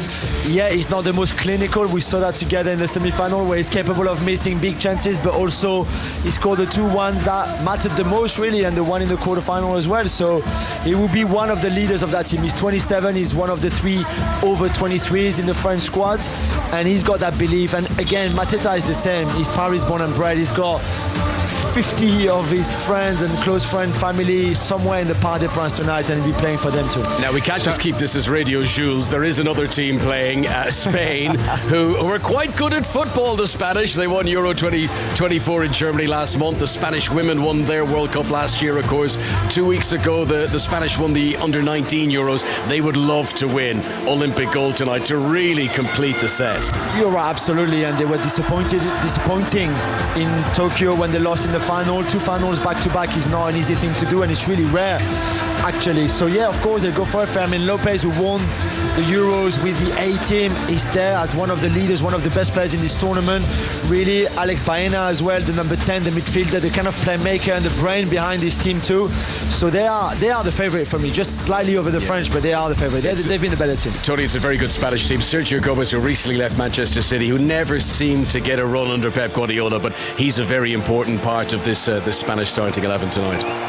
Back with you two shortly, but let's get an update on the golf, because I think it's finished for the day, Ian. It has, and it's finished in dramatic style as well, Ellie, with Morgan Metro, the world number 137. She was the leader heading into this second round, had her ups and her downs, but finished on a very significant up. A brilliant approach into the par 5 18th over the water, and she holed the putt for eagle, which means she joins Lydia Ko at 9 under par, the New Zealander who's looking to add to her silver and bronze medals from the last 2 games. Could only par that closing hole. So they lead at 9 under by 2 from the American Rose Zhang and from Japan's Miyu Yamashita, who was round in 68 to get to 7 under. Ataya Titikun of Thailand is at 6 under, and you've got Nelly Korda at 4 under par, as well as the big French hope Céline Boutier, who was round in 71. So set up beautifully for the final round tomorrow. Cheers, Ian. Let's go back then to the footy. France against Spain tonight in the men's gold medal match. Freed from desires ended. I was desperate to get that reference in while it was still going on by Gala. Just to show, I only know that because he was on at the cycling the other night. Julien, is this Thierry Henry's audition for the national team, the pro team? For the national team, I don't know yet, but there's another 2 years easily in the cycle of Deschamps, so Thierry will have to wait, and I don't think he wants to wait after this. So, as we mentioned the other day during the semi-final with Connor, there's the Euro under 21 to be played next summer, and Thierry and the team has qualified. Thierry came for 2 things. One was for this, obviously, for the Olympics in Paris. As we said, for him as a Parisian, it meant so much to be there, and also for the Euros in 2025. If he wins gold today, I think there's a lot of possibility that big clubs in Europe will maybe try to come for him. Will he stay with the French under 21s? I'm not so sure. But what this has done for him and for his own reputation, Tony, is that after some debut, let's say, okay, with mixed feelings at Monaco and at Montreal in the US, in MLS, this has showed what he can do now. He's changed as a manager, he's much better tactically, much better in his man management, and also before, he was a manager that was still a player. He was a head coach that was still a player, which is the worst thing, Tony, because at training, he would get frustrated, for example, and say, okay, give me the ball, I'll show you how we can do things. He was better than some of his players. And I think in his mind, he hadn't made the change in terms of, I'm not a player anymore. This is not what I'm here for. I'm here to coach those players to make them better. Now he's got he's changed his mindset. Now he's got that mindset, which has made him a much, much better coach. So I expect him to have more offers after these Olympic Games. I get that. Listen, just to end, because it kicks off in 10 minutes, Jules, I won't ask you who you think is going to win because I know what you'll say. So I'll ask you, are you worried? I am, because Spain are very good, but this is the story. 40 years ago, France won the Euros in that stadium against Spain in the final. 40 years ago, France won the gold medal at the Los Angeles Olympic, the only gold medal we've won in football. So there's too much link between history and tonight that makes me think that we're going to win this. Well, the crowd do, don't they? Allez, bleu. I'd be interested to see how many French versus how many Spaniards in the crowd. I'm sure you'll update as it goes along. Guys, enjoy. We'll be back and forth over the next few moments. Connor and Jules watching the men's football final then. I love the sound of the French celebrating. I mean, isn't it great to be in the host city and seeing them do well? And we talked, we had Julien just with us a little bit earlier on, and I said it was amazing to be in the Velodrome last night for a French gold medal in the Omnium. And actually, you know, and he said when Teddy Riner as well, so seeing him winning that gold medal in the judo. That's one of my favourite moments. It's apposite because Bunsey's just turned up. Yeah. But that commentary was Julien, Bunsey and Chappers when Teddy Teddy Riner. Riner won the judo. Is one of my highlights of the whole business. Have you managed to get out to sports? I have JJ? actually. So I got out to the swimming to see PT, and what a venue that was, especially when Leo Marchand was in it. Yeah. It was, the Racing Stadium there. It was an absolute coliseum, such an impressive setup. Obviously, I was out at the triathlon. I was in Matoni the other day. That incredible Alex Yee moment. You really felt like you were standing in a moment in history at that point. Got out to Roland Garros as well. To step into a venue like that and to feel all of its history and sort of even just look around the place and go, oh, this all makes sense now. I kind of know how the French Open works now.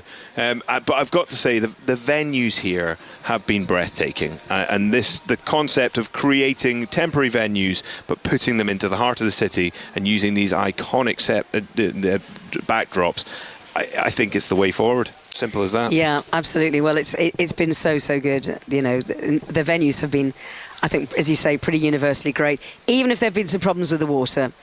Yeah. But well, they got the marathon swim out in your time this morning. They did indeed, and it was an absolute battle. Actually, a lot of the talk about the water, of course, has been about the water quality, and not enough was said about how brutal the current in the Seine is. And so for the triathlon and then that 10 kilometre this morning in particular, that is one of, as far as an Olympic gold medal goes, and none of them are easy to win, but that's a tough one to win. Before you go, we should mention actually the fact that we're watching the modern pentathlon ongoing at the moment, and you with your army background, I mean, this is kind of one of those traditional army origin sports. I mean, not very many pentathletes come from that background, apart from kind of Hungary, Eastern Bloc, and that sort of thing. Just mentioning Joe Chung, who's actually the reigning Olympic champion, and Charlie Brown, who are in it currently in the semi-finals. So semi-finals today, finals tomorrow, women's semi-finals, I think, and finals on the semi-finals tomorrow for the women, and then finals the following day. Yeah, I mean, it sort of harps back to the Olympics that were sort of born out of the early 1900s, of course, and then kind of got a renaissance after the Second World War as a peace games as well, to bring nations together. And of course, huge parts of the population served in the armed forces, and so events like modern pentathlon and actually a lot of the winter sports, your biathlons and your sort of cross-country skiing, they were really to give people that opportunity to exercise themselves quite literally and to use some of those skills that they never would use again, and to be that sort of all-round expert. Well, that's what Pierre de Coubertin invented it for, wasn't it? It was to say it was the all-around army officer, who could fence, shoot, swim, ride and run. Did you do much fencing in the Royal Marines? just asking. No fencing, no horse riding. What else we got in there? Why aren't they yomping? My shooting's okay. A bit of yomping. Walking around with wet feet. Not getting a lot of sleep. That's an event. The marathon with wet feet. But actually they're changing. We are going to get to the news in a second. But they are changing the rules, aren't they? So from next time they're getting rid of the show jumping, and it will be an obstacle course. And actually that's kind of even more army related, actually. Absolutely. Do you know the one I'd love to see come back? Tug of war. I'd love to see the tug of war come back into the Olympics. I think that's such a great sport. Bunsey has been trying to restore various old sports to the Olympic Games. Obstacle swimming. Are you mouthing obstacle swimming there, Bunsey? I think you probably are. Someone told me we're the holders of the tug of war. Oh, we'll never be beaten. Yeah, I believe the tug of war. We left with that, and we've retired that shirt, so to speak. The obstacle swimming was 200 metres, and it was an absolute beauty. And it took about 11 minutes more than they were swimming the 200 metres. So whatever the obstacles were, they were serious obstacles, Ellie. It wasn't like a hoop. It wasn't like you're playing in a pool with your children. It was real, and I still haven't found any pictures. So, he comes in, Senator Tony lives in him, and I'm going to have 15 minutes on this on Sunday. I'd like to do it. Brilliant. Right, JJ, thanks ever so much. Always a pleasure. Lovely to see you. Cheers, JJ. Enjoy the rest of the games. Have a good last couple of days. And I can't wait to see Ellie breakdancing at the rap bar. Yeah, that's simply not happening. Right. Well, I don't know. 2 glasses of wine is all it takes, and she'll be up there. Well, normally it's karaoke, but since I can barely speak, let alone sing, I think that's not happening either. Thank you to JJ. Bunsey is here. We'll have more from him, more from us in the cafe. But let's get the news on 5 Live, shall we? Yes, it's Jill Mackenzie. The voice of the UK. This is BBC Radio 5 Live. A man who posted on Facebook encouraging people to attack a hotel housing refugees and asylum seekers has been jailed for 20 months. The judge, Guy Curl, said 28-year-old Jordan Parler from Leeds had intended to incite racial hatred during the protests. The initial post received 6 likes.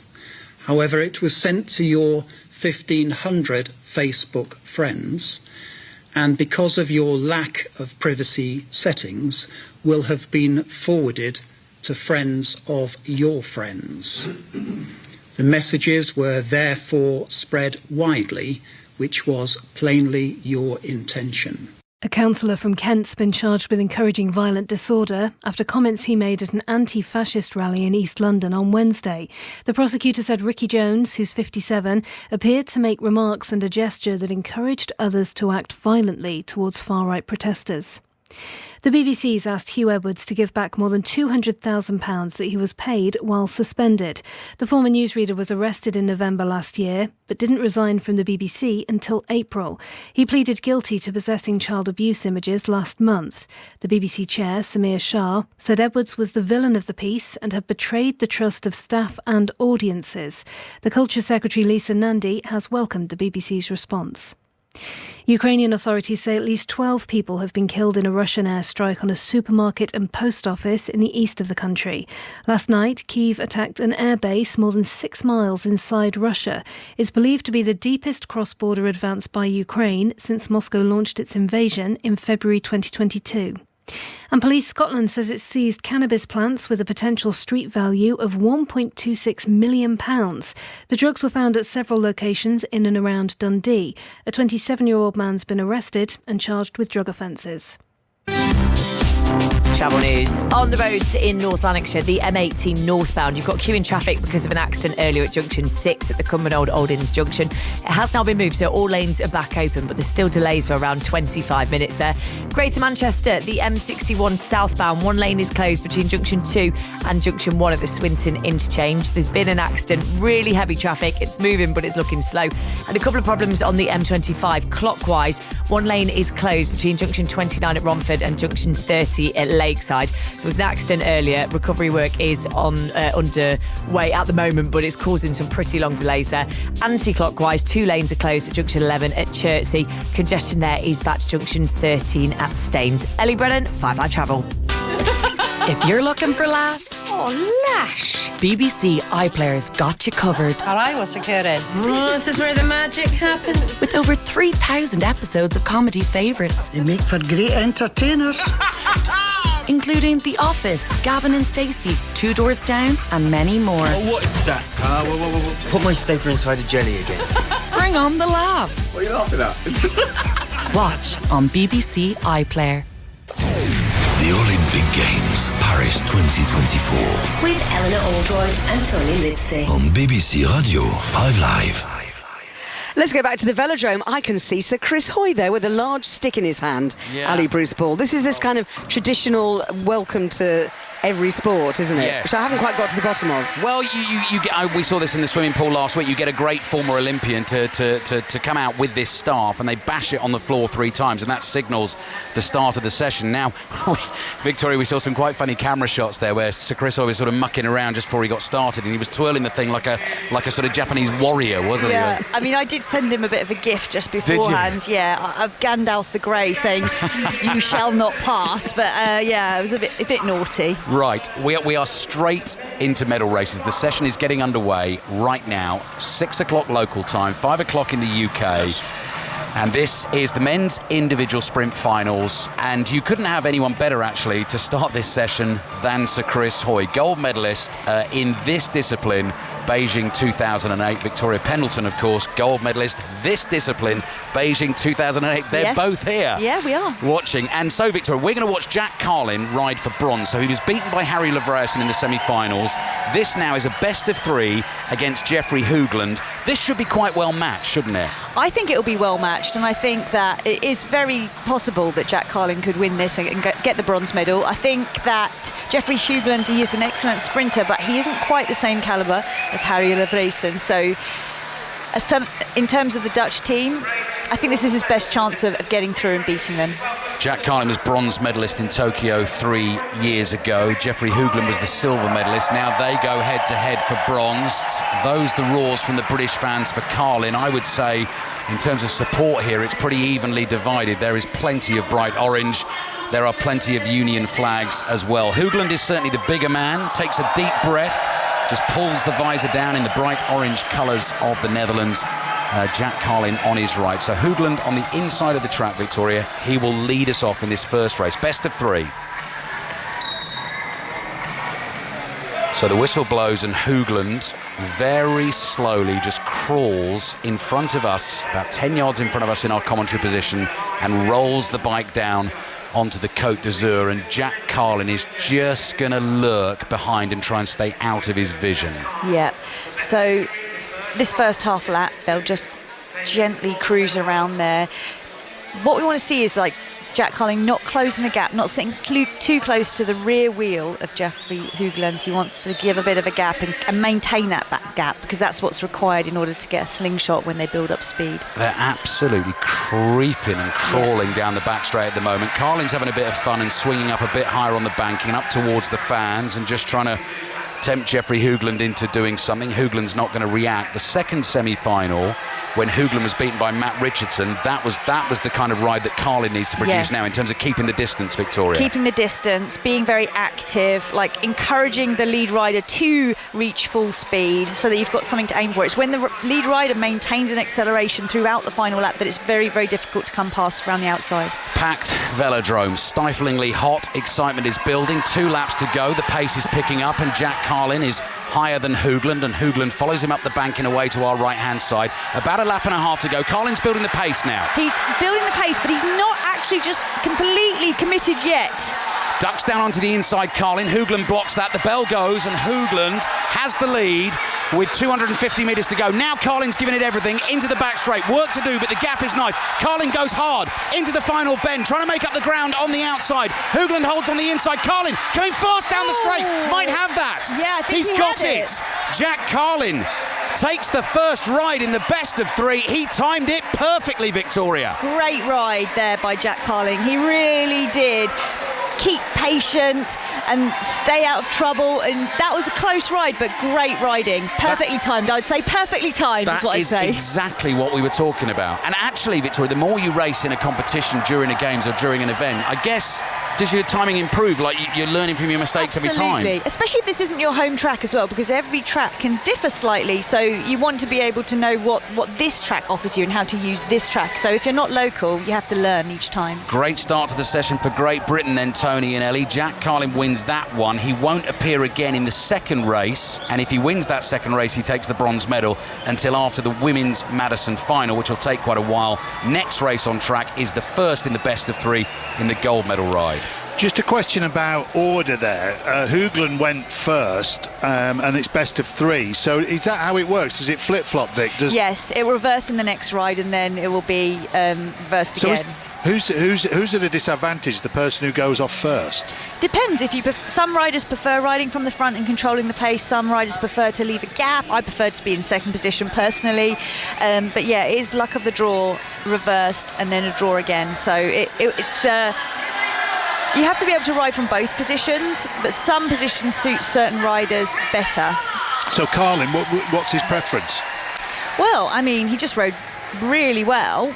I mean, I've seen him win from the front and the back, so I think he's quite a versatile rider, but I think he prefers maybe to be in second position. He's only got to win one more race out of 2, and he'll have another bronze medal, like the bronze medal he won in this event in Tokyo 3 years ago. This, though, the gold medal ride, this is the sprint matchup I think that everyone was expecting in this final, and it's a mouth-watering prospect. The bright orange colours again of the Netherlands.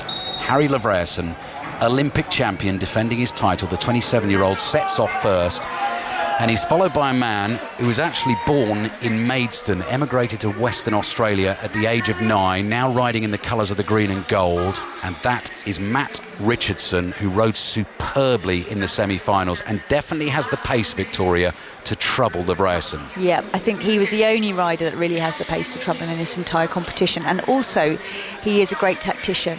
I think he really mixes it up. He's quite confident and sort of he asserts himself on a race. When they're crawling like this, so they're just making their way down the back straight, can you almost feel your heart beating or hear your heart beating in a quiet velodrome? Oh yeah, I mean, sometimes it's so quiet. You just hear the tyres just kind of almost gripping the tiny wooden fibres, almost squeaking along. Yeah. it's the great drama of this event, because you know it's going to burst into outrageous speed, and that will happen pretty soon. They're coming round here for the first time. This the first in the best of three. This is Livreason against Richardson of Australia, and Richardson's just keeping a steady distance here as Livreason's building the pace in front of him. Yeah, so he is maintaining pace of Harry Livreason, but he's not going to get too close. I think he'll probably swing up high and get a little bit more height. Here we Create go. A bit more gap. Yep, he comes up the banking. Does exactly what Victoria says. Then he ducks down into the sprint lane. He's got a bit of work to do. Livreason has the edge in the back straight. They come into the final bend. Richardson giving it everything, trying to come on the outside. It's going to be close in the home straight, and Livreason takes the first one. Livreason one up in the best of three. Richardson tried to do it from behind, just couldn't quite get there in the end. Yeah, it was close. I think they just need a little bit more gap. I think the coaches will say that he needs to be like a fraction of a second more patient there. So Harry Livreason, the Olympic champion, smiling, just nods politely to the Dutch fans who are waving their flags. He is 1-0 up in the gold medal ride. In the bronze medal ride, Jack Carlin is 1-0 up on Jeffrey Hoogland. Thank you very much indeed to Ali and to Vic. We'll talk about the women's Madison as well in a little while, but let us go back to the football. We were just there at the start, weren't we, with the atmosphere, the men's gold medal match at the Parc des Princes, France against Spain. And Conor McNamara, how is Julien Laurent at the moment? He's okay. He's jumping up and down. He's like a jockey in the first round of the Grand National. He's not fully up out of the saddle yet, but he's ready to go. 8 minutes played. France 0, Spain 0. We haven't had a shot on target yet. I would say that France are controlling the possession of the early stages. Julien, we watched the French semi-final win against Egypt when Thierry Henry's side left a few chances out there early in the game. It feels imperative that if and when France create an opportunity, that they could, if they could get an early goal here with this momentum of the crowd. But the longer it stays 0-0, I wonder will that suit Spain? Yeah, you're right. I think the efficiency or the lack of was quite obvious in that semi-final, and even in previous games too in this tournament. So in a final like this against such a good team as is the Spain team, you won't have many chances. So this will make a massive difference. But they started well, even if Michael Olise hasn't been involved too much yet. And they need him involved, as we said. He's been the best player by far of this French team so far.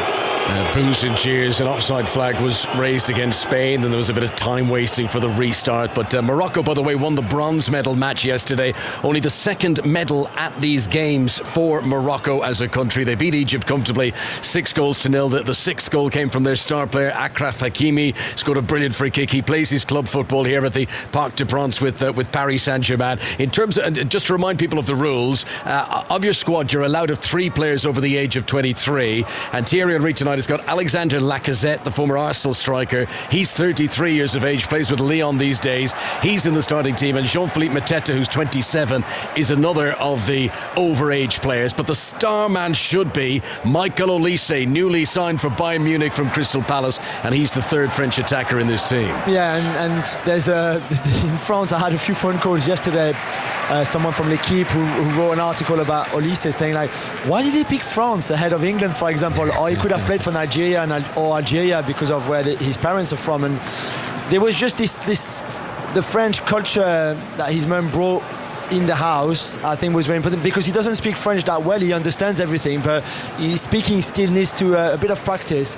But he just wanted to wear that blue shirt. He grew up watching the export from the French teams of 98 and 2000 and 06 too. And when he was at Chelsea Academy, for example, it was a time where Drogba and Anelka, so the French speakers, were doing well as well. So I think France was always right up there for him to play for if he ever had the chance. Here is Olise picking out a good pass forward. Enzo Milo, who's back in the team from suspension, just beaten to it inside the penalty area by Eric Garcia, the former Manchester City player. So 10 minutes in, France 0, Spain 0, a real final atmosphere at Parc des Princes.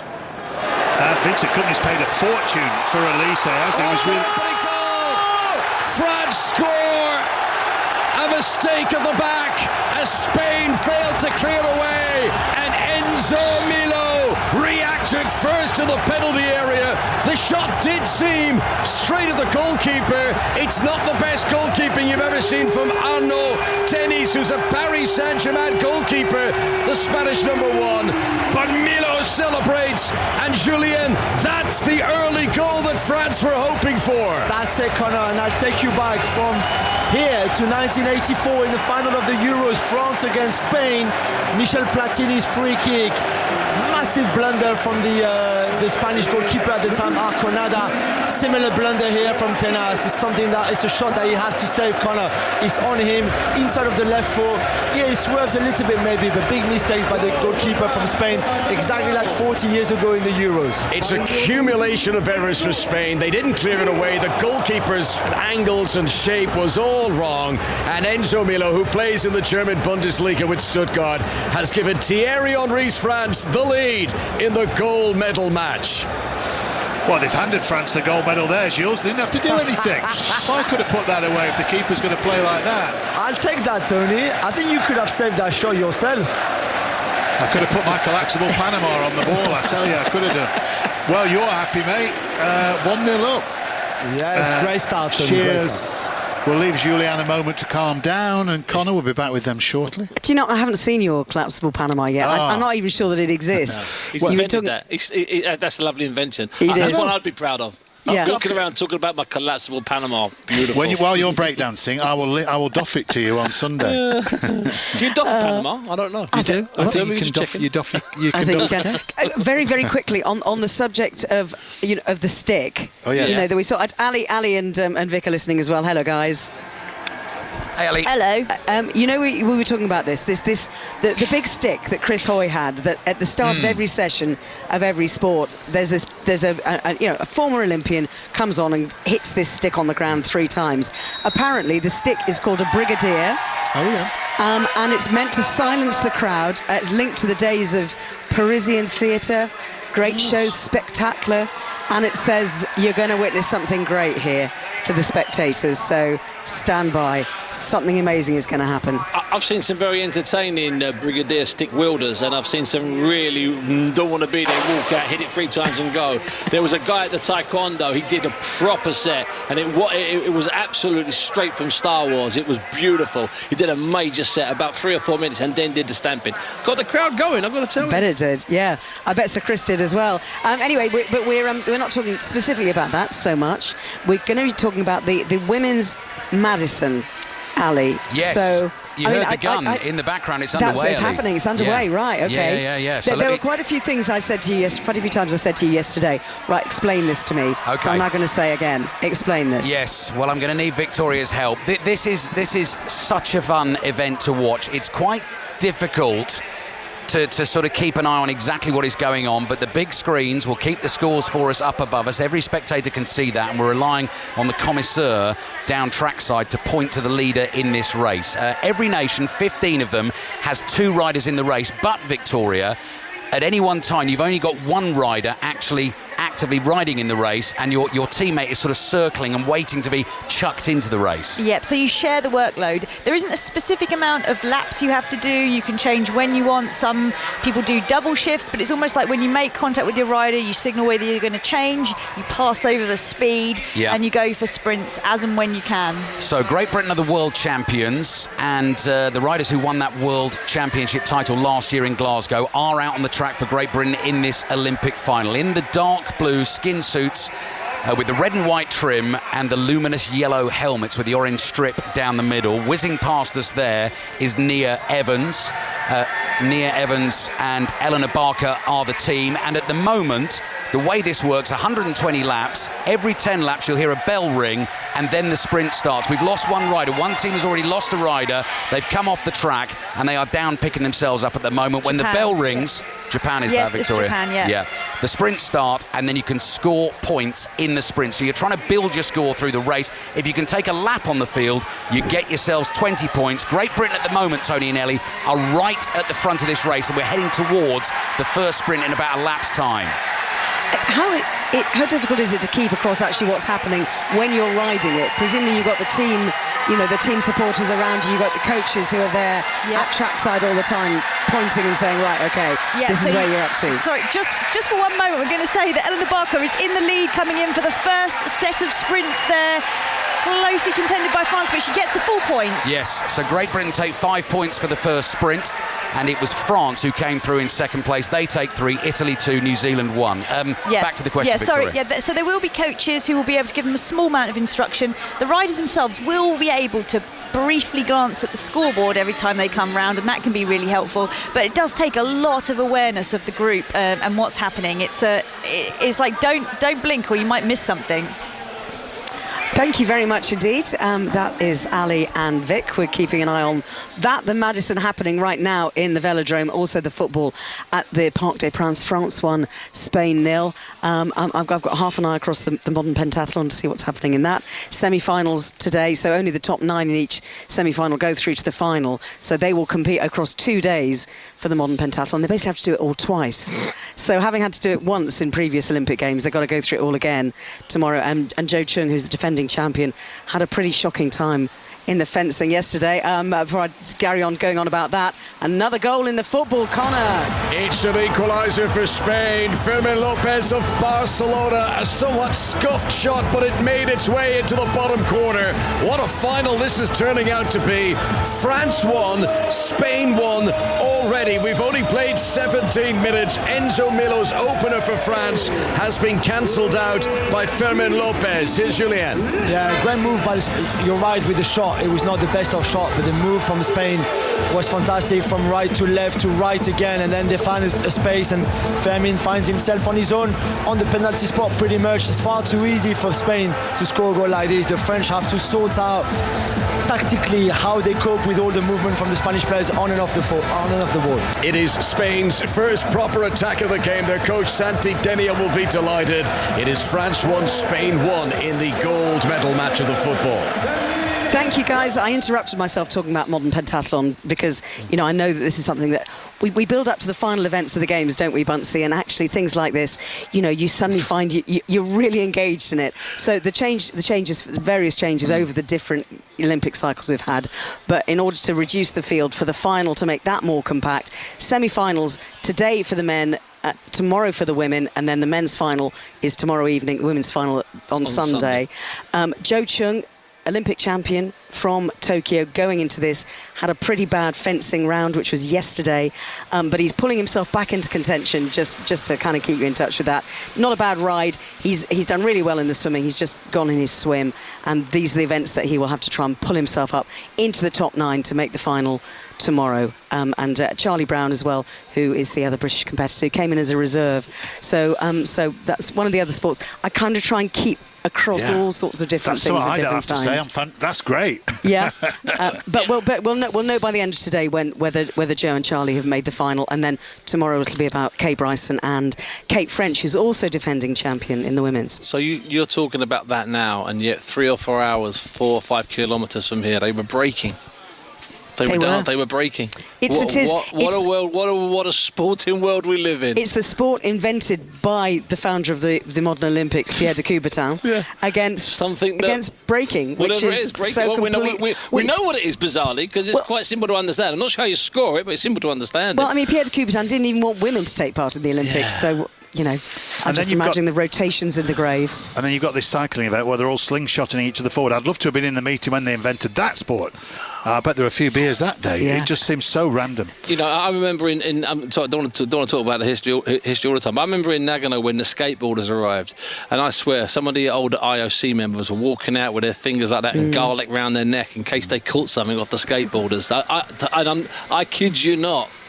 Well, look, I want to talk to you about that in just a second. Let's just quickly go back to the Velodrome and ABB. Yeah, gobbling up the laps here, 95 to go, so still plenty of time in this race. We've had 2 sprints so far, Victoria. Great Britain won the first one and scored the 5 points there. They didn't score in the second race. Italy did and scored in the first, so they're the leaders at the moment on 7 points. We haven't seen any team yet try and take a lap on the field, have we? No, we haven't. I think it takes a few laps for people to sort of settle in a bit and get their changes feeling nice and smooth. But also, you saw there in that second sprint, GB did not content a sprint because the change happened a bit late. Right. And you know, you have to be in the right place, and if people are changing in front of you, you have to go around the outside of them, so it can disrupt your flow. Is there an ideal time to change? What would be the ideal time to change then? Probably with like half a lap coming into the bell.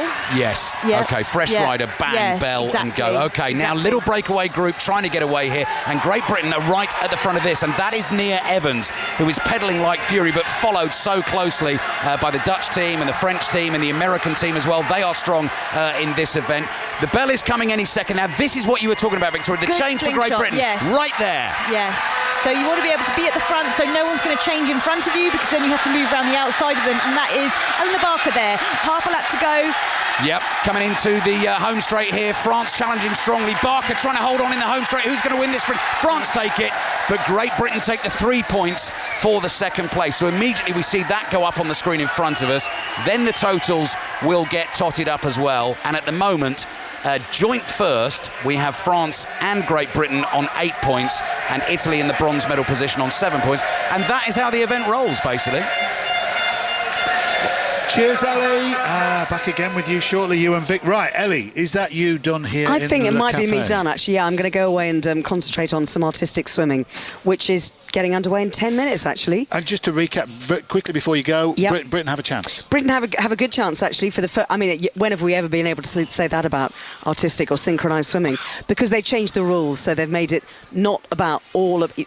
So subjective, basically. So they've taken some elements of the judging away from the judges, and they are mathematically calculated, or they're calculated. So difficulty score and synchronisation score are now decided by technical juries, and so the judges will judge execution and artistic impression. So theoretically and actually in practice, it has actually worked like this. There is less prejudice going into something. You know, the judges are not going into it thinking, right, okay, well, this country is traditionally strong. We know that this team are particularly good. It's much more, you know, you're much more likely to see a much more open field, which is what's happened in the last World Championships. But where do they find the time? We already know that 11 and 12-year-old can't go to swimming clubs because they've closed down. They're having to travel 30-mile round trips just to swim. That's why water polo, forget it. They don't get the pool time. So where are the artistics? Where are the artistic swimmers training? I mean, where does an 11-year-old artistic swimmer train? That's incredible. Well, I mean, Kate Shortman and Izzy Thorpe, they train in a community swimming pool in Bristol, and they have to kind of basically find space in the pool in between the aqua aerobics and the... Can barely be deep enough. Yeah, well... Does well. I mean, it's got to have to be in the deep end, because you can't touch the bottom and you can't touch the sides. Unbelievable. But apparently some of the people in this recreational sessions that they go to get a bit annoyed if the music's too loud when they're training. Yeah, of course. But they've only just got lottery funding in the last year or so. So yeah, it's when you haven't got that basis of performance. That's what I mean. You're not getting the funding, and then when you start to, it then becomes a virtuous circle. And they're competing. That's staggering. They've got competing world, and they've got world chances. silver and bronze. That's ridiculous. World silver and bronze this year, and World Cup gold medal in this pool at the Aquatic Centre here in Paris in May this year. What time do they swim, the GB pair? They will go, well, because it's reduced to 17, so they'll go 16th out of 17. Okay. All right. Well, look, you're going to be So I across better head down there. Yeah, let you go. Cheers, Ellie. Mercy. Go in the football, Connor. Spain have turned it around from 1-0 down after 11 minutes. It's now France 1, Spain 2. And it's a second goal for Fermin Lopez. And the French defence haven't covered themselves in glory there. Lopez was able to follow up after the ball was spilled by the goalkeeper. And Spain lead. Just before that, down the other end, Mateta had a chance from a set piece. He tried to head it inside the 6-yard box, Julian, but it more came off his shoulder. And then how's your look as Spain come down the other end? The cross from Juan Miranda, and Fermin Lopez delighted to score again. Yeah, and you're right again, the marking. First Abel Ruiz on that cross from Miranda on the left on his own by Lukeba, and then Truffert too much behind Fermin Lopez to be able to get to the rebound before Lopez, and that's a terrible goal to concede again. Defensively, the French have been pretty good in this tournament. They've only conceded that one goal that we saw against Egypt in that semi-final, but so far in these first 25 minutes, they've been, on the 2 goals especially, they've been really, really out of position. Terrible. This is the big day for Thierry Henry in this job. He is the coach of France men's Olympic football team, assisted by his old Arsenal teammate Gal Clichy. But France, having had the perfect start here, now trail 2-1, and it's another, chapter in the book of Fermin Lopez, who has burst onto the scene at the start of last season. Played regularly for Barcelona, got into the Spanish team, played for Spain at the Euros in Germany, and he's the star of the show for their Olympic team here. Where he gets the energy, I don't know, but France have to try and turn it around, trailing as they do here by 2-1, and Spain, who've only really, Julian, had 2 attacks, they've scored for the 2 of them. Yeah, and maybe that French goal came a bit too early, and after that they almost stopped playing and let Spain have a bit of the ball, and Spain, as we know, look at this movement again right now. Great triangle on that left-hand side. Miranda involved too. Miranda tries to break into the penalty area. He's taken down, and Spain are going to get a free kick on the edge of the box. So you can hear the disgruntlement, the boos from the French crowd. 2-1 they trail. I think we're going to stay for the free kick, Connor. Please do. Right, so free kick for Spain. Shooting distance. Juan Miranda, who has won it, cantering down the left-hand side, tried to cut inside of Loic Barre, who plays in Spain with Sevilla, so he'll know a lot of these opposition players today. We mentioned that Sergio Gomez is in this Spain team, the Manchester City player. He just recently left Pep Guardiola's squad. He's got a good set-piece record. And also coming over to have a look at this is Alex Baena, who is another who played at the Euros for the Spanish men's team. And those 2 are standing over it. The French goalkeeper, Guillaume Rest, who's only a teenager, plays for Toulouse. He's having a look at this and lining up his wall. 27.5 minutes played at Parc des Princes in the 16th arrondissement in Paris. So much history, so much French success inside these walls over the years. But here comes the French free kick, and it's played on target, and it's in! Scored by Alex Baena. What a start to this game. What an opening half an hour for Spain. They start 1-0 down, but it's now 3-1, and Thierry Henry's France are in big trouble now. Big trouble, Connor. I mean, what a free kick from Baena. We mentioned him at the start of the coverage before the game started. Him and Fermin Lopez are the 2 outstanding talents in that team. He's been one of La Liga's best midfielders with Villarreal for the last 2 seasons. Easily, those Spanish midfielders with vision and with so much quality on the ball, and this free kick is exactly that. Rest doesn't even move. The ball is over the wall, not even in the top corner, just over the wall and by the post, and that's in. It's just a fantastic free kick, and now Spain have scored 3 goals in 8 minutes. Incredible turnaround here. That is what the Spanish can do to you, and be it their women's team winning the World Cup, be it the men's team winning the Euros in Germany, be it the under-19s 2 weeks ago winning their European Championship. Boy, is Spanish football on a wave at the moment, and this is going to be intriguing now to see if Thierry Henry's team can battle back into it and try to get into the Spanish penalty area here. Half an hour played at Parc des Princes, but the ball goes over the byline. Despite the best efforts of Joris Chota of Montpellier, that will be a goal kick to Spain. The tempers are fraying, and anyone, and there are a few who sort of wonder why football is in the Olympics and what does it really mean to these players. This, Tony and Ellie, is a feisty atmosphere. It feels like a proper major tournament final. Yeah, I'm tempted to look up the French for all over the place, because that's where they are at the moment. There's a long time to go, though. We'll see Spain looking imperious right now. Let's head to the Velodrome. Alistair Bruce Ball and Victoria Pendleton. It's the final of the women's Madison. 30 riders thundering around the blonde boards. The bell is about to go. Great Britain with Eleanor Barker and Nia Evans in the gold medal position after 5 sprints of the race so far. There goes the bell. Flying past us is Nia Evans, trying to get involved in the points here. I don't think it's going to happen this time. There's so many times during this race, Victoria, where I'm particularly got an eye on the British riders. They've come so close, shoulder to shoulder, wheel to wheel, and I'm jumping out of my seat, afraid they're going to get knocked over. Great Britain have not scored in that sprint. No, I mean, sometimes if the change happens right in front of you, the riders in front of you have, they slingshot and pass over. You have to go around the outside of them. You can lose a lot of ground and kind of get pushed out of the chance of getting any points. So you have to pick and choose them when you can. We knew that the American team were going to be strong. They did score in that last sprint. They are now in the gold medal position. This is really tight because no team has been able to take a lap. If you can take a lap on the field, you get yourself 20 points, and then you really are in the running. Jennifer Valente and Lily Williams, 12 points in the gold medal position. Great Britain in the silver medal position on 11 points. Victoria, what have you spotted? So the Netherlands have definitely put in an attack to try and get a lap. They're about, maybe 30, 40 yards clear of the peloton at the moment. They're being chased down hard, but they've got a good lead. Right, that's the Netherlands going hard, looking to try and get themselves 20 points. Lisa Van Bell is doing the hard work at the moment. Great Britain, Tony, at the moment in the silver medal position. It is incredibly tight. It could come down to the last sprint. It will, and it's double points on the last sprint. Guys, back with you shortly. I'm a bit behind looking at the telly here, but 50-odd laps to go. There, the football is 3-1 to Spain at the moment. We're keeping our eyes on that. We can take a little bit of a breather now. Bunsey's here with me in the cafe. Bunsey, we're going to talk boxing, but just before we do that, I'm going to indulge myself, because you said something earlier that intrigues me, and I know you're a student of the Olympics. Talking about skateboarding, and you said the IOC members were making the sign of the cross when the borders turned up. Yeah. What is this newfangled kind of thing? But I've been talking all along about boarding, breaking, kite sailing, climbing, youngsters coming through. Someone somewhere at the IOC is seeing the future, aren't they? Absolutely. So is there kind of a tug of war going on? Well, I think certainly with snowboarding. Certainly with snowboarding, that was the sort of first one. That was the one that got it sort of toeing the IOC door, if you like. So it really annoyed people from the traditional skiing. Well, lots of IOC people.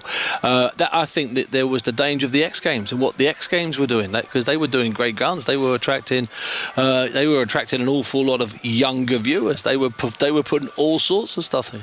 So in all fairness, and then when skateboarding did come in, or when snowboarding came in, when BMX came in, there was splits in the sort of so-called sanctioning governing bodies, because the sanctioning and the governing bodies of those particular new sports, they were all over the place anyway. There was one in California, one in Panama, one here, one there. They were completely all over the place. There were lots of behind the scenes negotiations, because what you can't have at the Olympics is a sport represented that it isn't sanctioned by a body that's wholly recognised as the leading governing body. And of course, one of the most ancient sports inside the Olympics, boxing, is the only sport at the Olympics that doesn't have a governing body. The Olympic boxing is run by the IOC. But the others, skateboarding, snowboarding, BMX, they've all managed to get themselves, barely under one roof, and they've got to be under one roof to be inside this carnival. I'm now going to switch it to boxing, but with a related question.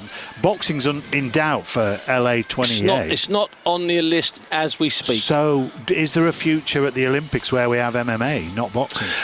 One of the good things for boxing is that MMA can't really get its house in order. It doesn't have one body, and we forget that the MMA. Everyone seems to know MMA by the giant company UFC. Well, UFC is a company, not a sport. People say to me, "Oh, I love UFC." That's like saying I really love Boots. Oh, I really love British Airways, instead of flying, in a company that sells you codeine.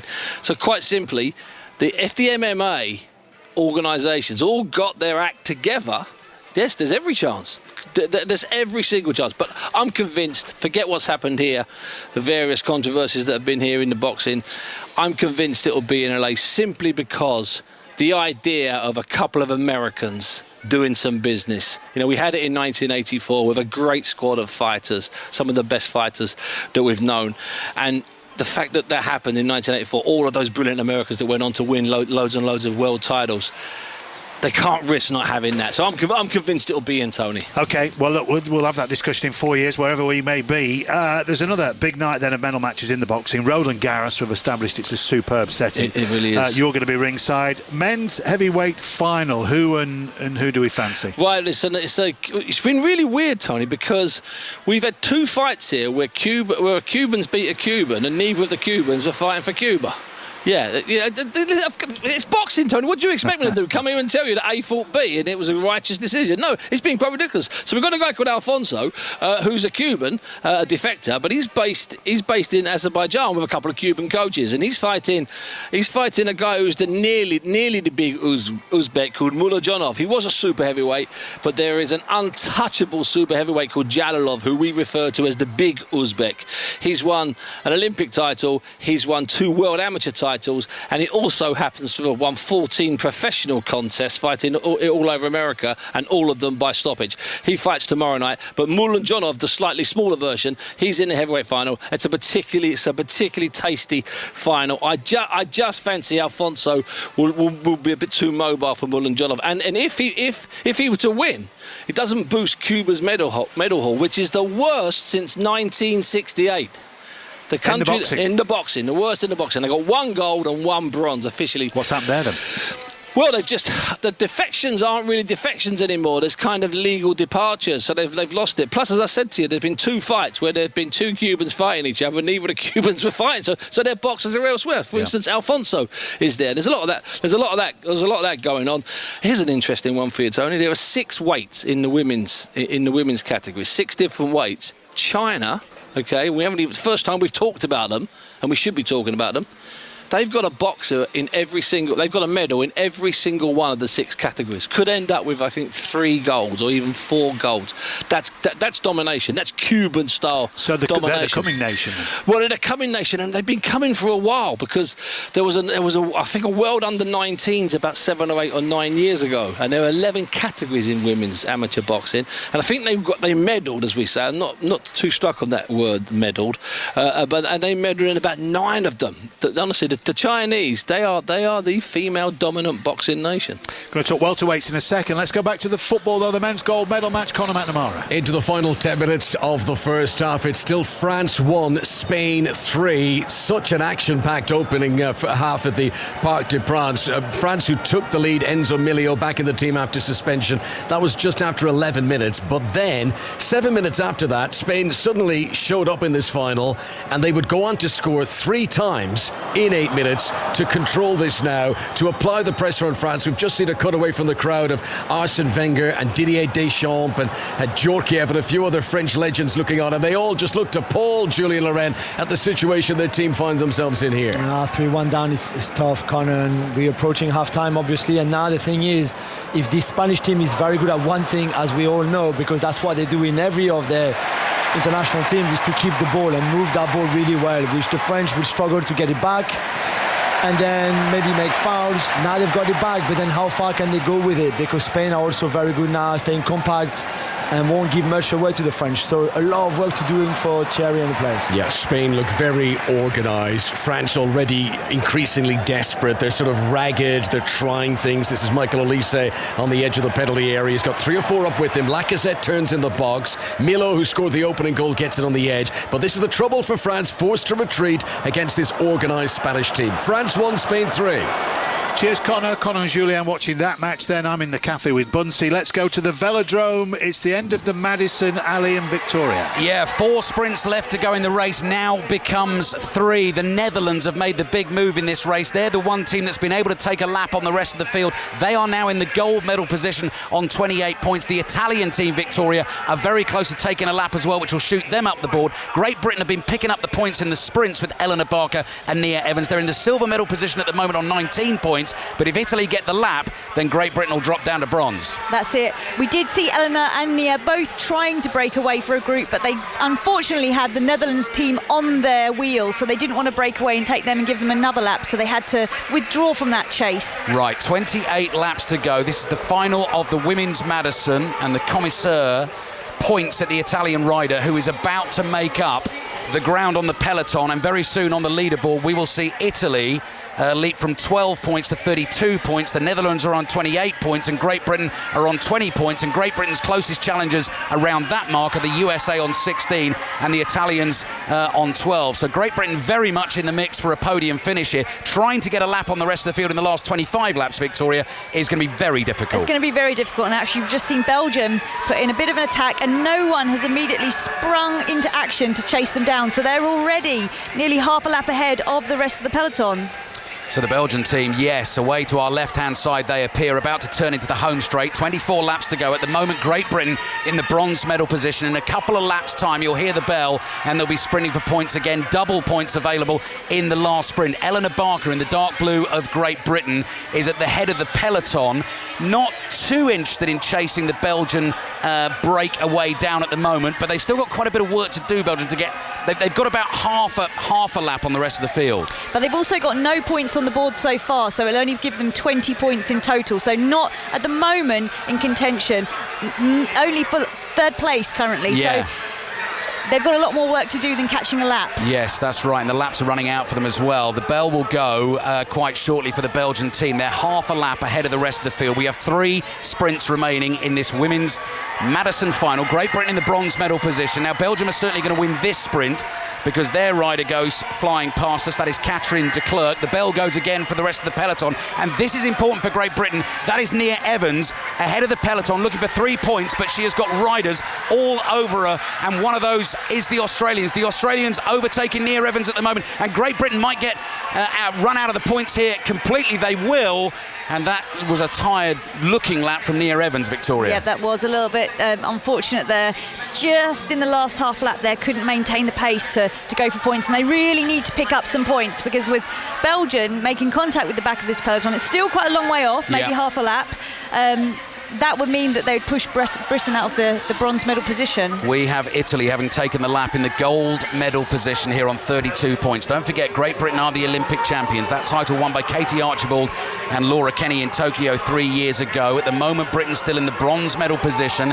18 laps to go. I'm looking for those Belgian riders. It's still about half a lap or so, but if they do get that lap on the field, if they can close the peloton down and do the work and get there, then Great Britain will drop out of the medals. Victoria, what are you pointing at? We also see the rider from Ireland is also put in attack and no one is chasing her down. She's only maybe just under quarter of a lap ahead, but no one is chasing her down. If they make a point, Ireland already have 3 points that will give them 23 points that will put them above Evans and Barker. That is why this event is so unbelievably confusing. If you were sitting in here watching velodrome action for the first time and weren't watching the commissaire pointing at the rider who's in front, because there are riders that are non-active in the race high up on the banking waiting to be slung in. They're coming sprinting round at the moment here. France are looking to make a break. Italy are going with them. The Netherlands as well. Ireland are up there, as Victoria said. Great Britain still pushing. Great Britain in the bronze medal position, 21 points. The Dutch on 28 and the Italians in the gold medal position on 32. We only have 14 laps remaining, and France, driven on by the home support, are trying to get themselves a lap. Let's find them on the leaderboard. They're in 5th. If they got it, they'd be up to 31 points. That could be a thriller. Oh, it's a lot to take on board right now. We're watching it. The lead keeps changing. Here it is. We haven't got confirmation yet. Let's have a look. It's the Belgians. The Belgians haven't made their lap. They've got the lead, but it's now the French team that have closed them down. The Dutch are following the French. They're sticking to them because the Dutch are in that silver medal position and they want to keep their place on the podium. I mean, it is so spread all across the velodrome at the moment. We've got 2 sprints to go. The penultimate one is coming shortly, and then the last one is for double points. Italy in gold, 32. The Dutch in silver on 28, and Great Britain still in there on 21 points. And I can see the British team doing a slingshot at the moment as the bell goes. Can they get themselves in the mix on this sprint? I don't think they can. Nia Evans, I think, is too far behind. Too far behind. There's also 8 riders in front of her, so she's in 8th. Well, actually, she's in 8th position. So to get round all those riders, there's a couple of changes happening in front of her. I think it'll be too difficult. It is the madness of the Madison, the women's final on 5 Live and BBC Sounds. Great Britain do not score any points in that sprint. We'll wait and see what comes up on the board, and we'll let you know the medal positions as we move into the last 10 laps of this race. At the moment, the leaderboard now has Italy on 37 points. They took the 5 in the last sprint. The Dutch are on 28, and Great Britain still in the bronze medal position, 5 points clear of the US on 21 points. But that final sprint, that is absolutely crucial, Victoria. If you win that final sprint, if Britain can do that, it's 10 points. I know, it's going to put a lot of pressure on. I think that all the teams will be slowing down a bit. I can see it's bunching up a bit. Everyone is looking to see who is going to make the attack. 8 laps to go. It looks like the Danes. The Danes have decided to push on. They're on 10 points. Great Britain fancy a bit of this. Great Britain know if they can take the 10 points, it would be a silver medal. The Italians are on 37. Great Britain aren't going to be able to take a lap here, but if they can win the last sprint, they'll get themselves into the silver medal position. The Danes are gone and flying. They've got about half a straight length ahead of the rest of the peloton, but Britain are leading the chase at the moment, Victoria. They are chasing it down and doing good work. I don't know if Denmark will stay away. Well, that's Julie Norman-Leth, and she's being chased down at the moment by Eleanor Barker. Eleanor Barker, slingshot for Great Britain. 5 laps to go. Nia Evans, the Scot, the 34-year-old. Barker and Evans, the world champions, chasing an Olympic silver medal at the moment with 5 laps to go. The Danes are now into the back straight. Then it's Britain, and then it's the USA. And don't forget, the USA are just behind Great Britain in the fight for those medal positions. So Great Britain have got to be careful, very careful about the American team. We are down to 4 laps to go, and the legs must be aching out there, Victoria. It's all going to come down to the timing of the changes at this stage.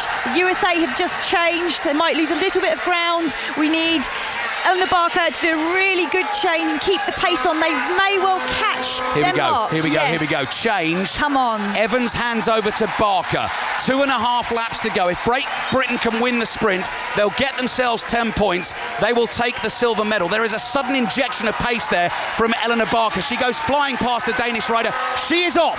She is off and chasing around the velodrome, and now they are trying to catch her. But she is not going to be caught, Eleanor Barker. We're going to hear the bell very soon, and this should be enough to take Great Britain into the silver medal position. Eleanor Barker is going to do it on her own. She is chasing the back of the peloton as well.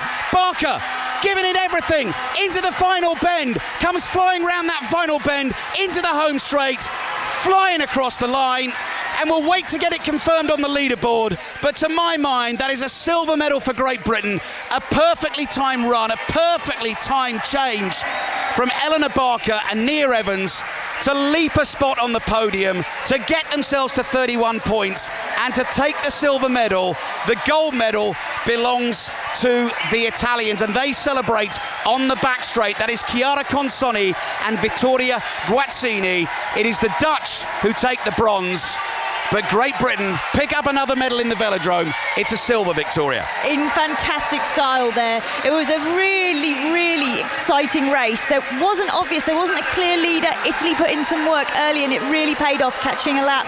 But, that was incredible. I think when Great Britain realised that the gold was out of reach because they weren't going to be able to get the lap, they saved the energy, they saw the laps, didn't they, Victoria? And they thought, no one is beating us in this final sprint, and we will take the silver. That's the very best we can do from here. That's right. And they're marked riders, remember. GB is never going to be allowed to go off the front and go for a lap. None of the nations, given half the chance, are going to let that happen. An incredible event. I can't imagine anything more chaotic or more colourful at that sort of speed at the Olympic Games, and it is more success for Great Britain. Another medal in the bag in the velodrome. It's not the gold. Italy take the gold, but Eleanor Barker and Nia Evans take the silver for Great Britain in the women's Madison. That was great to listen to. Ali, that you have just done there the commentating equivalent of commentating on someone doing the Times crossword. So congratulations on that. Vic, the cyclists, again, a novice question from me, but just to trying to keep track themselves of all that. Yeah. That must be really difficult. Yeah, I mean, with experience, it gets easier, and you know your competitors well, and you know what they're capable of. But yeah, you can catch a glimpse of the scoreboard. I've done a few points races in my time, and there have been moments where I'm like, hang on a minute, what's happening? I looked up and thought, right, okay, I know what's happening. So there is an opportunity to do that, and all the coaches will give them like as much feedback as they can as they go whizzing past in half a second. But yeah, it is easy to get confused when you start out. Yeah. Well, look, back with you guys. More action to come in the velodrome. The celebrations are underway there, but silver for Great Britain in the women's Madison, which is great news. The football's still going, by the way. They're playing 7 minutes of extra time at the end of the first half. It's 3-1 to Spain there against France. Let's go to the breaking. Betty Glover's watching for us. Hi, Betty. What have you got for us? Yeah, if you want something a little bit different, I suggest tuning into this. Now, the arena, the stage area at the Place de la Concorde is full of people just trying to get a peek at breaking, which is making its debut in quite some fashion as well. Very different to anything we've seen before. The group stages are now over. Now we're on to the knockouts. The favourites have made it through. B-Girl, because that's what we've got to call them, B-Girl. Ayumi, who's 41 years old from Japan, has made it through. She's a former world champion. And French B-Girl, Sissi, that's her name, joins her as well, just 16 years old. When she is on this stage, this place absolutely erupts. I've noticed there's a bit of an interesting contrast here between the sort of technical breakers and then the more rhythmic rhythmic ones, a reminder that they don't know what music is going to be coming on, so they just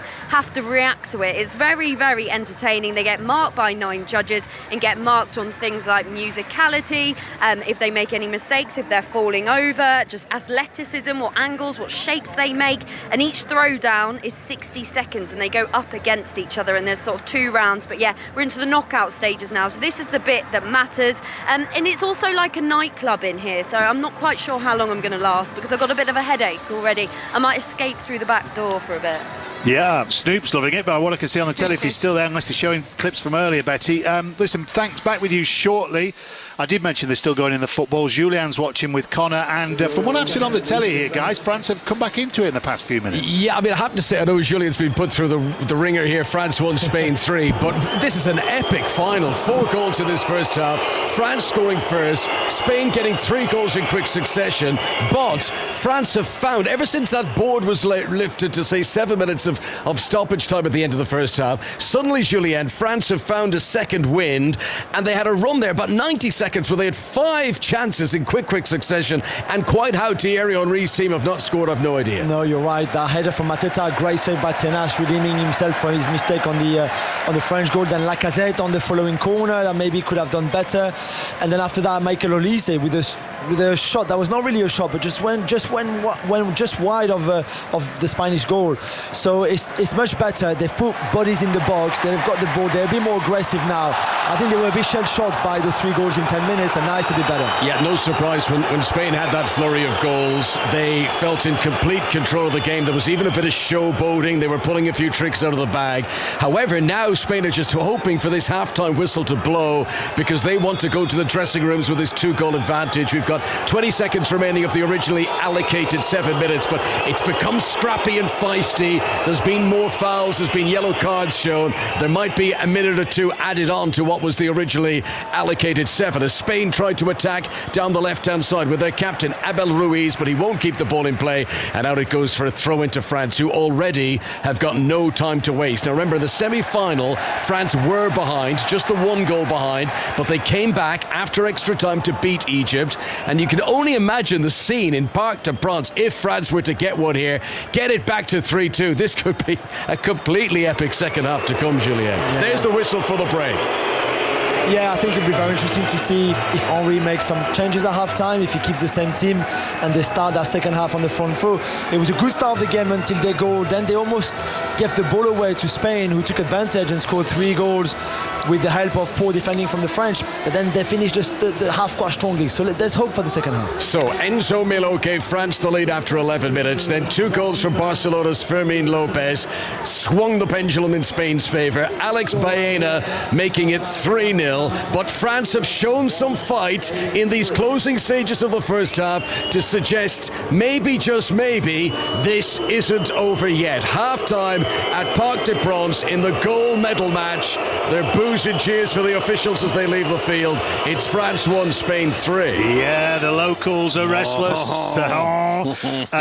It's going to be interesting in that second half. We'll be right across it here on 5 Live. Bunce's with me in the cafe. You're taking kind of a pit stop because you're making a sojourn to Roland Garros tonight for the boxing. What I've tried to do, Tony, is I've tried to do as much walking here as possible. And you can't obviously go to where the North Stadium, the North Paris arena where we had the boxing out by Charles de Gaulle. You can't go there. You need a tent and a couple of Sherpas and guides and 4 donkeys to get there and back, and obviously pack some food, otherwise you're in IKEA.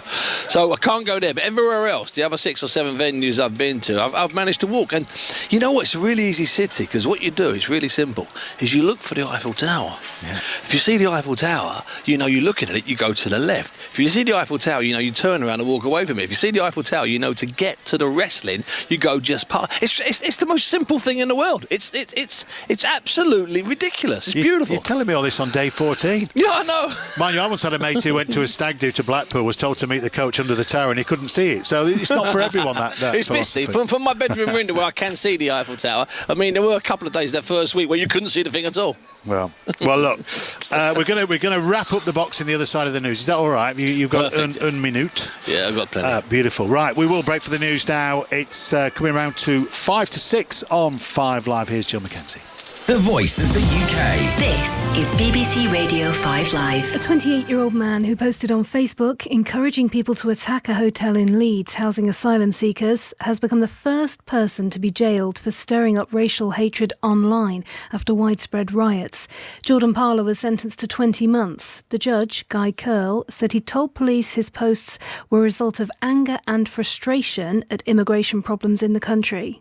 You went on to say that you did not want your money going to immigrants who, quote, rape our kids and get priority, end quote. Although you said that you had no intention of carrying out any act of violence, there can be no doubt that you were inciting others to do so. Separately, a 26-year-old father of 3 has been jailed for just over 3 years after posting on social media calling for hotels housing asylum seekers to be set alight. Tyler Kay also said there should be mass deportation and advised protesters to mask up. The BBC's asked Hugh Edwards to repay more than £200,000 of the salary he was paid after he was arrested last November for possessing indecent images of children. The former newsreader was paid until he resigned in April. He pleaded guilty last month. BBC chairman Samir Shah said the former presenter betrayed the trust of staff and audiences. Russia says it's moving reinforcements into its western Kursk region after an incursion by Ukrainian forces. There's been heavy fighting in the area since Kyiv launched a surprise attack 4 days ago. Katie Price has been warned she must attend a court hearing at the end of the month with no ifs or buts. The former model was arrested at Heathrow Airport last night as she arrived back in the UK because she'd missed a previous court hearing relating to her bankruptcies. And Banksy has confirmed he's done a new painting of 2 pelicans above a fish and chip shop in north-east London. It's the 5th Banksy artwork to pop up in the capital since Monday. In the latest travel news, in Glasgow, the M73 northbound is partially blocked at junction 2 at Baillieston. Traffic is looking a little bit slow, moving but slow. There's been an accident there. Essex, the A12 southbound, that is still closed between junction 26 at the tollgate interchange and 25. There's been an oil spillage as well, so it is taking a while to clear that up. You've got congestion to the Crown interchange at junction 29. The Comebank roundabout is looking very slow. People are queuing towards that, towards Marks Tay. So the surrounding areas are being affected, those surrounding routes, so allow you to have plenty of extra time if you need to head that way. And the M25 clockwise, one lane is closed because of an accident earlier on, and recovery work between junction 29 at Romford and junction 30. Traffic is moving now, but it is still pretty slow. Ellie Brennan, 5 Live Travel. 5 Live Breakfast With Rachel Burden and Rick Edwards. Hello, Richard, and I suppose Rachel. What is that about? I don't know. Only being less than 0.2 of a second away from it stings a little bit, but that's what keeps us coming back for more. Did you get to enjoy it at the time? Is it fun to be involved in something like that? No. That was me going as fast as I could possibly go. We absolutely loved it. So chuffed for you. Thank you so much. Thank you. That was some fantastic sporting action. 5 Live Breakfast. Listen weekdays from 6 on BBC Sounds. This is 5 Live Sport at the Olympic Games with Tony Livesey on 5 Live and BBC Sounds. Yeah, good evening from our Parisian cafe. Bunce is here on his way to the boxing. We'll wrap up that very shortly. There's action there tonight. There's loads of action. Juicy action in the Athletic Stadium. As always, Kath Murray and Ali Kirbishley are going to be across it. Hello, ladies. Good evening. Good evening, Tony. Good evening. Katarina Johnson-Thompson, early on anyway, she's going to take the headlines. Can she do it, Kath? I like your word juicy. Let's start the show with that one. And it is very juicy. And the answer is simple. Yes, she can, but it is going to be very, very hard. She's going to have to run the race of her life 2.5 seconds quicker than she's ever run over 800 metres to challenge Nafi Thiam and stop her getting her 3rd Olympic gold in a row. But any medal here at the Olympic Games is a triumph for Liverpool's Katarina Johnson-Thompson, because she hasn't got one. She's been beset with injuries, but it's a tough ask, Tony. But of course, I know all of the nation and all of us here are behind her later on this evening. Yeah, on that then. So we're all focused on can she win gold. How clear is she in order to actually get a medal? How badly would it have to go wrong for her not to get a medal? It would have to really go disastrously wrong and she not finish the 800 metres. Oh, right. So no, I think, this is all about, she's got a medal. As long as she stays upright and runs a decent 800 metres, and what I mean by decent is anywhere close to anything. Well, I mean, look, anything under 2:20. I actually don't even know what the highest or the slowest time she'd have to run, but we're looking at the colour of the medal here, Tony, and we know that her and her team, her coach Aston Moore, are going in with that, looking at that 141-point lead that Tiam's got and converting that to 8.5 seconds. She needs to beat Tiam by 8.5 seconds. And in all my research today, when I was looking at every possibility, how does Kat do this? How does she beat her? Back in 2016, when Tiam won her first title, there was a certain Jess Ennis-Hill who was 142 points behind Tiam on that occasion, and my Jess gave it a good go, and she beat her by 7.5 seconds, just shy, but Tiam retained her first place and beat Jess on that occasion by 35 points. It is doable, but we are now 8 years on, and Tiam is a better athlete. She's a quicker athlete. She's run 2:11 for 800 metres this year, so we know she's in running shape. But she is still 6 seconds at her best slower than Kat, which is why Kat said we need KJT to run the race of her life. We're coming to you both fully in 15 minutes or so with Kelly. Just a quick word then about what else we've got tonight. We've got relay action and 10,000 metres. Just give us the smorgasbord of what we can expect. Oh, quick fire for you. The men's and women's 4x100 metre relays finals, British interest in both. The women's 400 metre final, Amber Anning looking for a medal and a potential British record. Women's 10,000 metres with British interest, and then the final event is the men's 400 metre hurdles with the three best athletes of all time battling for the medals. Back with you shortly, you two. Enjoy it tonight. Kath Merry, Ali Kirbishley at the Athletic Stadium. Let's go to the cycling stadium, the old Velodrome men's sprint final, I think, Ali. Correct, Tony. The aim on 5 Live and BBC Sounds is to bring you every British medal live. We might be about to do that again. We just brought you a silver medal, a 6th medal in the Velodrome for Great Britain at this Olympic Games. That was in the Madison final, a silver medal for Eleanor Barker and Nia Evans.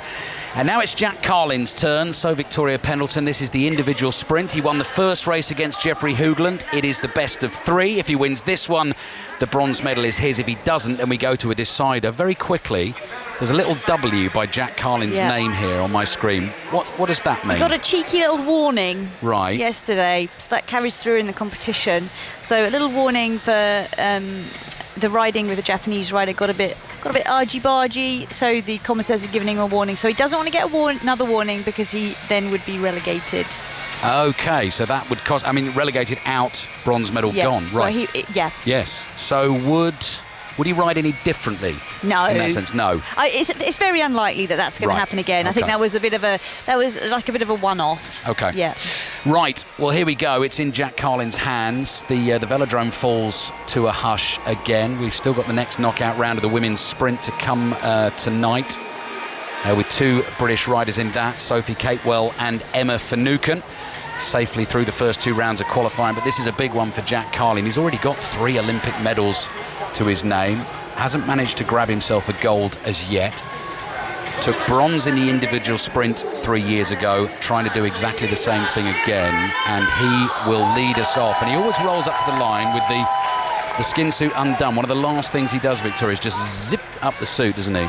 Yeah, I mean, you can't stand up straight in those suits. Usually they're so tight that it's actually quite uncomfortable. So when you're sat down, it's fine, but it's also hot in here. I don't blame him. 7 times Olympic gold medalist.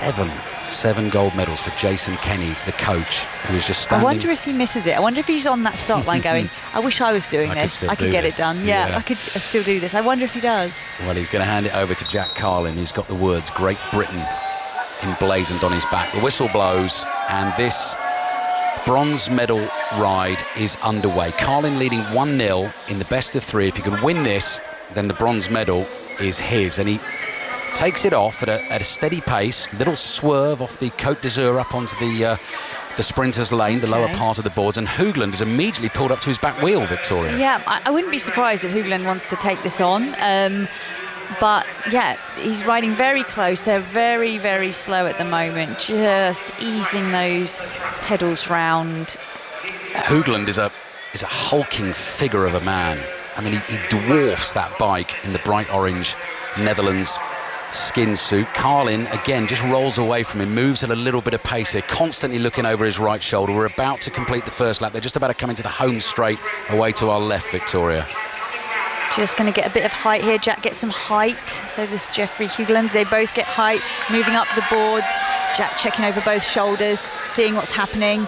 Swoops down to the bottom of the track. Pace is starting to build. Lap and a half to go. Hoogland has to win it, otherwise the bronze medal is gone. If Carlin can take this, then he'll be on the podium again for a 4th Olympic medal. Here we go. Carlin has a big lead at the moment coming into the home straight. There is a lot of sprinting to be done. Hoogland comes absolutely fizzing past us. Now he's onto Carlin's back wheel, trying to get past him in the back straight. They are shoulder to shoulder. Hoogland looks to have this at the moment, though. Carlin, another burst from Carlin. Down the straight they come. It'll be a decider.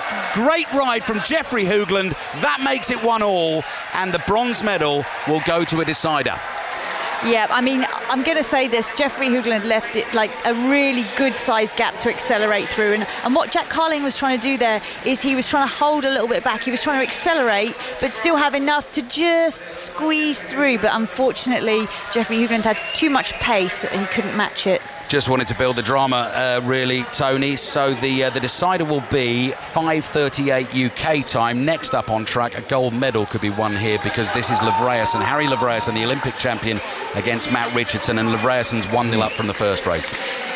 Just on a technicality, 5:38 UK time. It's already 6 minutes past 6. 6:38 UK time, Tony. Okay. Does that sound Good. better? Yep. Cheers, Ali. Okay. Well, in fact, I think I'm being told, Tony, to just hang on and keep going here. Oh, go. Yeah, by all means, yeah. Sorry. Gold medal ride, that's what it's all about. Great Britain not involved in it, but this will be some top-class super speed sprinting in this velodrome. Matt Richardson leads this off, and his tactics, as you've been saying, the Australian, Victoria, are interesting. He likes to mix it up, doesn't he, Richardson? He does. He's very dynamic in the way he races. I don't think you really know what to expect from him. And actually, Matthew Crampton, GB rider, is holding him up there. He's the Australian coach there for the sprint squad, so that's as close as we're going to get to a gold medal, is the coach of the Australian rider. Yeah, Matt Richardson was born in Great Britain, born in Maidstone, Kent, moved to Western Australia, age 9, but firmly an Australian, racing for Australia in the green and gold, bright green, shiny racing helmet. He will lead this off. He's under a little bit of pressure, having lost the first race. If Livreason can win this one, the gold medal is his, and he will be defending his Olympic title. So, we wait for the whistle. Commissar just checks the riders are ready, get hold of their handlebars. Walks down the banking. We've seen a few track repairs being done away to our left-hand side this evening. Everything has to be just so, super smooth. Away we go. Gold medal ride. Livreason leading 1-0. If the Dutchman can win this, the gold medal is his, and Richardson takes it out at a steady pace and even has time to just sort of adjust the suit, took one hand off the handlebar and got himself comfortable. He's not going quite as slow around this first lap. I think sometimes when you go slow, there's such a huge amount of acceleration required to get up to top speed. It's actually makes you feel a bit more nervy. I always felt like with a little bit of pace, it was a bit more of a relaxed, speed to be holding in that first lap. So the bronze medal ride's going to a decider. That is Jack Carlin of Great Britain against Jeffrey Hoogland. Will this one go to a decider as well, or will Harry Livreason get the job done and prove once again he truly is the king of sprinting? He's swerving away in front of us on the banking. We've got about lap and a half to go, Victoria. Livreason's taking it very high. Very, very high. Almost like a 200-metre time trial at the top there. And he is attacking. He's trying to encourage Matthew Richardson to commit to the sprint. Richardson out of the saddle, looks to his left-hand side. Livreason's right on his back wheel. Fabulous sprinting here. Super speed down the back straight. Flash of orange from Livreason, trying to get it done on the outside. Richardson on the inside, holds his line. Livreason, too quick, too good, defends his Olympic title. No stopping him here in Paris. He holds those enormous arms out wide on the back straight to enjoy the celebrations, offers a handshake to his defeated opponent Matthew Richardson, and then lets out a massive roar. Harry Livreason, the best of the best.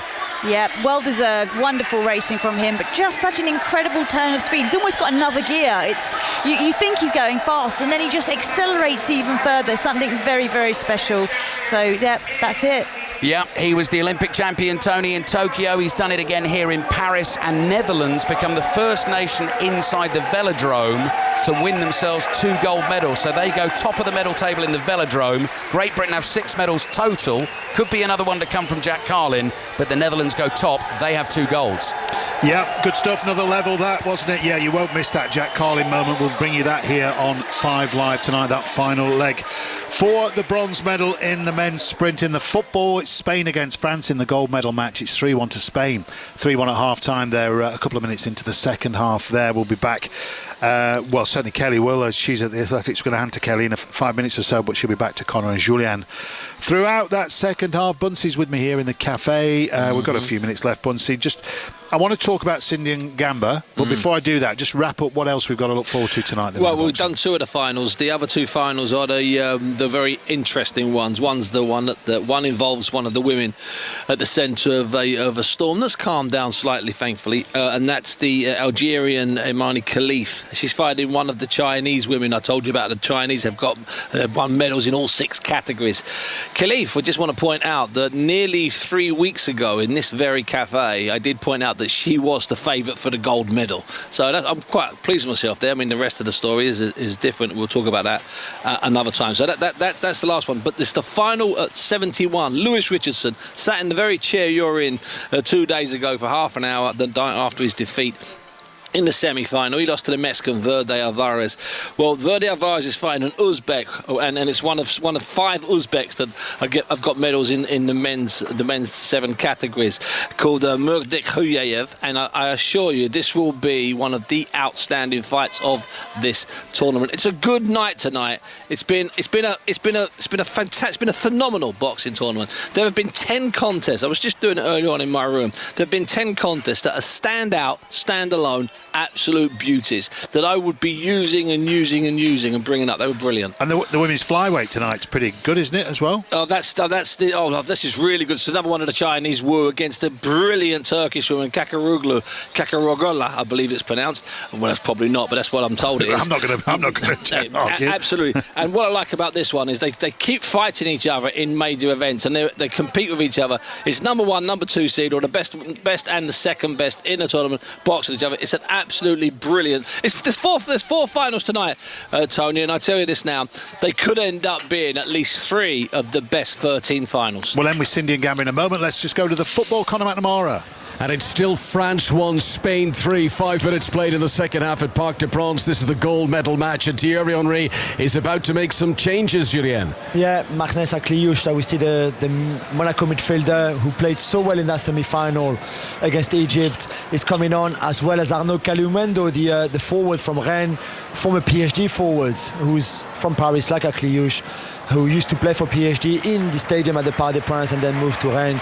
2 really good players, and I would expect Alexandre Lacazette, who's been a bit off it, will come off, and then maybe Enzo Mio. If you weren't with us in the first half, France scored first, but Spain then 3 goals in very quick succession to wrestle control of this final. France did then get a second wind in the closing stages of the first half, but Spain have begun this second half well, with almost 51 minutes on the clock at Parc des Princes. It is France 1, Spain 3.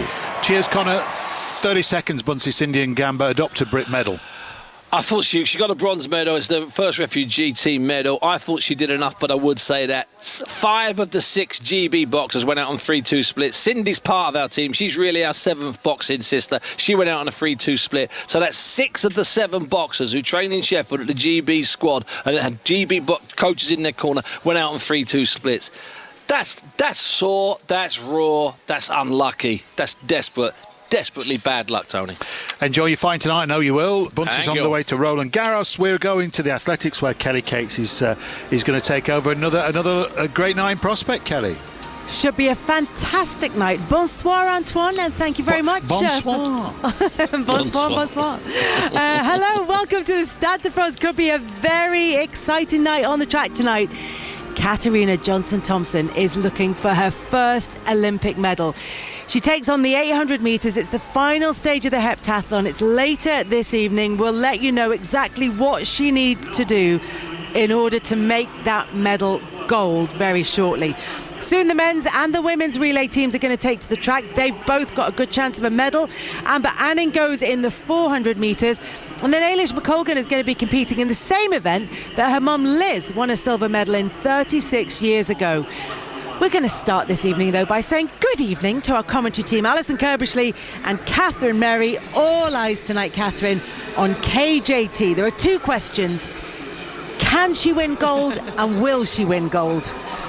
Can she win gold? Yes, she can. Will she win gold? It's going to be extremely tough. She's 121 points behind two-time Olympic champion from Belgium, Nafi Thiam.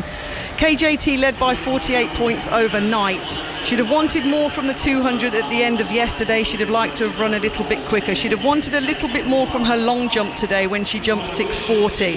So basically what's happened is she's put herself in a situation now where she needs to run 8.5 seconds ahead of Nafi Thiam to take the gold potentially off the Belgian, but we don't know what shape she's in. But in answer to your question, yes, she can, but it's going to be tough.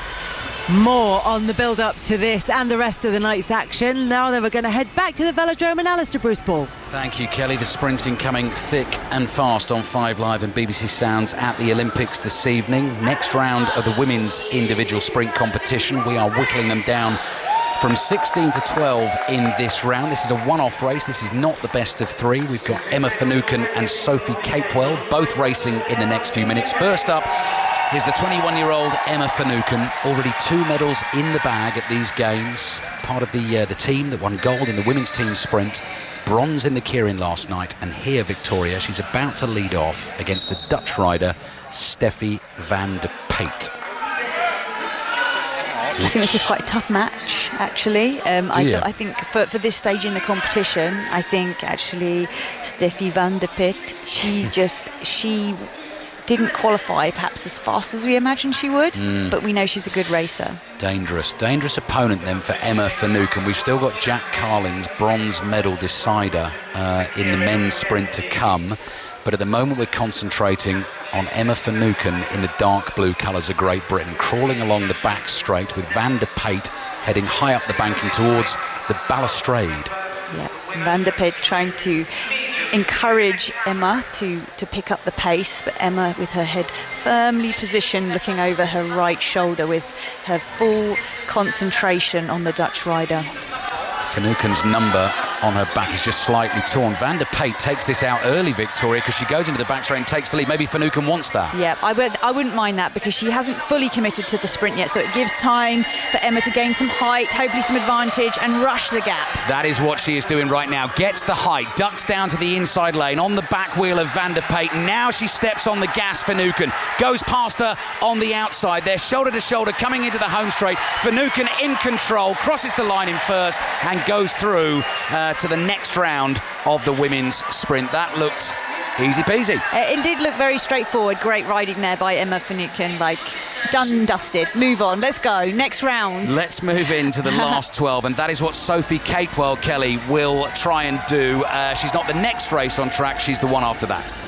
Thank you, Ali, and thank you, Victoria. So 7:25 is the time you want for the 800 metres in the heptathlon. Try and hold on to your nerves until then. Now, obviously, Alison Kirbishley, because I'm extremely professional and incredibly neutral about all of this, I'm very calm about the whole thing, but nerves are kicking in. What can you give us to allay our nerves ahead of Katarina Johnson-Thompson going in the 800 metres?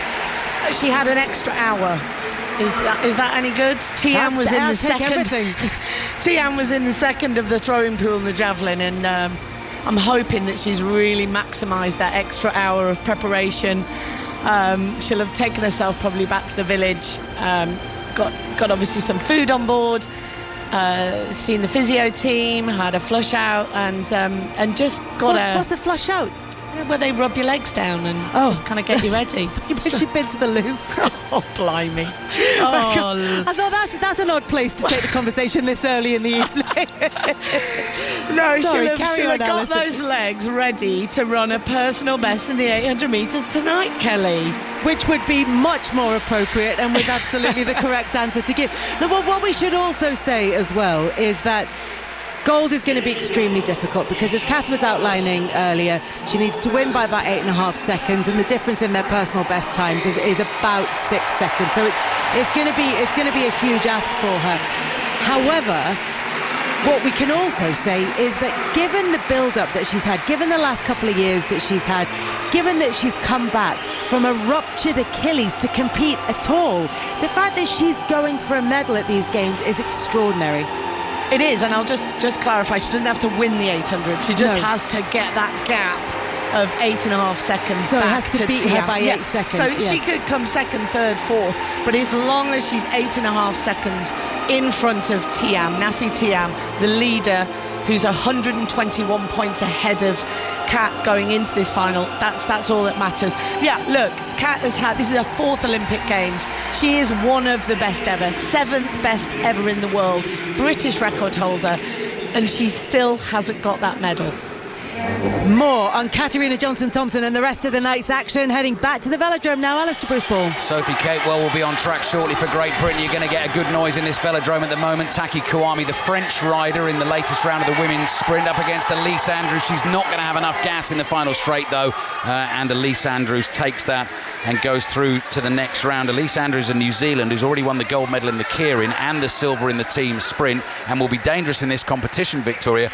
She is not quietly having a very good Olympic Games. She is having a very good Olympic Games. She is, and you could see she had such a turn of speed there that she was very patient to put in her attack with under a lap to go. So she's confident of her form as well. You can see that in the way she's riding. OK, Sophie Capewell's coming on track. Would you fancy pronouncing the name of her opponent? Because you did that beautifully off-air before. I'm putting the pressure on now. Oh, no, don't. Look what you've done. Come on, you can do it. No, you do it.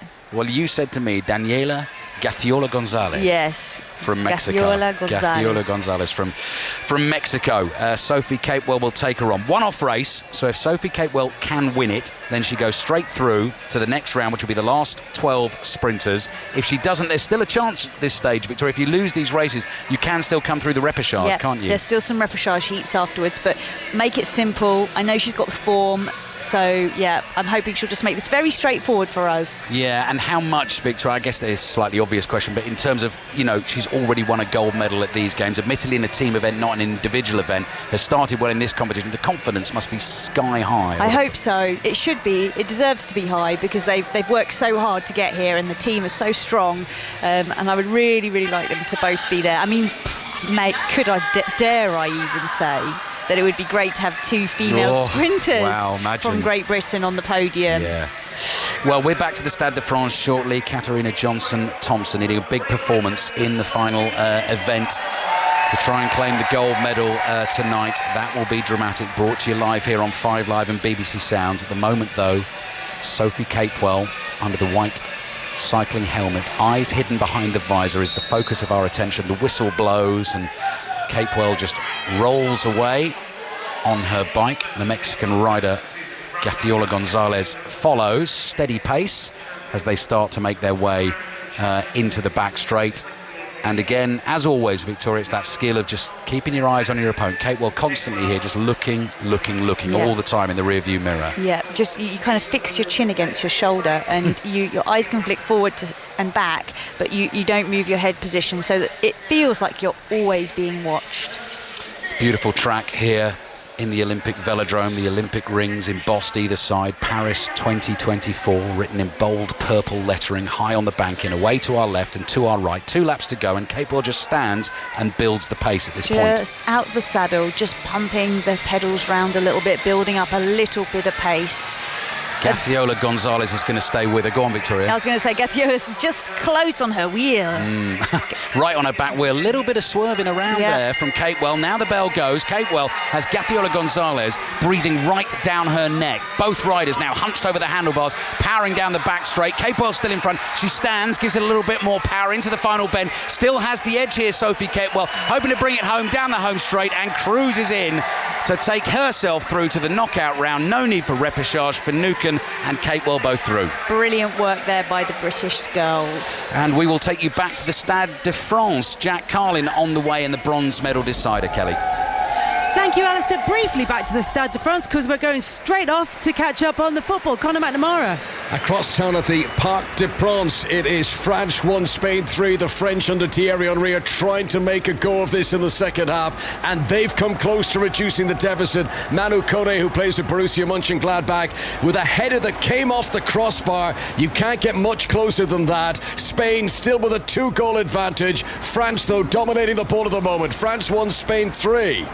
Conor, thank you very much for that. The rain is falling here at the Stade de France ahead of this evening's action. We'll talk about that and potentially what that change in conditions could mean in just a second. But first, Alison Kirbishley, I'm going to ask you for the third time this evening about what an achievement it is for Katarina Johnson-Thompson to be in with a chance of a medal, given the build-up that she's had to these games.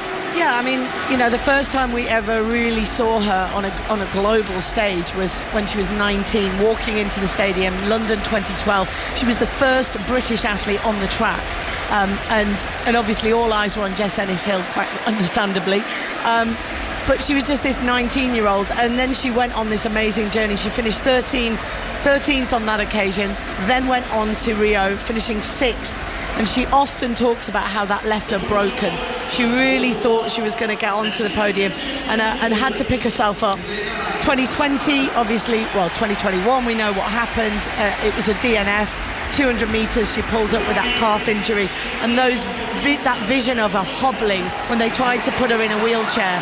And she said, I started the year in a wheelchair when she'd ruptured her Achilles. And she said, I was not finishing my Olympic campaign in a wheelchair. So she hobbled her way across the finish line. So it was a DNF for her on that occasion.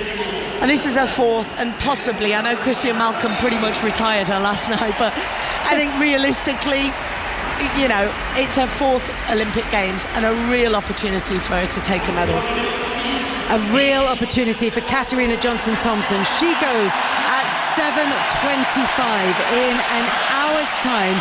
Her 800 metres will be underway, and we will know a couple of minutes after that whether she has taken gold or silver. But an achievement for Katarina Johnson-Thompson to be on the podium, whichever colour the medal is at the end of that. We've got everything crossed for her, ready to go very shortly. The women's 4x100 metres relay. They've come out. We do this drama entrance for some of the events, certainly for the gold medal events, and it's all been a little bit limp so far. But tonight, the women's 4x100 metres team have brought a little bit of drama, and Team GB came out. They made the telephone gesture with their hands. They gave it a bit of a pose. Are they ready to answer the call, Catherine Merry? I like what you did there. You like the entrance, the drama entrance. It gives people an idea of what the organisers think the medal order will be, because they come in what they try and end on the team that's going to potentially win a medal in some of the events. The British team are ready. The British team are going to line up in lane number 8. The British team could get a medal. It is raining. It's going to be a few more minutes away because all the teams have run out, and they're now putting down their markers, Kelly. They're pigeon steps, as we used to call them, where the athletes will run out with a big piece of tape across their thigh. They'll count back the steps, which they put the tape on. And this weather will not help the incoming runners. One, with the tape, because that is the mark as an outgoing runner that you just look at. You don't look at your incoming runner. You're looking at a little piece of tape. We use pigeon steps in case any athlete doesn't have a tape measure. So we use our feet to say 30 steps. Put your tape down, you stare at it. As soon as the incoming runner hits that, you go like a bat so out it's of up hell. to the incoming runner to make sure that they put the 100%. baton in your hand. It's their responsibility. So 2 things with rain that don't help. is tape on a track, because it can be slippy on this Mondo surface, and also it makes the baton a little bit slippier. So we'll see all the athletes, won't we, Alistair? They'll be wiping their hands down on their uniform to make sure it's nice and dry in their hand. Well, it'll be really interesting to see, if the athletes that have the baton on the first leg, you obviously want to practice your start with the baton in your hand, but then it's a case of trying to, well, we can see Dina Asher-Smith now, she's almost like a tennis player, when they're trying to just take the kind of, whether it be the sweat, and I was just about to say it, and the German athlete's done it, she's popped the baton down her top. She's popped the baton down her top, so it's not going to get wet. Everything will be going through their head right now. And the one thing that has to do the journey around this track is the baton. It doesn't matter whether you've got the 4 quickest women out there. It's about the speed of the baton. And the handover can be so crucial in this event, and that's why there has to be so much practicing of it. And what was quite interesting, this is one of those things that you will find absolutely normal, but it will be was strange for me to watch, and will be strange for listeners to hear about, is when we were watching them on the footage, because we see some behind the scenes footage on the monitors inside the stadium, and they were moving their arms on the spot in a sort of sprinting motion and practicing the changeover while they were static. Yeah, you see lots of weird things. It's like Ministry of Funny Walks when it comes to the relays in warm-up. Yeah, they walk together all very, very close, and they just shout hand, hand, hand, and every time you hear that command, you just whack your hand back, ready to receive the baton. You do not look back. As soon as you look back, your shoulder moves, your hand moves, and the incoming runner doesn't have somewhere to whack that baton into the open hand. Thumb and fingers spread right, ready to receive the baton, and as soon as you feel that baton hit your hand, you close it like a vice, and off you go. They're ready. The athletes for the women's 4x100 metres Olympic final. Netherlands go in 2, Canada 3, Jamaica, not their strongest team, go in 4. USA, the world record holders, unchanged from the team that they ran in the heat to qualify. The huge roar around the 80,000 in the Stade de France are for the French squad, who go in 6. Germany in 7, Great Britain in 8, Dina Asher-Smith 4th in the 200, Imani Lancico down the back straight, Amy Hunt around the top bend, and Daryl Neiter on last. Daryl Neiter, of course, 4th in the 100 and also 5th in the 200 metres. The 2 big guns for the British team are in, and Switzerland complete the lineup in lane number 9 when Jinga Kambunji, who was 6th in the 100 metres, goes on the final leg for the Swiss. The United States of America are leading the medal table, and they go in lane number 5. They set a world record back in London 2012 of 40.82 seconds. That world record could go here tonight. They are lining up with Melissa Jefferson, bronze in the 100, TT Terry, 5th in the 100, Gabby Thomas, the 200-metre Olympic champion round the top bend, and Sha'Carri Richardson, the 100-metre silver medalist, goes on the last leg. That is a fast team from the USA. The rain is starting to fall a little bit more heavily here in the Stade de France, our first evening session, and the 2 big screens. The rain looks absolutely horrendous. We've got 2 field event finals tonight, the women's shot put and the men's triple jump. All eyes, though, on the final of the women's 4x100 metres relay, a real opportunity for the British team to add a medal to their collection. Sha'Carri Richardson, who's on the last leg for the United States, is already down in the start position on the last leg for the USA, ready and poised.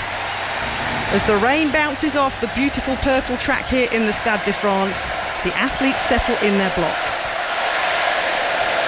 Netherlands, Canada, Jamaica, USA, France, Germany, Great Britain in 8 and Switzerland in 9. The crowd finally go quiet.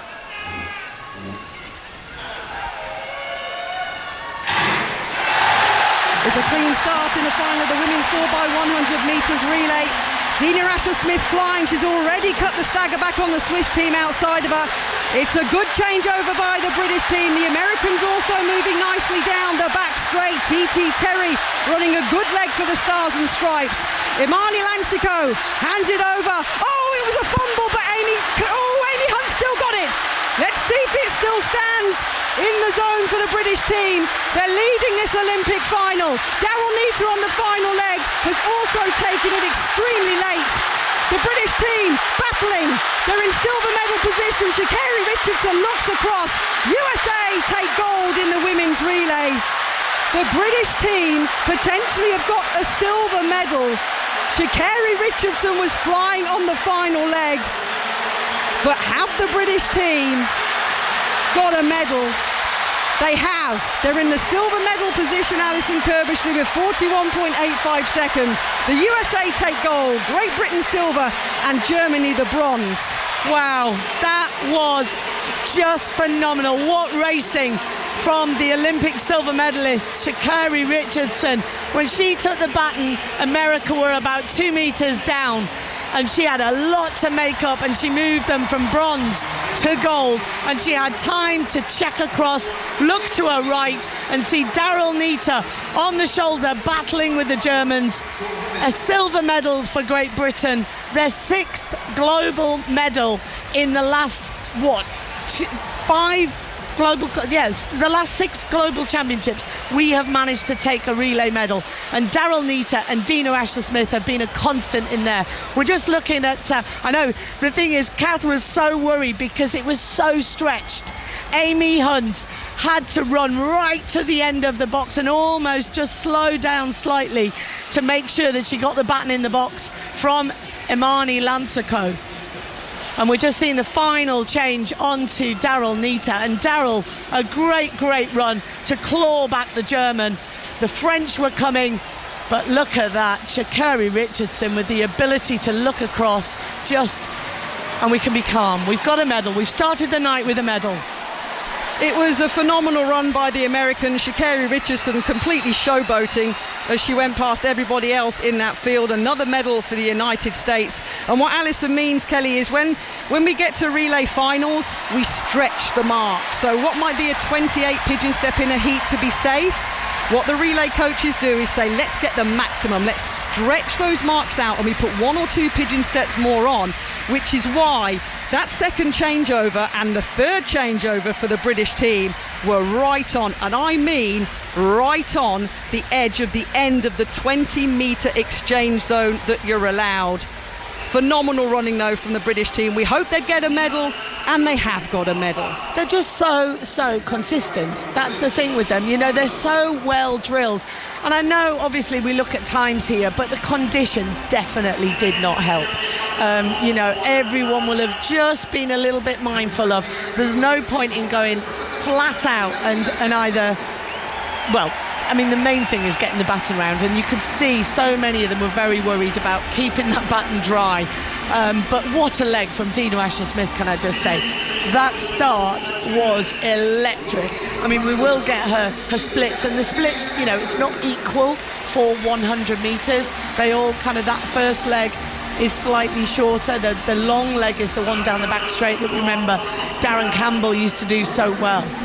And the shortest leg is that third leg. But Daryl Neater to hold ahead and claw back and improve the medal that she had at the start of the 100 metres to the finish. Really impressive. I don't want to be super picky, but if there's only 7/100ths of a second between gold and silver, and there's a slight fumbling in the handover, do you think there's any chance that any of those sprinters in Team GB will be a little frustrated with that? Could they have made that up? I hope they're not disappointed, because not only have they got a silver medal at the Olympic Games, they've bettered what they did last time round, and silver looks better than bronze. But that quartet that beat them, I mean, you've got everyone except Twanisha Terry that got a medal here individually. So you've got the bronze medal, the silver and bronze medalist from the 100 metres, and the gold medalist from the 200 metres.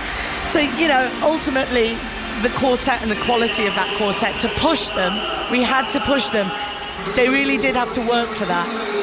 But yeah, I'm really proud of the girls. Great job to coach Darren Campbell as well, because he's really well drilled these girls.